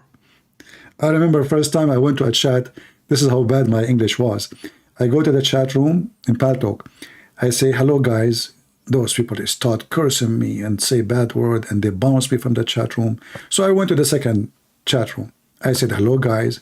They did the same. The third room, they say, what's wrong with those people? Every room I go to, they start cursing me, saying bad words, and they bounce me. It turned to be, instead of saying hello, guys, I was typing hello, gays.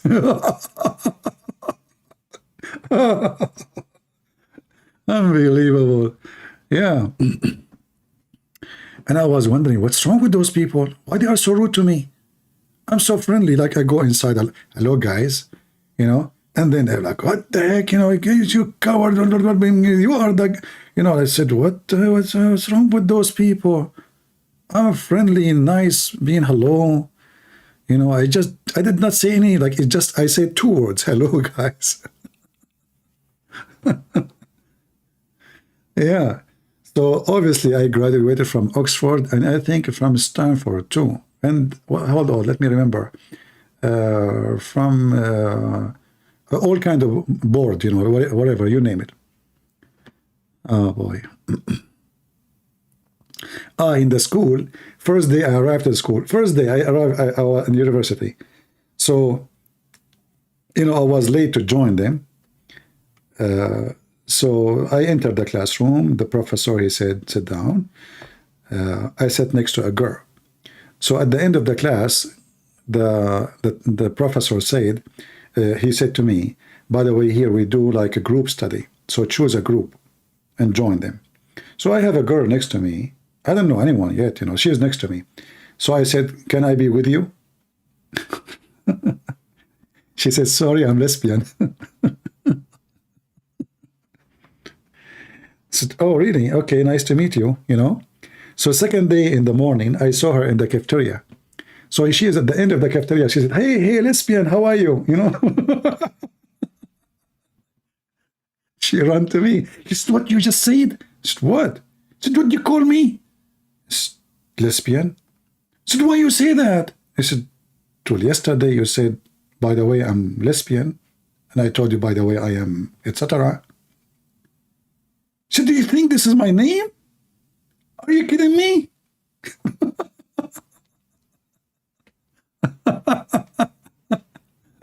And here you notice how a second, like yesterday, she was proud to say to me she's lesbian.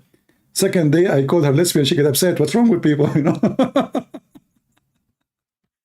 And like, you know, she is at the end of the cafeteria. I say, hey, lesbian, how are you? You know, like I suppose I have a friend now in the school. You know, an Arab guy coming to America. Hey, lesbian, how are you? You know, I'm like, you know, okay, you know, like she run to me like a rocket. What you just said? I said, what happened? She said, what you call me? I said, lesbian.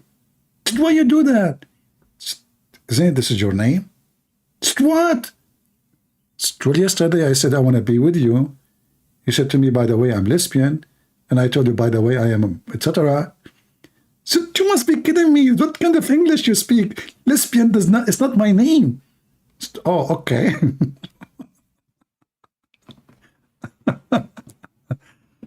Oh boy. Yeah, this is because of Oxford. Oh boy. Who wanna make me coffee? Otherwise I have to go. We need some gas. Savage, yeah. Let us see what is the news. Any new update in the news? Maybe not.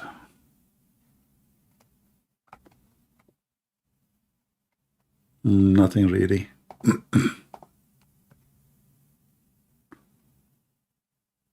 Yeah, I guess for the coming few days we will have no news except just normal stuff, you know, talking about humanitarian and food and supply and all kind of stuff, which is nothing really. And the United Nations is meeting, you know, one of the most stupid place I find in the world is United Nations, where hypocrisy is this is a stage of hypocrisy.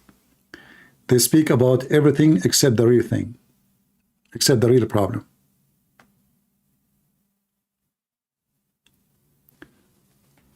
Let's see.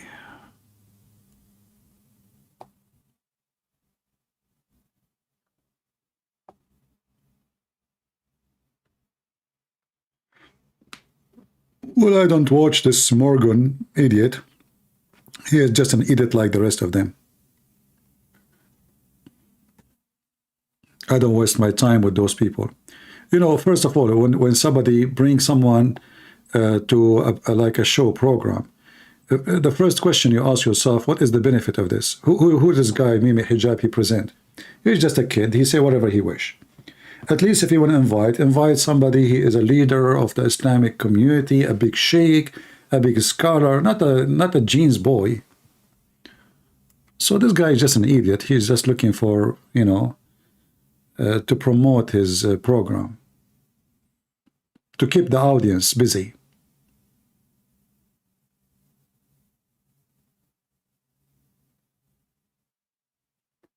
Yeah.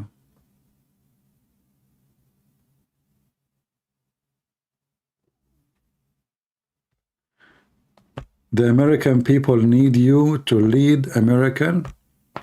Well, I will never be anything important in America because I don't go to Congress election or senators. And, you know, I don't think American, they will like my accent. But I'm here not for a particular reason. I'm here to say the truth, not for a job. CP, you are never wrong, are you? Well, I have to say I was wrong once and I turned to be right. That's deep. So our friend here is saying, Christian Prince, you are never wrong, huh? That's deep. You are never wrong. Prove me wrong.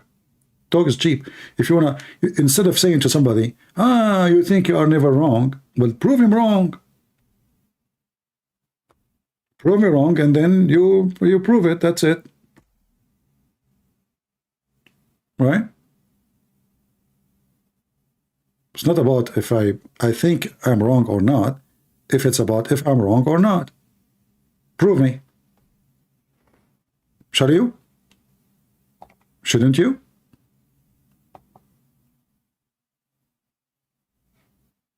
Who cares what I think?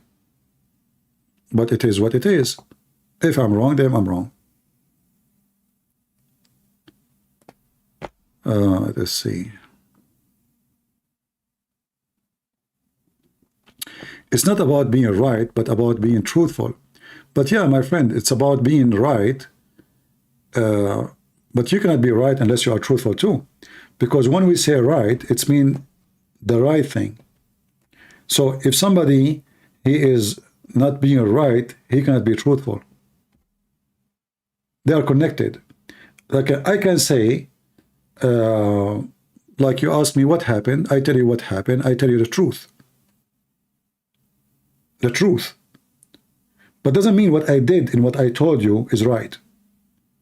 So the truth, I can say the truth by saying it, but if I make an opinion about the truth, I can be wrong. However, if you make a decision and the decision is right, then the decision must be truth or connected to the truth. Otherwise, your decision will never be right.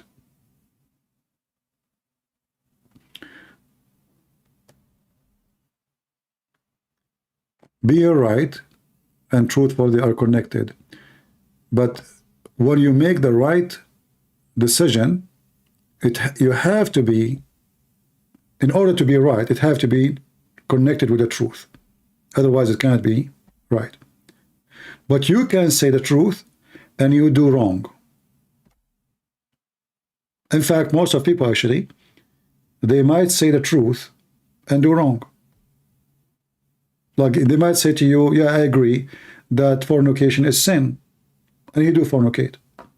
He said the truth, but he do the wrong action.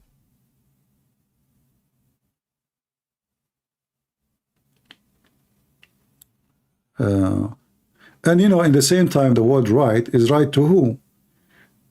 It's right for you as a Christian to do something. It's wrong for him as a Muslim to do that. It's absurd for someone who's an atheist to do any of what you do. So right is always about how you see it, how you understand it, and what you believe. For the atheist, the right thing is to be a homosexual. It's very healthy. For us, no. For them, it is the, the perfect thing. It's the right thing to teach children about sex when they are 5 years old. For us, this is disgusting. So the word right is very flexible, depending who is talking, what he's talking about, and what he believes. Like this guy now you see in the screen, for him it's right to be Hamas. It's wrong to be Israeli.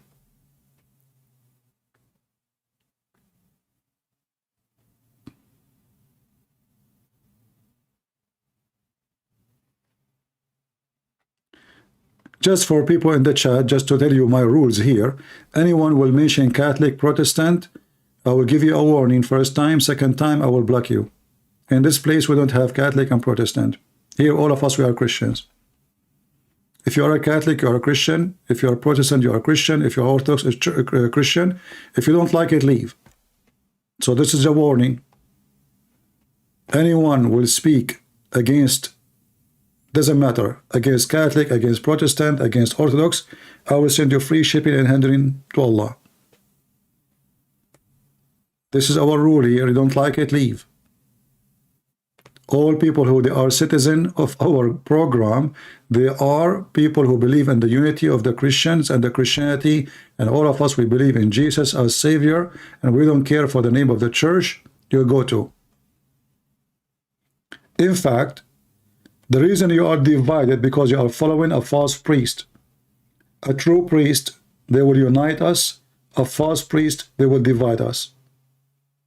A true priest, he will say to you, at the end of the day, our Lord, we have one master, his name is the Messiah.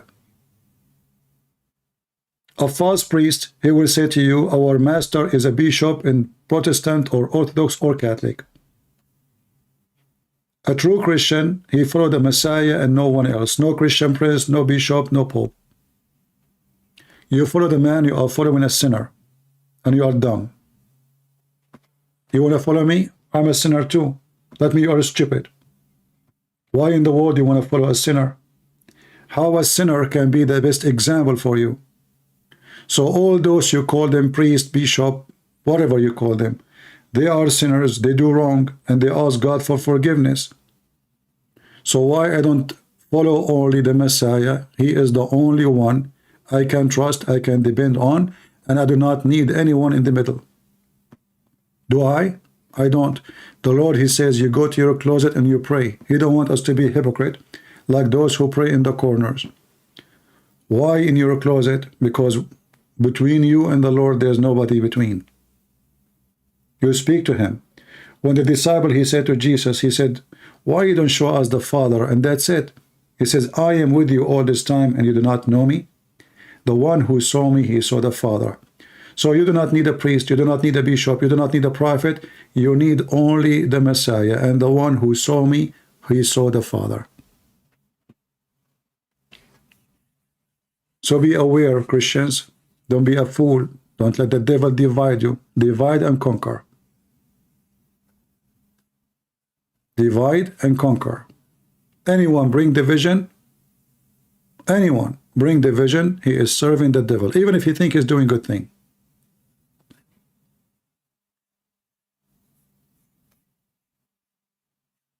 If we cannot love our brothers and sisters in Christ from different church, how we can love non-Christians? Look at those, Abdul. They are praying to the demon Allah. Look at them. Because we love to save them,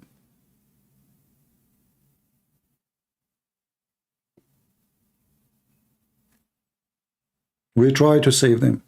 Here there's a story about an idiot. He killed a child. They are saying that he killed a child because he is a Muslim. I don't know if this is true, but if this is true, this is evil man. He should not do that. This is supposedly an idiot, 71 years old. He killed a child in America because he is angry from what happened in Israel. You see, you cannot be evil like them. If you do that, you are a very evil man. That's what they are saying in the news, that this person, he killed the child because he's a Muslim. That is very evil act.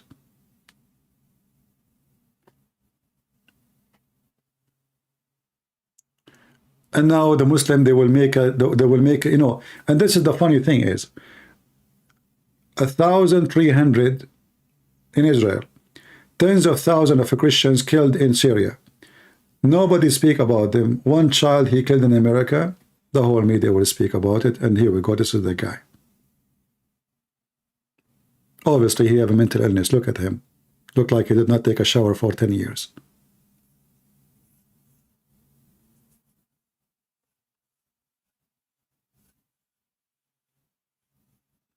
No Christian would do such an act. That's not right. Even at war, we will not go and kill the children of Hamas. News.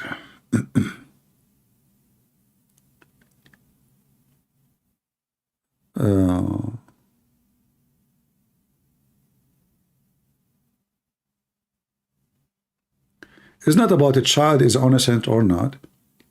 I mean, you see, in justice, in the justice, if the one who killed you a child, well, he's the one who killed you. So if you want to go and kill you kill the killer. You don't kill the one who did nothing to you, regardless if he's a child or not. This is not about only a child. If a child shooting at you, then he is a killer. Doesn't matter. You can shoot back if you to defend yourself. But it's about who did and what he did. So if somebody, he is old or small, short or tall, he is killing people, he is a killer. He should be punished. If someone did nothing to you, he is old or small, young or adult, why you want to kill him? Is that self-defense? Well, he did not attack you. Did he try to kill you? No. So?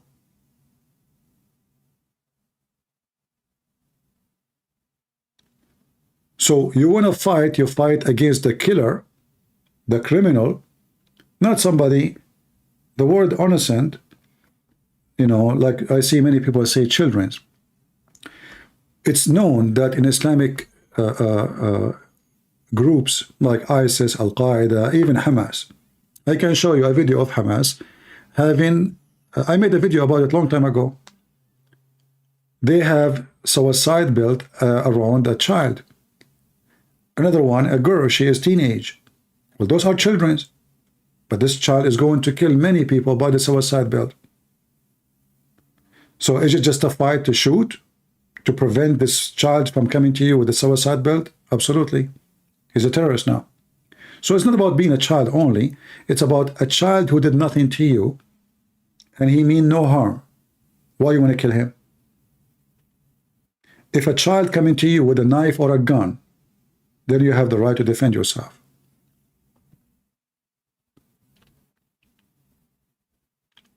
So you don't go and attack somebody just because he's a Muslim. That is a filthy act. Or because he's a Hindu, or because he's Jewish, or because he's a Christian. That's demonic.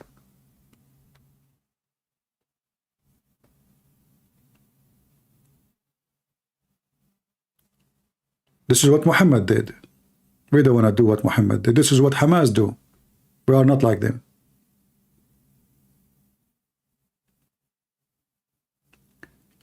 Yeah, until now I see nothing in the news about the ground invasion. And if they want to do it, they have to do it either before Biden. If Biden arrive, I don't think they will do anything until he leave. And that's why they are talking about it's going to take long time. But I don't know how that will work, because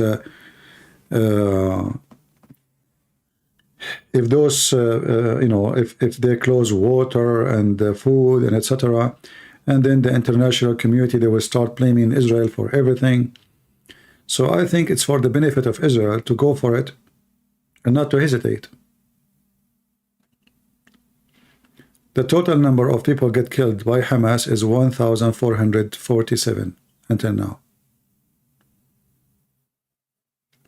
More troops surrounding Gaza.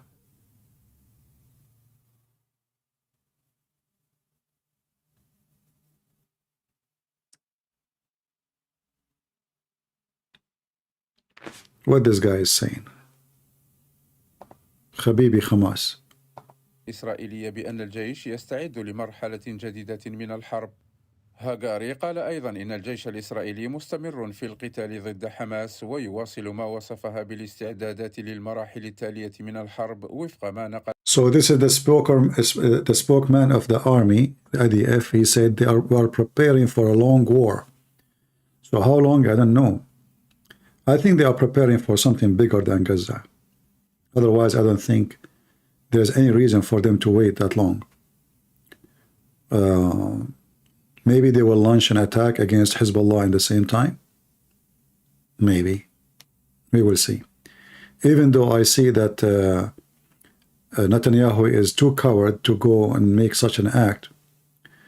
But in the same time, because what happened, maybe Netanyahu, he will try to correct his image in the front of the Israeli.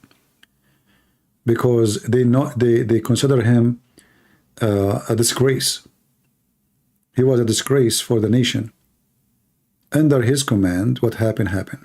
Never happened before.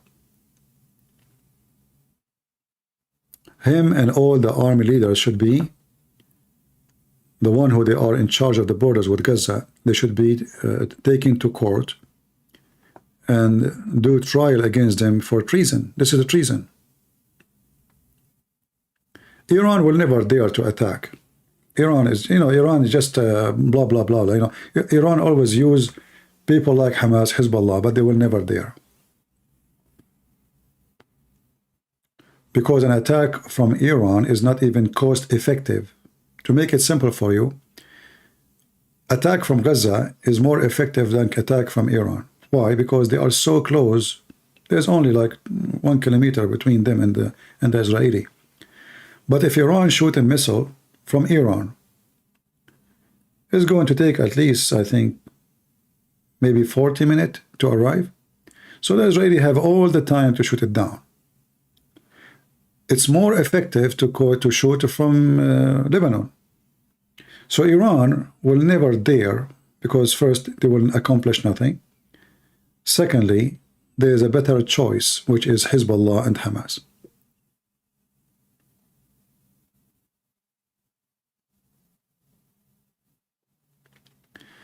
They send a message, 250,000 reward for the one who give hostages location.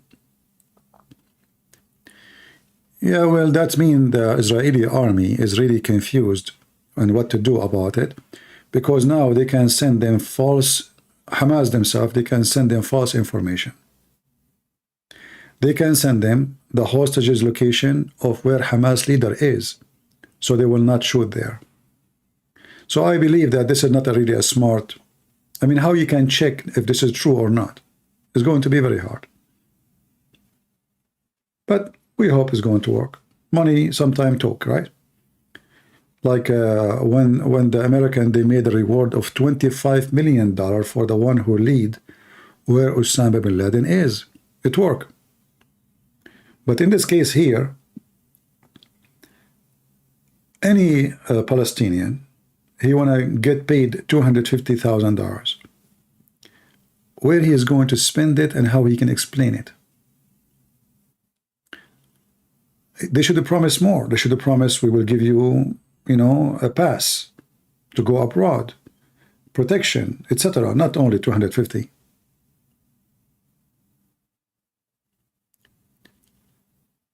Shadow Man saying stop a brown tongue. What does brown tongue mean? I did not eat chocolate for today.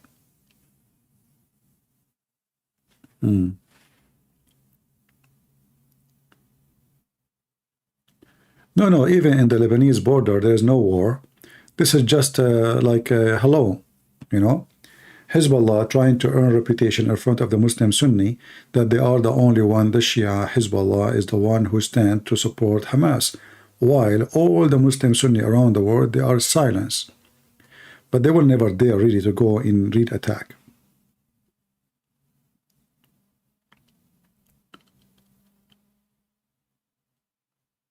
No, I don't think Iran will be involved. They don't dare. They will not dare. You know, they are no match, and it's not going to go for their benefit anyway. But they can make propaganda, like now, Hamas shooting some rocket from here and there, but this is cannot be considered in any mean, anyway, a war. It's just to earn like reputation that we are the only one stand with Hamas. You know, Hezbollah have 100,000 fighters at least.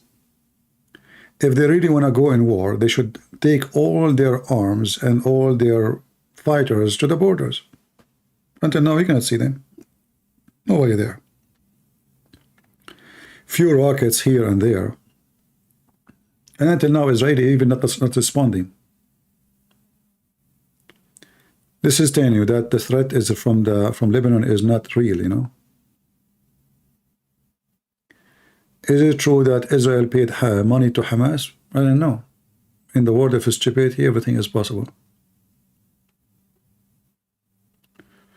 Will it be destroyed and the new Jerusalem will be built? I do not know about the future, my friend. I am not a prophet. I have no idea. I focus in what today and what tomorrow, and I leave what to God to God. Don't take the place of God and try to bring your own news. If God wants something to happen, it's going to happen, regardless of what I think.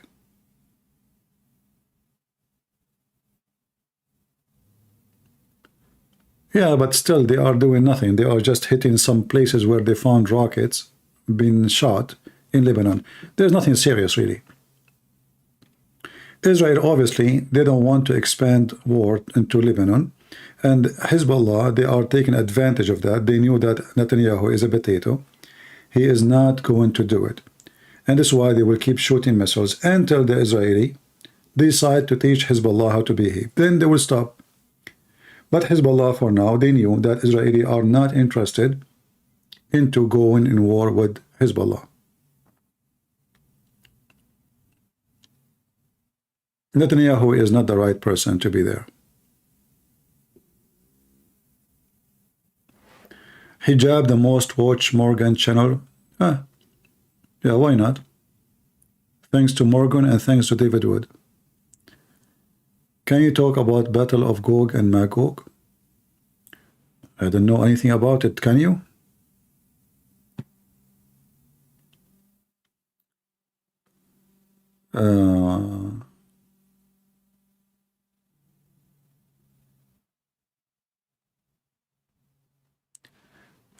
Iran is all talk. If wasn't Iran, Hamas could not do anything.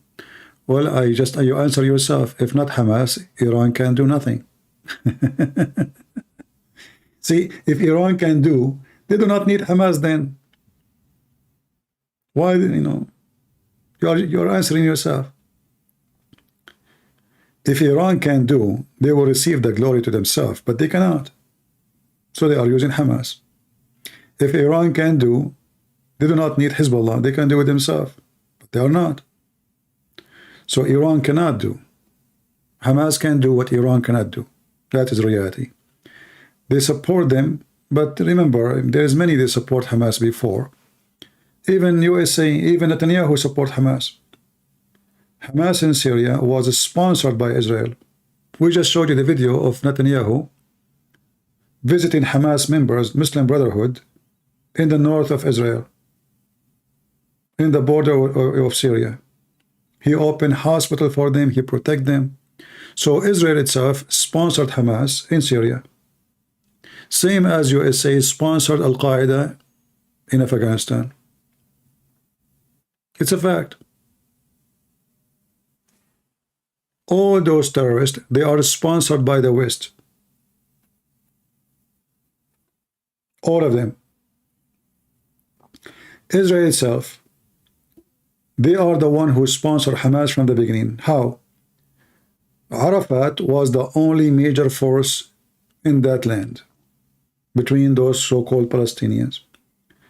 The leader of Hamas, an old man, he was in jail. The Israeli released him in purpose to make him able to grow and grow Hamas. And what they want happened. They wanted Hamas to grow, so Hamas will fight with Yasser Arafat and they will kill each other. And this is exactly what happened. Until now, they kill each other. So Hamas was sponsored and supported by Israel.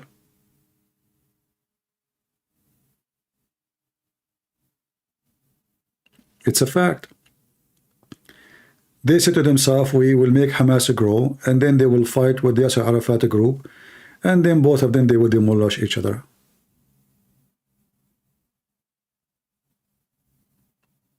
I know, you are talking about the Bible, right?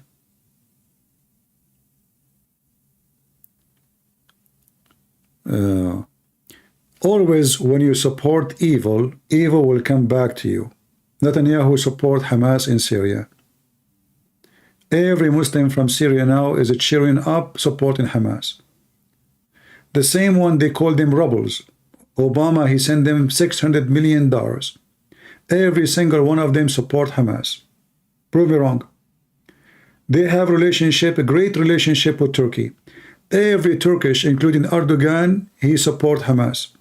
Prove me wrong. All the friends of USA, who they are close, especially Qatar, are #1 supporters for Hamas, literally. In fact, all the money Hamas have is not from Iran, it's coming from Qatar, but nobody talk about it. In fact, all the leaders of Hamas is in Qatar, not in Iran. Facts. They have their villas, they have their money, they have their weapon, they have bodyguards in Qatar, not in Iran. But nobody talk about it. 4 armed men from Hezbollah being killed in the north of in the south of Lebanon. All right. This is not compromise. Signing with the devil is not a compromise. That is evil. And the West always sign with the devil. They support terrorists, they nest terrorists. All the terrorists, you know them, and those who support terrorists, they are in Europe. They are not even in the Middle East.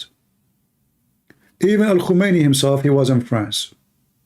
If the French did not give refuge for Al-Khomeini, there's no Islamic revolution.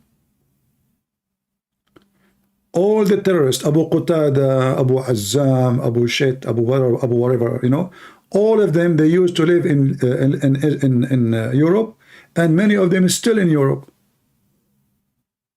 Until now. Europe is the nest of terrorism and already sponsor them. And nothing changed until now. Especially England.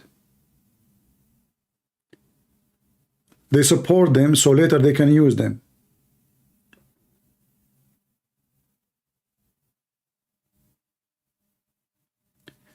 God in control, don't worry. Oh, okay, no problem. Well, God told me to be vigilant and be smart. He did not tell me don't worry. No, he's just an idiot, funny, silly.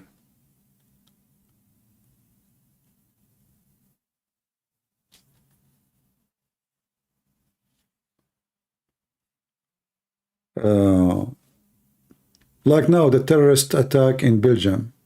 Are they going to kick the ones who they are doing those things? No. Are they going to stop giving visas? No. Are they going to stop giving residency to Abdul? No. So why you cry? You brought them. You armed them. You fed them. They kill you. Good for them.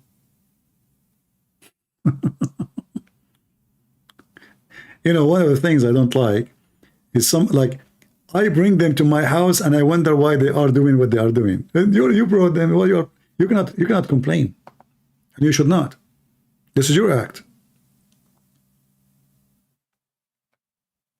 This is your action.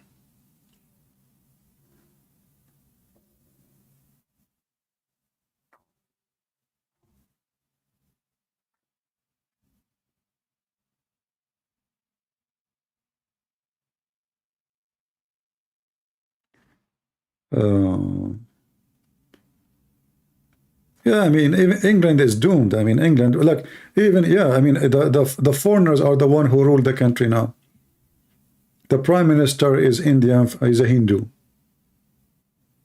Next time, what? The prime minister will be a Muslim. Few years from now, the king will be replaced by Abdul. That is England. England now, there is a huge number of population. They are poor. They can't even afford to buy food. This is England. They open their borders. Everybody is coming. Pakistan. All Pakistan is in India. India. All of India in Africa. I mean, that's it. Soon, the real citizen of England, they will find themselves refugee. They have to find somewhere to go. The prime minister of Ireland now, he is a Muslim, right? And his wife, she is in Gaza. His wife, she is supporting terrorists in Gaza. Why she is doing? Why she is in Gaza? Imagine the prime minister. His wife is from Gaza and he's a Muslim. Right? Okay.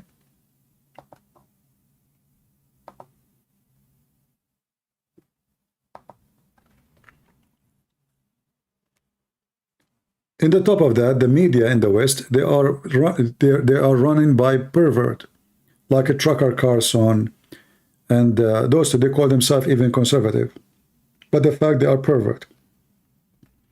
They support terrorism. They support Muslims. They give them a voice. They invite them to their show. They make them say all their lies and nobody can oppose them.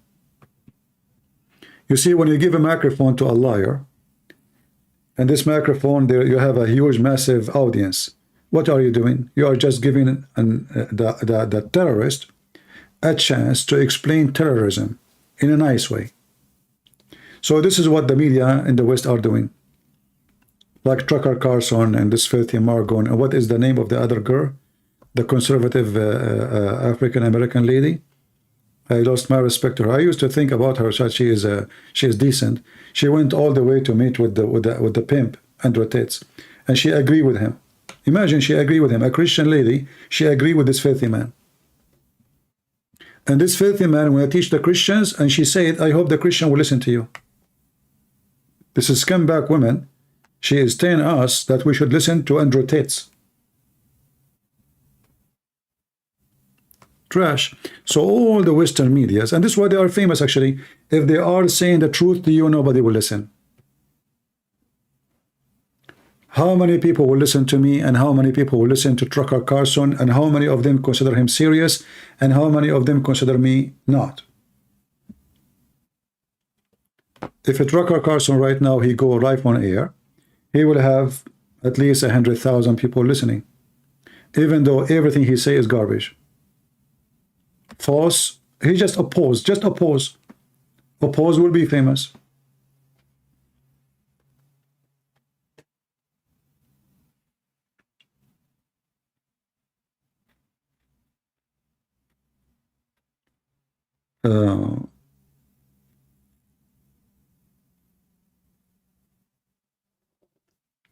What do you think they will let Shani Look return to Israel? Who is Shani Look? I don't know who is this person. I never heard this name before.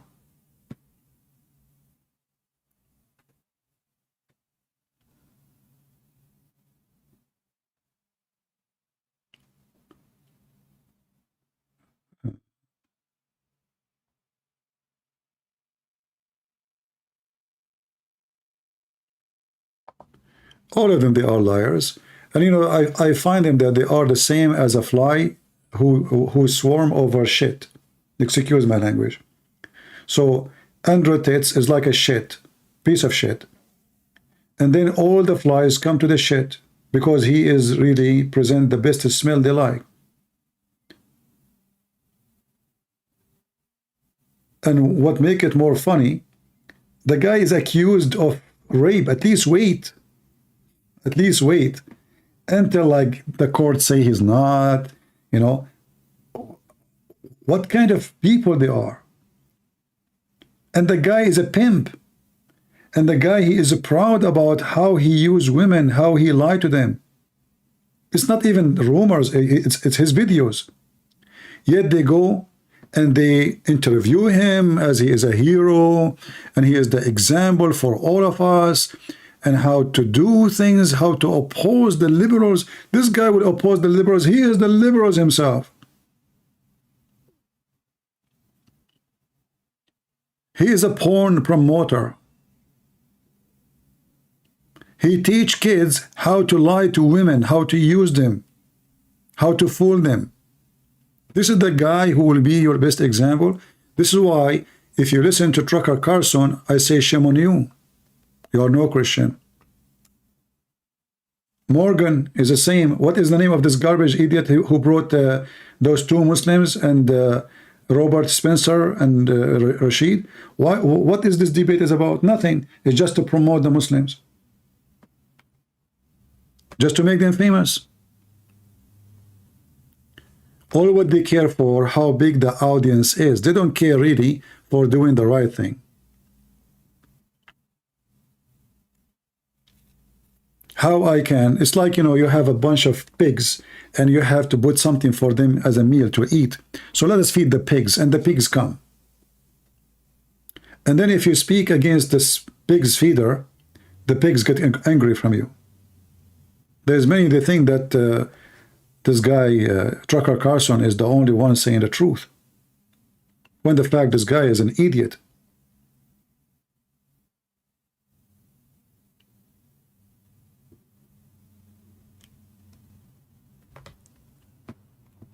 But anyway, at the end of the day, they are the one who have millions of viewers, and we don't. I can't even keep my videos on my YouTube. Because I speak against the policy of YouTube. You know?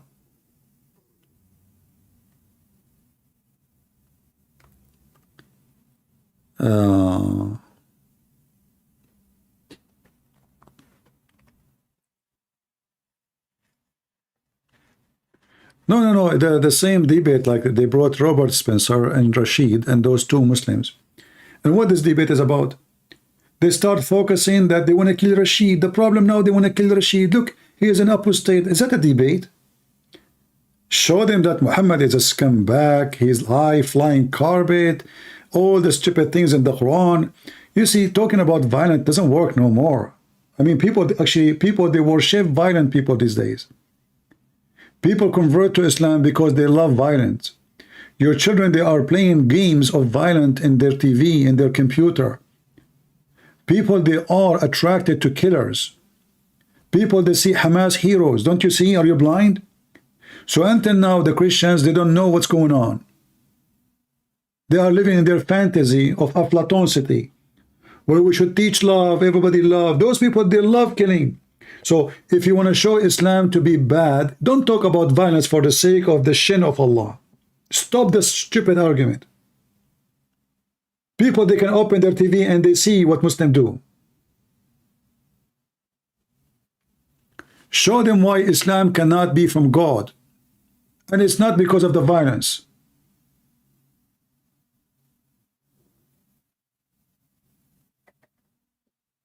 If I go in war, does not make me not from God.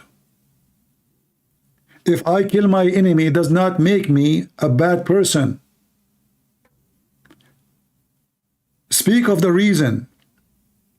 Muhammad, he told the people, attack the Roman and get the blonde diggers. Tell them, if I pay Muhammad money, I will not be killed. And then people will know that Muhammad, he loved money, not God. He have no problem if the Christian worship false God, as long as they pay him money. Focus in something real. Stop being silly and stupid. Show them that Quran cannot be from God with all the stupid things in there. The flying carpet, the flying horse, the flying donkey, the Suleiman, he have genie, he have Hurri-Buter. Show the world what Islam is about. They keep focusing in violent. I mean, even to the point it became a boring topic. Most of the Christians, they have two things to talk about when they speak to Muslim. The same as the Muslim. Muslim, they have one or two things to speak about when they speak to Christians. Let us start with the Christian first. The Christian, he will say to Muhammadan, your prophet is a child molester. Number two, you're a prophet, he killed people. We are done. We go to the Muslim now. Trinity, all the Muslims, they want to debate the Christian about Trinity. All of them. Number two, the Bible is not preserved. That's it. So there's two party. Both of them, they are really dummy, stupid, and they have no argument. Why? Because the first one, he is saying something we heard it a million times. I can mention it, no problem, if there's a reason for it. But get over it and get something real, something more serious. Get something new so people, they can listen to you. Muhammad, he killed people. Okay, well, Musa's killed people. Oh, Muhammad, he killed because it's unjust. No, it's just. So now we can argue about what just, what unjust. We can get away with it. Muhammad have sex with Aisha, she is 6 years old.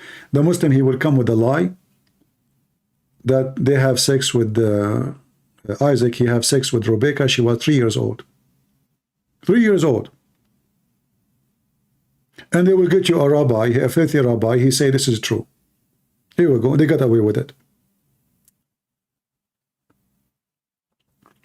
In order to demolish Islam, you have to change the way you approach and the way you defend.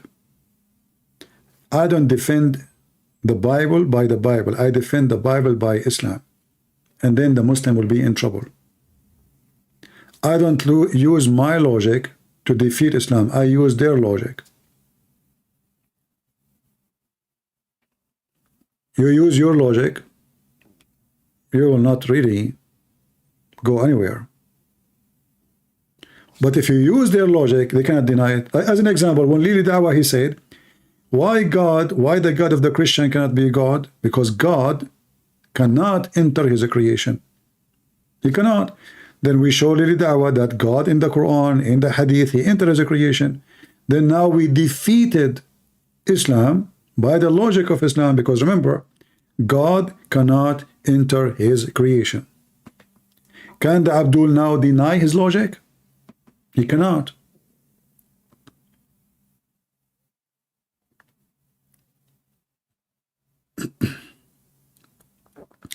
You feel sad that when the Christian get killed, same time Islam terrorists kill Christians and they keep quiet. Why are you quiet? Go make a videos. Go like, speak out. Why are you so quiet? Don't blame others for you yourself being quiet. Let the world shout and hear you. If they are quiet about killing Christians, it's because we Christians, we are quiet. We see things going wrong, we don't complain. We don't do anything. Oh, we complain, sorry. We complain like inside our chat room or inside a room. But we don't do anything. Go strike when you see a Christian being killed. Hold a sign in the street. Make a video. Who's holding you? Stop being a potato.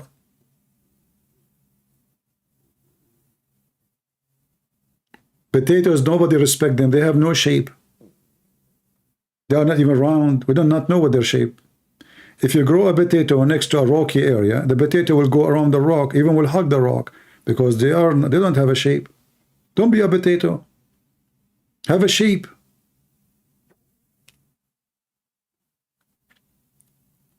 If you don't speak against wrong, you have no right to complain about wrong.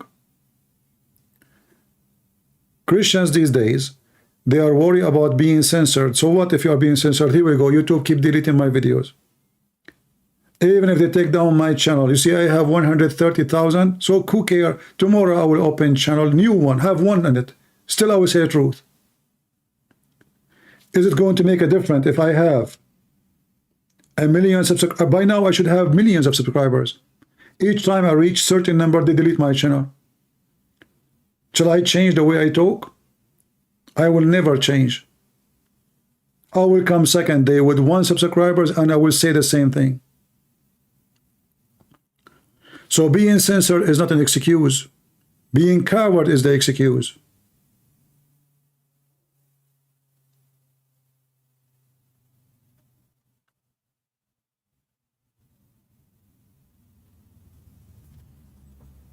Don't be a coward, my friend.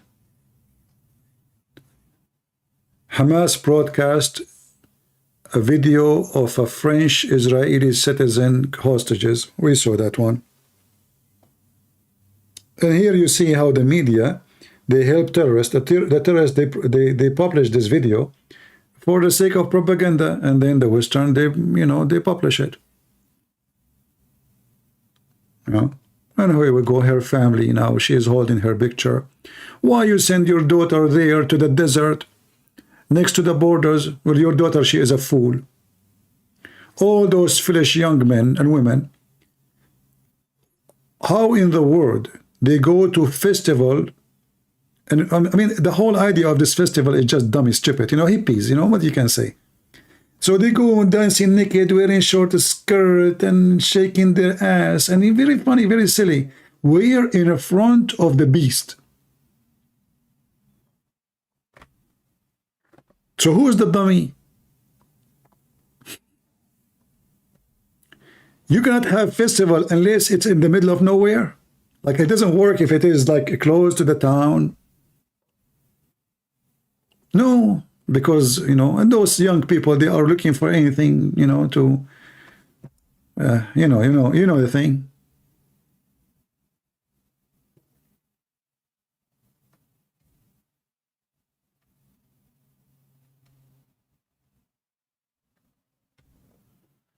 Lord have mercy. And then after the disaster happened, they start crying, oh, my daughter, oh, my son, where you been?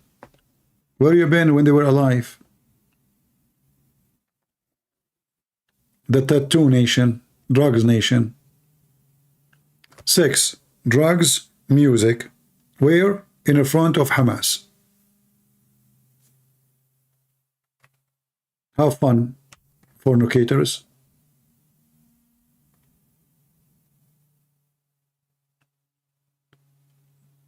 Party of fornicators.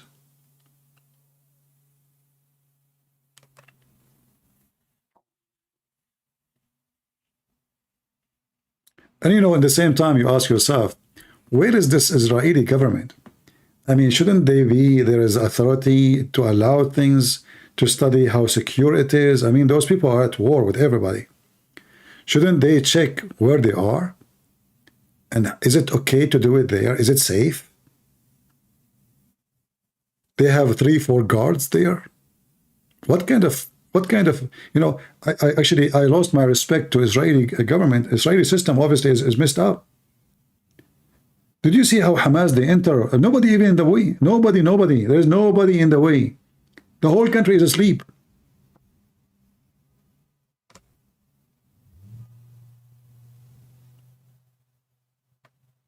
No guards, no police, no army, no soldiers, no alarm, nothing. The whole country is a party.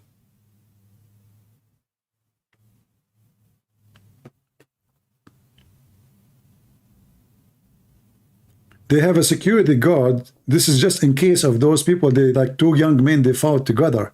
They are not police.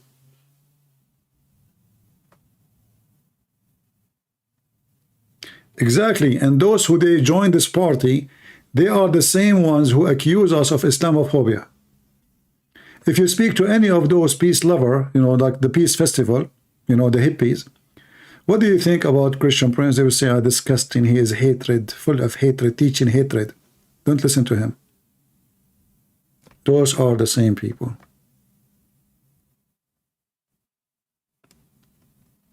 Tattoo, rings, nakedness, drugs, sex.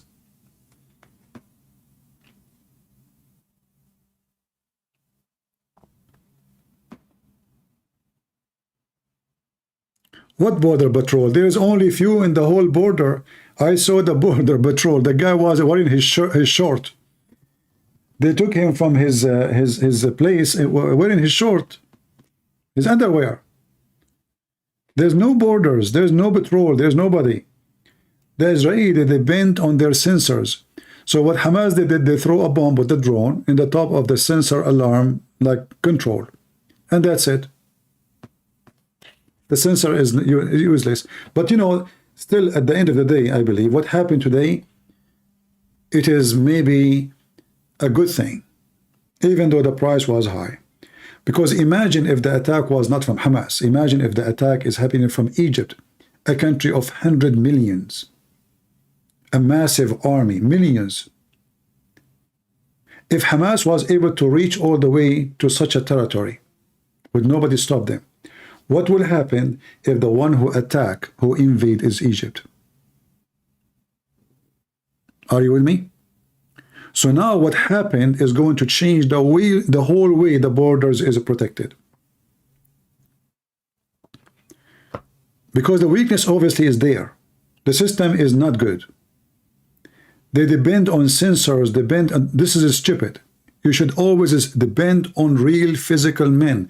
You cannot give your security to computers. That is stupid. You can use the computers, but you don't depend on it.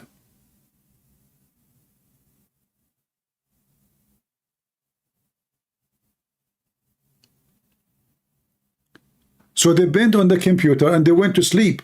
Oh, we have sensors in the ground. If they dig a tunnel, we will hear it. We have a sensor in the ground. If they walk there, we will hear it. So the first thing Hamas did, the funny is, the Abdul turned to be smarter than the Jew.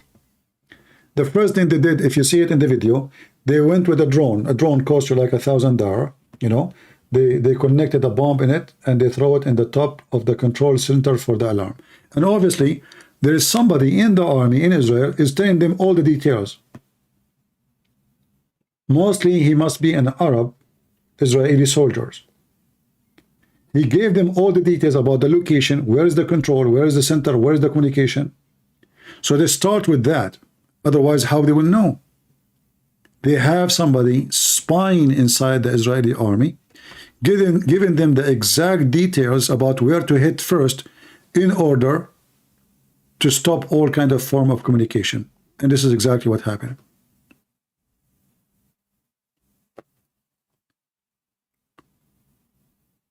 From now on, the Israeli, if they have a little intelligence, and I guess they do, I hope so, they will never ever depend again on technology alone. Technology is good. Technology can make things easier. But always you have to guard the borders by good numbers of guards. and you have to watch over them to see and to be sure they are in alarm. Like now, they are in alarm. 6 months after, they are asleep, because now we are relaxed. There's no attack. But this is when attack happen, when you are relaxed, not when you are not.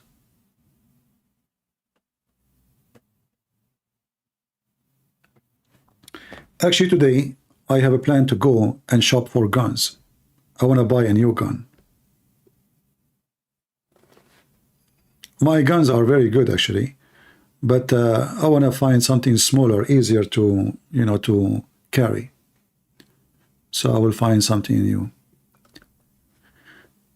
You have always to be vigilant. You have to be always smart. You have to be always aware that the enemy is waiting for you for the second you sleep. He will not attack you when you are awake.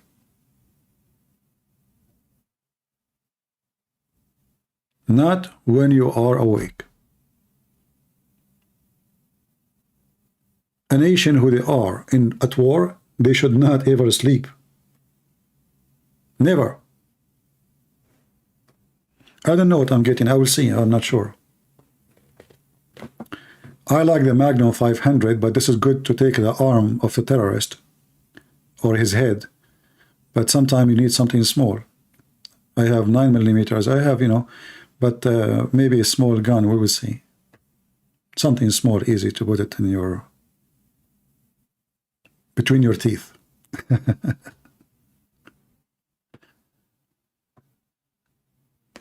Glock 17. I don't know. Well, I will see what they have, and you know, for me, I like to hold it by hand first. If I feel in love with it, then I get it. I don't just get. I just got like, not by advice. I have to like it first. Yeah, 22 are good because their ammunition is very cheap. But we will see. Any one of you here have a Magnum 500? Like now, actually, the 5.56 ammunition has became more expensive. Where is my? What happened to my mouse? Okay. Talking about the 5.56.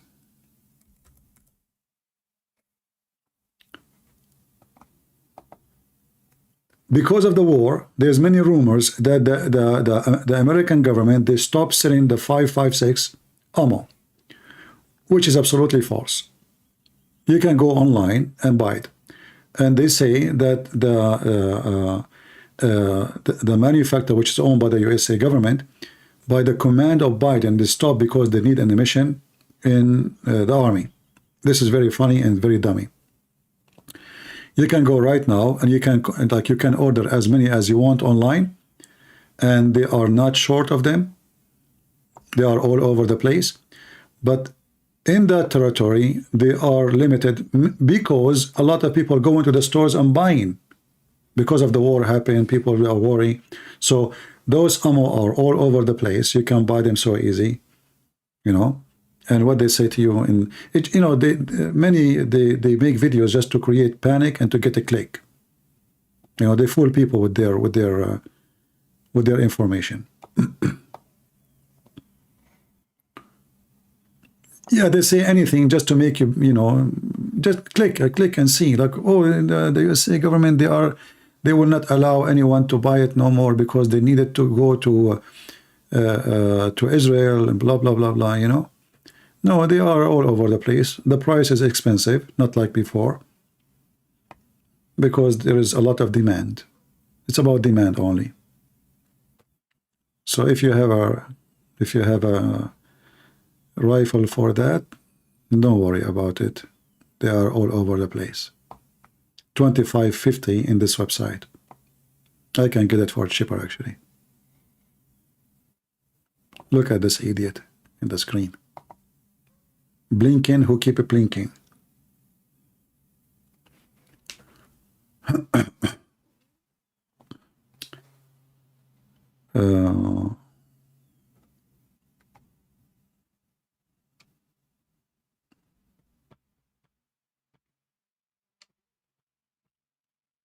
Yeah, we love our enemies, but if they are Hamas, we shoot them. Loving enemy have nothing to do with loving Hamas.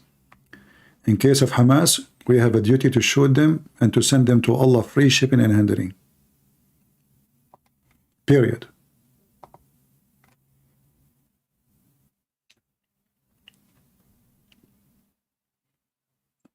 And I said that if the Israeli actually accept me to be with them, I will go join them right now. I searched actually for a ticket and I found it really expensive, but this is not really an excuse. Still I can go. But the first thing will happen when you go to the border, they will see that this guy is an Arab, and now he's trying to convince us that he is coming to help us against Hamas. So the first thing they will do, they will send you to the investigation department. They will think maybe this guy is a crazy, or maybe he's a spy, or he's double agent, or, you know.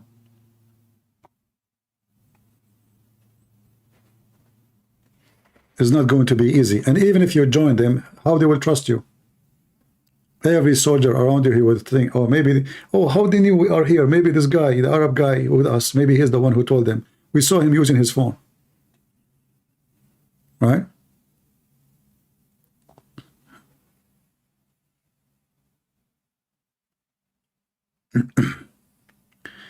There's a lot of Arab helping. I don't know about that. I don't know about that. Anyway, I think we have enough for today. It's already late morning for me. I better make a coffee and do some work. The Mossad will be happy to talk to me. I know. Do you remember my debate with this guy from Detroit, the head of the Muslims in America, the Muslim Shia, Hisham al-Husseini? He accused me to be a Zionist, and he said we will cleanse the earth from you. Nobody reported him to the FBI. FBI never contacted him. Nobody questioned what he said about cleansing the Jews and killing every single Jew. He said that to me in Arabic, and the video is still there.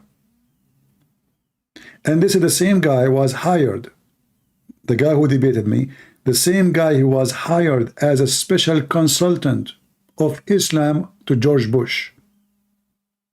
Can you believe it? With very extreme high salary.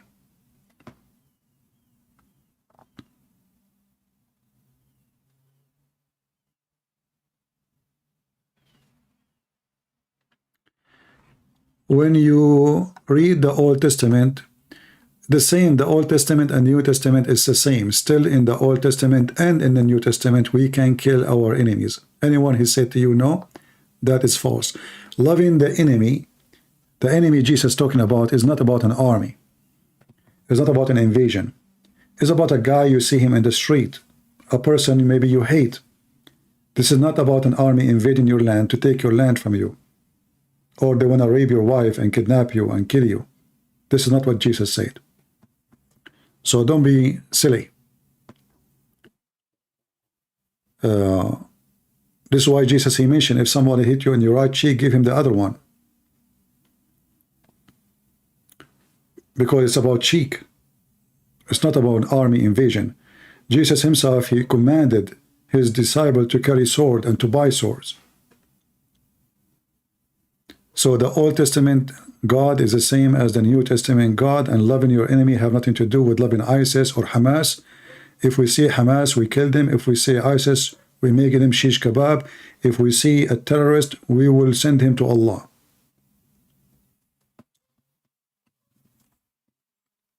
So if you are confused because you are not educated and you are being dummy.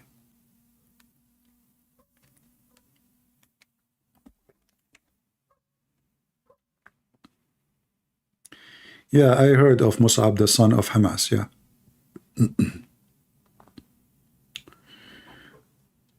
Yeah, always we know when we talk to Christians. Actually, me, myself, I always struggle with the Christians based on this. Christians don't like people, like, especially in the Middle East, they don't like people to carry guns. They look down at you if you have a gun, like you are the gang guy, you know, between them. So always I struggle with them. But I don't care what they think. I do what is right. Trust me, the day you need a gun is the day you need a life. You need a gun. Those who give you speeches about love, they are idiots. They are not realistic. If a man, he come to your house and he have a gun and you have nothing, and he force your wife to open her legs and you have nothing, how you will feel? Are you going to love your enemy? Is that what Jesus said? So don't be stupid. The man who come to invade your house, to kill you, to kill your children, to rape your wife, you shoot him dead. You send him to hell. You don't give him hugs. Can we trust the Pope? Why you are asking about the Pope? What about you ask about any man? Trust no man, trust the Lord only. Pope or a bishop, Protestant or Catholic or Orthodox, no different. Can I be tempted by women, sex, money? Yes. Are they men like me? Yes. So what do you mean, can we trust the Pope? Why you need to trust the Pope? You trust God only. Can I trust you? A human being, even the decent one, can be deceived and turn into be evil tomorrow. Even the most decent. So the word trust, when it's come to man, is a silly, stupid question, because you should not trust no man. Men and women, they are under the temptation. And as long we are under the temptation, we will be tempted. We will be falling down. We go up, we stand, we walk, go down. So when a man, he say, do we trust this person? The question itself is silly. You cannot even trust yourself. You can be a believer today and an atheist tomorrow. You yourself.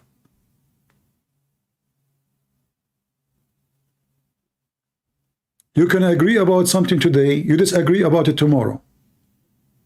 You can condemn something today and you do it tomorrow. So if you yourself, you have no control about yourself, how in the world you can trust somebody you have no control over him?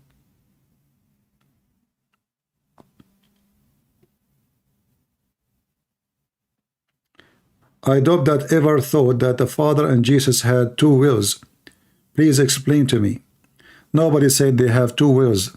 This is why Jesus said, not everyone says to me, God, God, will enter the kingdom of my Father, but the one who do his will. Which means the will of the Son is the will of the Father. And this is why Jesus said, let your will be done. Let your will be done. Who said that? The Messiah. So you say to me you are confused because simply you are not Christian.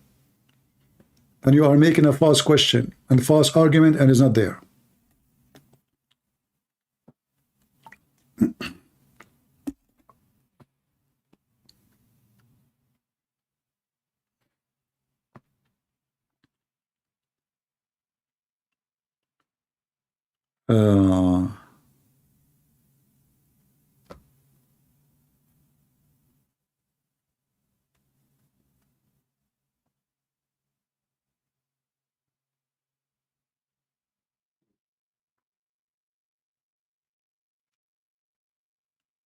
All right.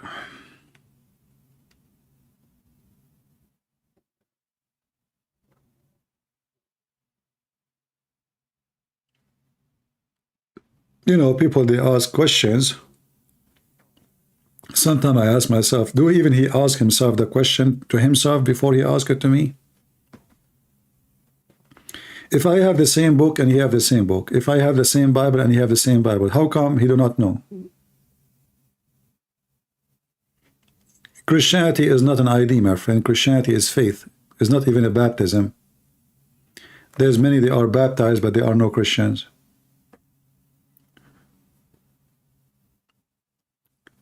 And you know, like at the end of the day, if you ask the question, the will of the Father and the will of the Son, what does that mean?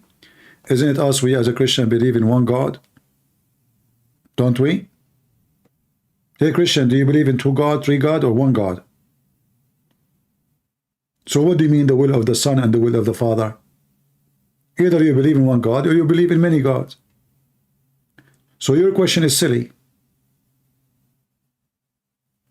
If you believe in one God, that there's one will, the will of God.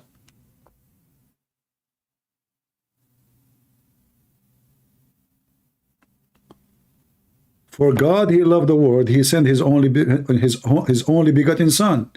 That is the will of God. We don't have two wills, we don't have three wills, we don't have four.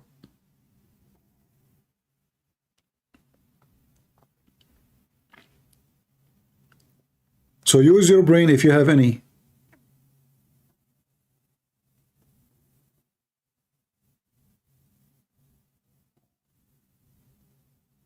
If you have any.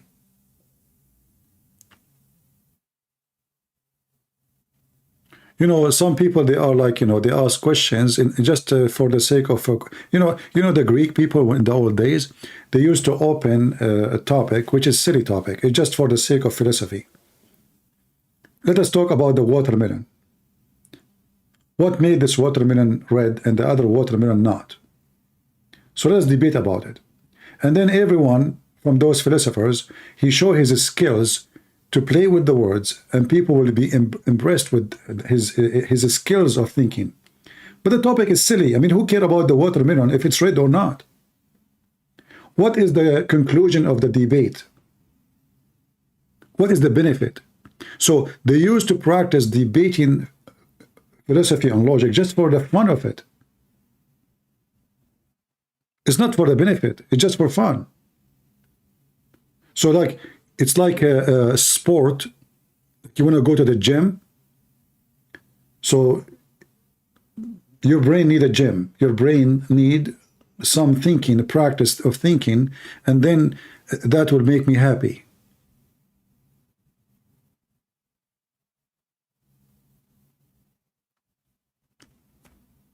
So we argue and we ask silly questions and we try to be philosophers, but our philosophy have nothing to do with reality. It's just to waste time and to kill time. Like you will see people saying, will God punish us before he send us to heaven, or he will not punish us for our sin? And then they start debating about it. And then you ask yourself, if those both sides are believers, why it is a point of debate if at the end of the day what God wants to do, he will do, regardless if he will do it or not? Why even I'm worried about it? If the purpose is to find the truth, obviously it's very hard for you to agree, because it's a matter of debate, not a matter of something clear. So they debate just for the sake of debate, just for the sake of fun of it. And then they label each other, like the one who believe in this, he will go to hell, this is stupid, this is not a Christianity. And the other one says to him, you, if you believe in that, you are stupid. So you will find that at the end of the debate, they became enemy of each other. So the purpose of the debate is gone.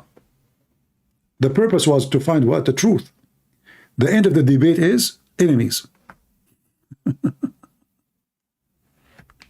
Right? Pray for the peace of Jerusalem. Instead of praying for the peace of Jerusalem, pray for war of Jerusalem. Because the peace of Jerusalem will never happen unless you have war. Peace, my friend, happen after war, not before. So stop praying for peace. Pray for victory of war, so peace will come. As long the enemy is next door to you, as long the enemy can make a threat, peace will never happen. So your prayer is a waste. Pray that you will be victorious. Pray for war to earn peace. Some people, they want to fight bacteria by praying for bacteria. There's something called medicine.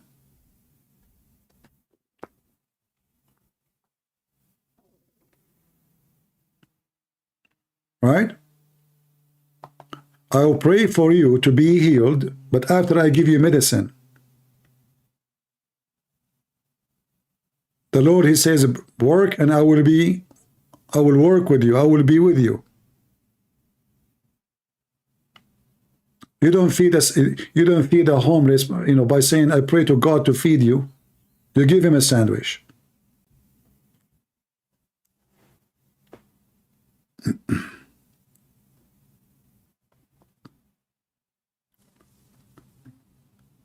All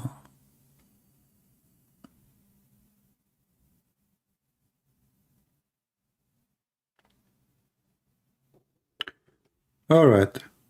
I think we are done for today. Any other question? I know that many of you don't like my answer. I am so like harsh. I don't know you as a person, so don't be upset if I. But sometimes some questions they don't make sense. I find them an embarrassment for the person who asked the question. Use your brain, my friend. God, He gave you a gift. It's called brain. Brain and heart. Read the gospel. I don't think I can read it better than you. I don't think God, He did not give you a brain. So you should do better. And when you read the gospel, don't read it as they told you to read it. Read it as a believer. Read it as a person who is trying to communicate with the Lord, not somebody trying to read words. The Bible is not a book of history, even though it is about history of man and God. When you read it, you have to live the word so you can understand the word. If you leave it as if you read it as a text is always plain. You can send me a text message now to my phone and say, hey, Christian Prince, you know, this is really stupid. And I was like, he is calling me stupid. He is saying this is stupid. What he meant? It's just a plain text. But if I live the story which he's talking about, I know very well what he meant. Then I will know exactly he meant I am stupid. He meant what happened is stupid. He meant what he did is stupid. I will understand, but I cannot judge really a story by a plain text unless I live the story. In order to live the story, I have to know the background. I have to understand it. I have to be there. I can be there in the story without being there. I can go back on time to the time of Jesus without going back 2,000 years. When Jesus speaks to the crowd, imagine yourself in the crowd, listening to Jesus. Try to feel it, try to live it, try to understand. Oh, Peter here, and John is there, and the Messiah is there. Oh, Paul, he arrived now to Jerusalem. People, so live the story in order to understand the story. You see, this is why people love movies. Why they love movies? Because movies feed their brain with images. If you watch a movie, you can remember a story from a movie way better than reading a book. Why? Because the information stored as images in your brain, and our brain is nothing but a collection of images. I say to you, a chair, in your brain you know what a chair is. It's an image. It's not a word. It's a letters connected to an image. So every image in your brain have a title. So try to live a story in the Bible as you are watching a movie and be part of it. So you can enjoy it, you can learn it, you can understand it, and you can feel it. If you read it as a plain text, there's nothing there. When I see that Jesus, he made the blind see, this is amazing. But if I just read it like this, okay, Jesus, he put, he said to him, okay, that's it, done. But this is not what happened. What happened is amazing. What happened is miraculous. So you have to be a person who live the story, enjoy the story, be in the story, in order to able to have it, to have the meaning, to have the conclusion, to have what you learn. So when we speak about the Messiah says, everything I have is from my Father. What Jesus have? What he's talking about? Everything I have. Shouldn't you know first what he have? It's not just a word. It's not just a statement. It's not a speech. So either we read it as a speech. Oh, it sounds good in English. Maybe it's better even in Hebrew. But neither in Hebrew, neither in English is about how good the language is, but it's about how good the meaning and how good what happened and what will happen. People, they are impressed with certain author. And those authors, they have a skills of language. But their story is a fiction story. Skill of language will not make any difference. Will not make the story real. Will not make the story alive. It's just a skills of language. God is different. We have an idiot, he is posting for us what Samuel he said, right? Well, in the story of Samuel, my friend, this is the same story in the Quran. And when the Jews refused to go and kill their children, the God of the Quran, he cursed them. So every single Abdul Muslim who posts 1 Samuel 15, I challenge you, if you are a man, to call me. And I will show you the story from the Quran. This is what the Muslims they have. And in fact, if the Jews they follow Samuel, 1 Samuel 15, nothing of what happened to them shall happen today. But they don't. This is a clear example about what will happen to you. When God he says something to you, do it, for this is what will happen to you in the future. He's trying to save you. And this is exactly what we are saying. Don't read it as a story. Read it for the purpose. Read it to know what will happen when you disobey God.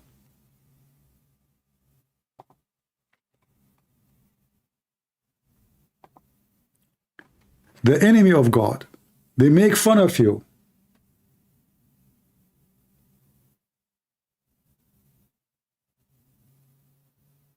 And then you make fun of yourself. And then you become a joke if you don't understand your book. The same as we laugh at the Muslims. Not a single Muslim, he can call me and he can tell me what Islam is about. This is what made Islam laughable. But that can happen to you too as a Christian. If you don't know your book, if you do not know what the meaning, if you do not know what the teaching, then you speak to a disbeliever, he will make fun of you, he will make you feel embarrassed, he will quote for you a verse from the Bible you do not know how to answer because simply you never read it before. You have no idea what he's saying. So arm yourself with knowledge and then get ready for the fight with the devil and his followers. Like the ones who come here and they give us false posts claiming to be Christians. Muslims Abdul undercover.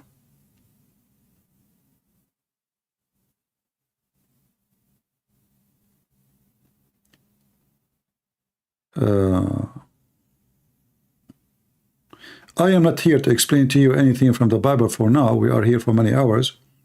You know, I find it very funny when somebody says to me, explain this verse for me. Are you Christian, my friend? The one who is saying, please explain to us Amos 1:6-8. Julian, are you a Christian, my friend? Answer me, please. I'm waiting for you.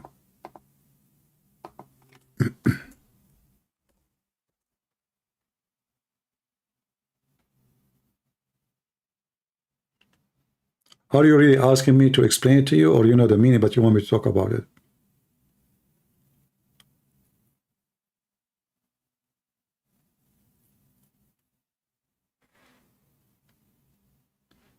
Because there's nothing there to explain. Is that because it's about Gaza? You want me to mention it?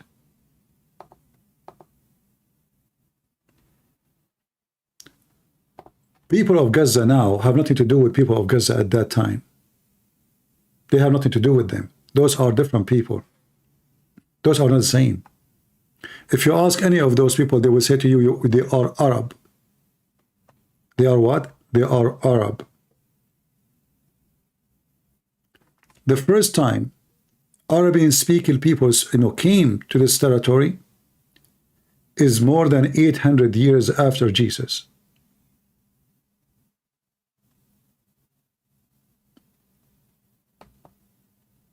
In the 7th century, the invasion came.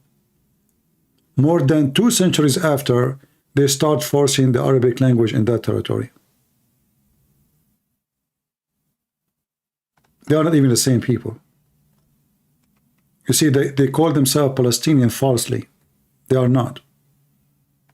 They are not the people of Gaza. They are not the people of that land. They have nothing to do with it. This is why you see a huge number of them. They are the Bedouin. And the Bedouin never have land. They move. They live in a tent. A person who live in a tent, he have no land. This is why he have a tent.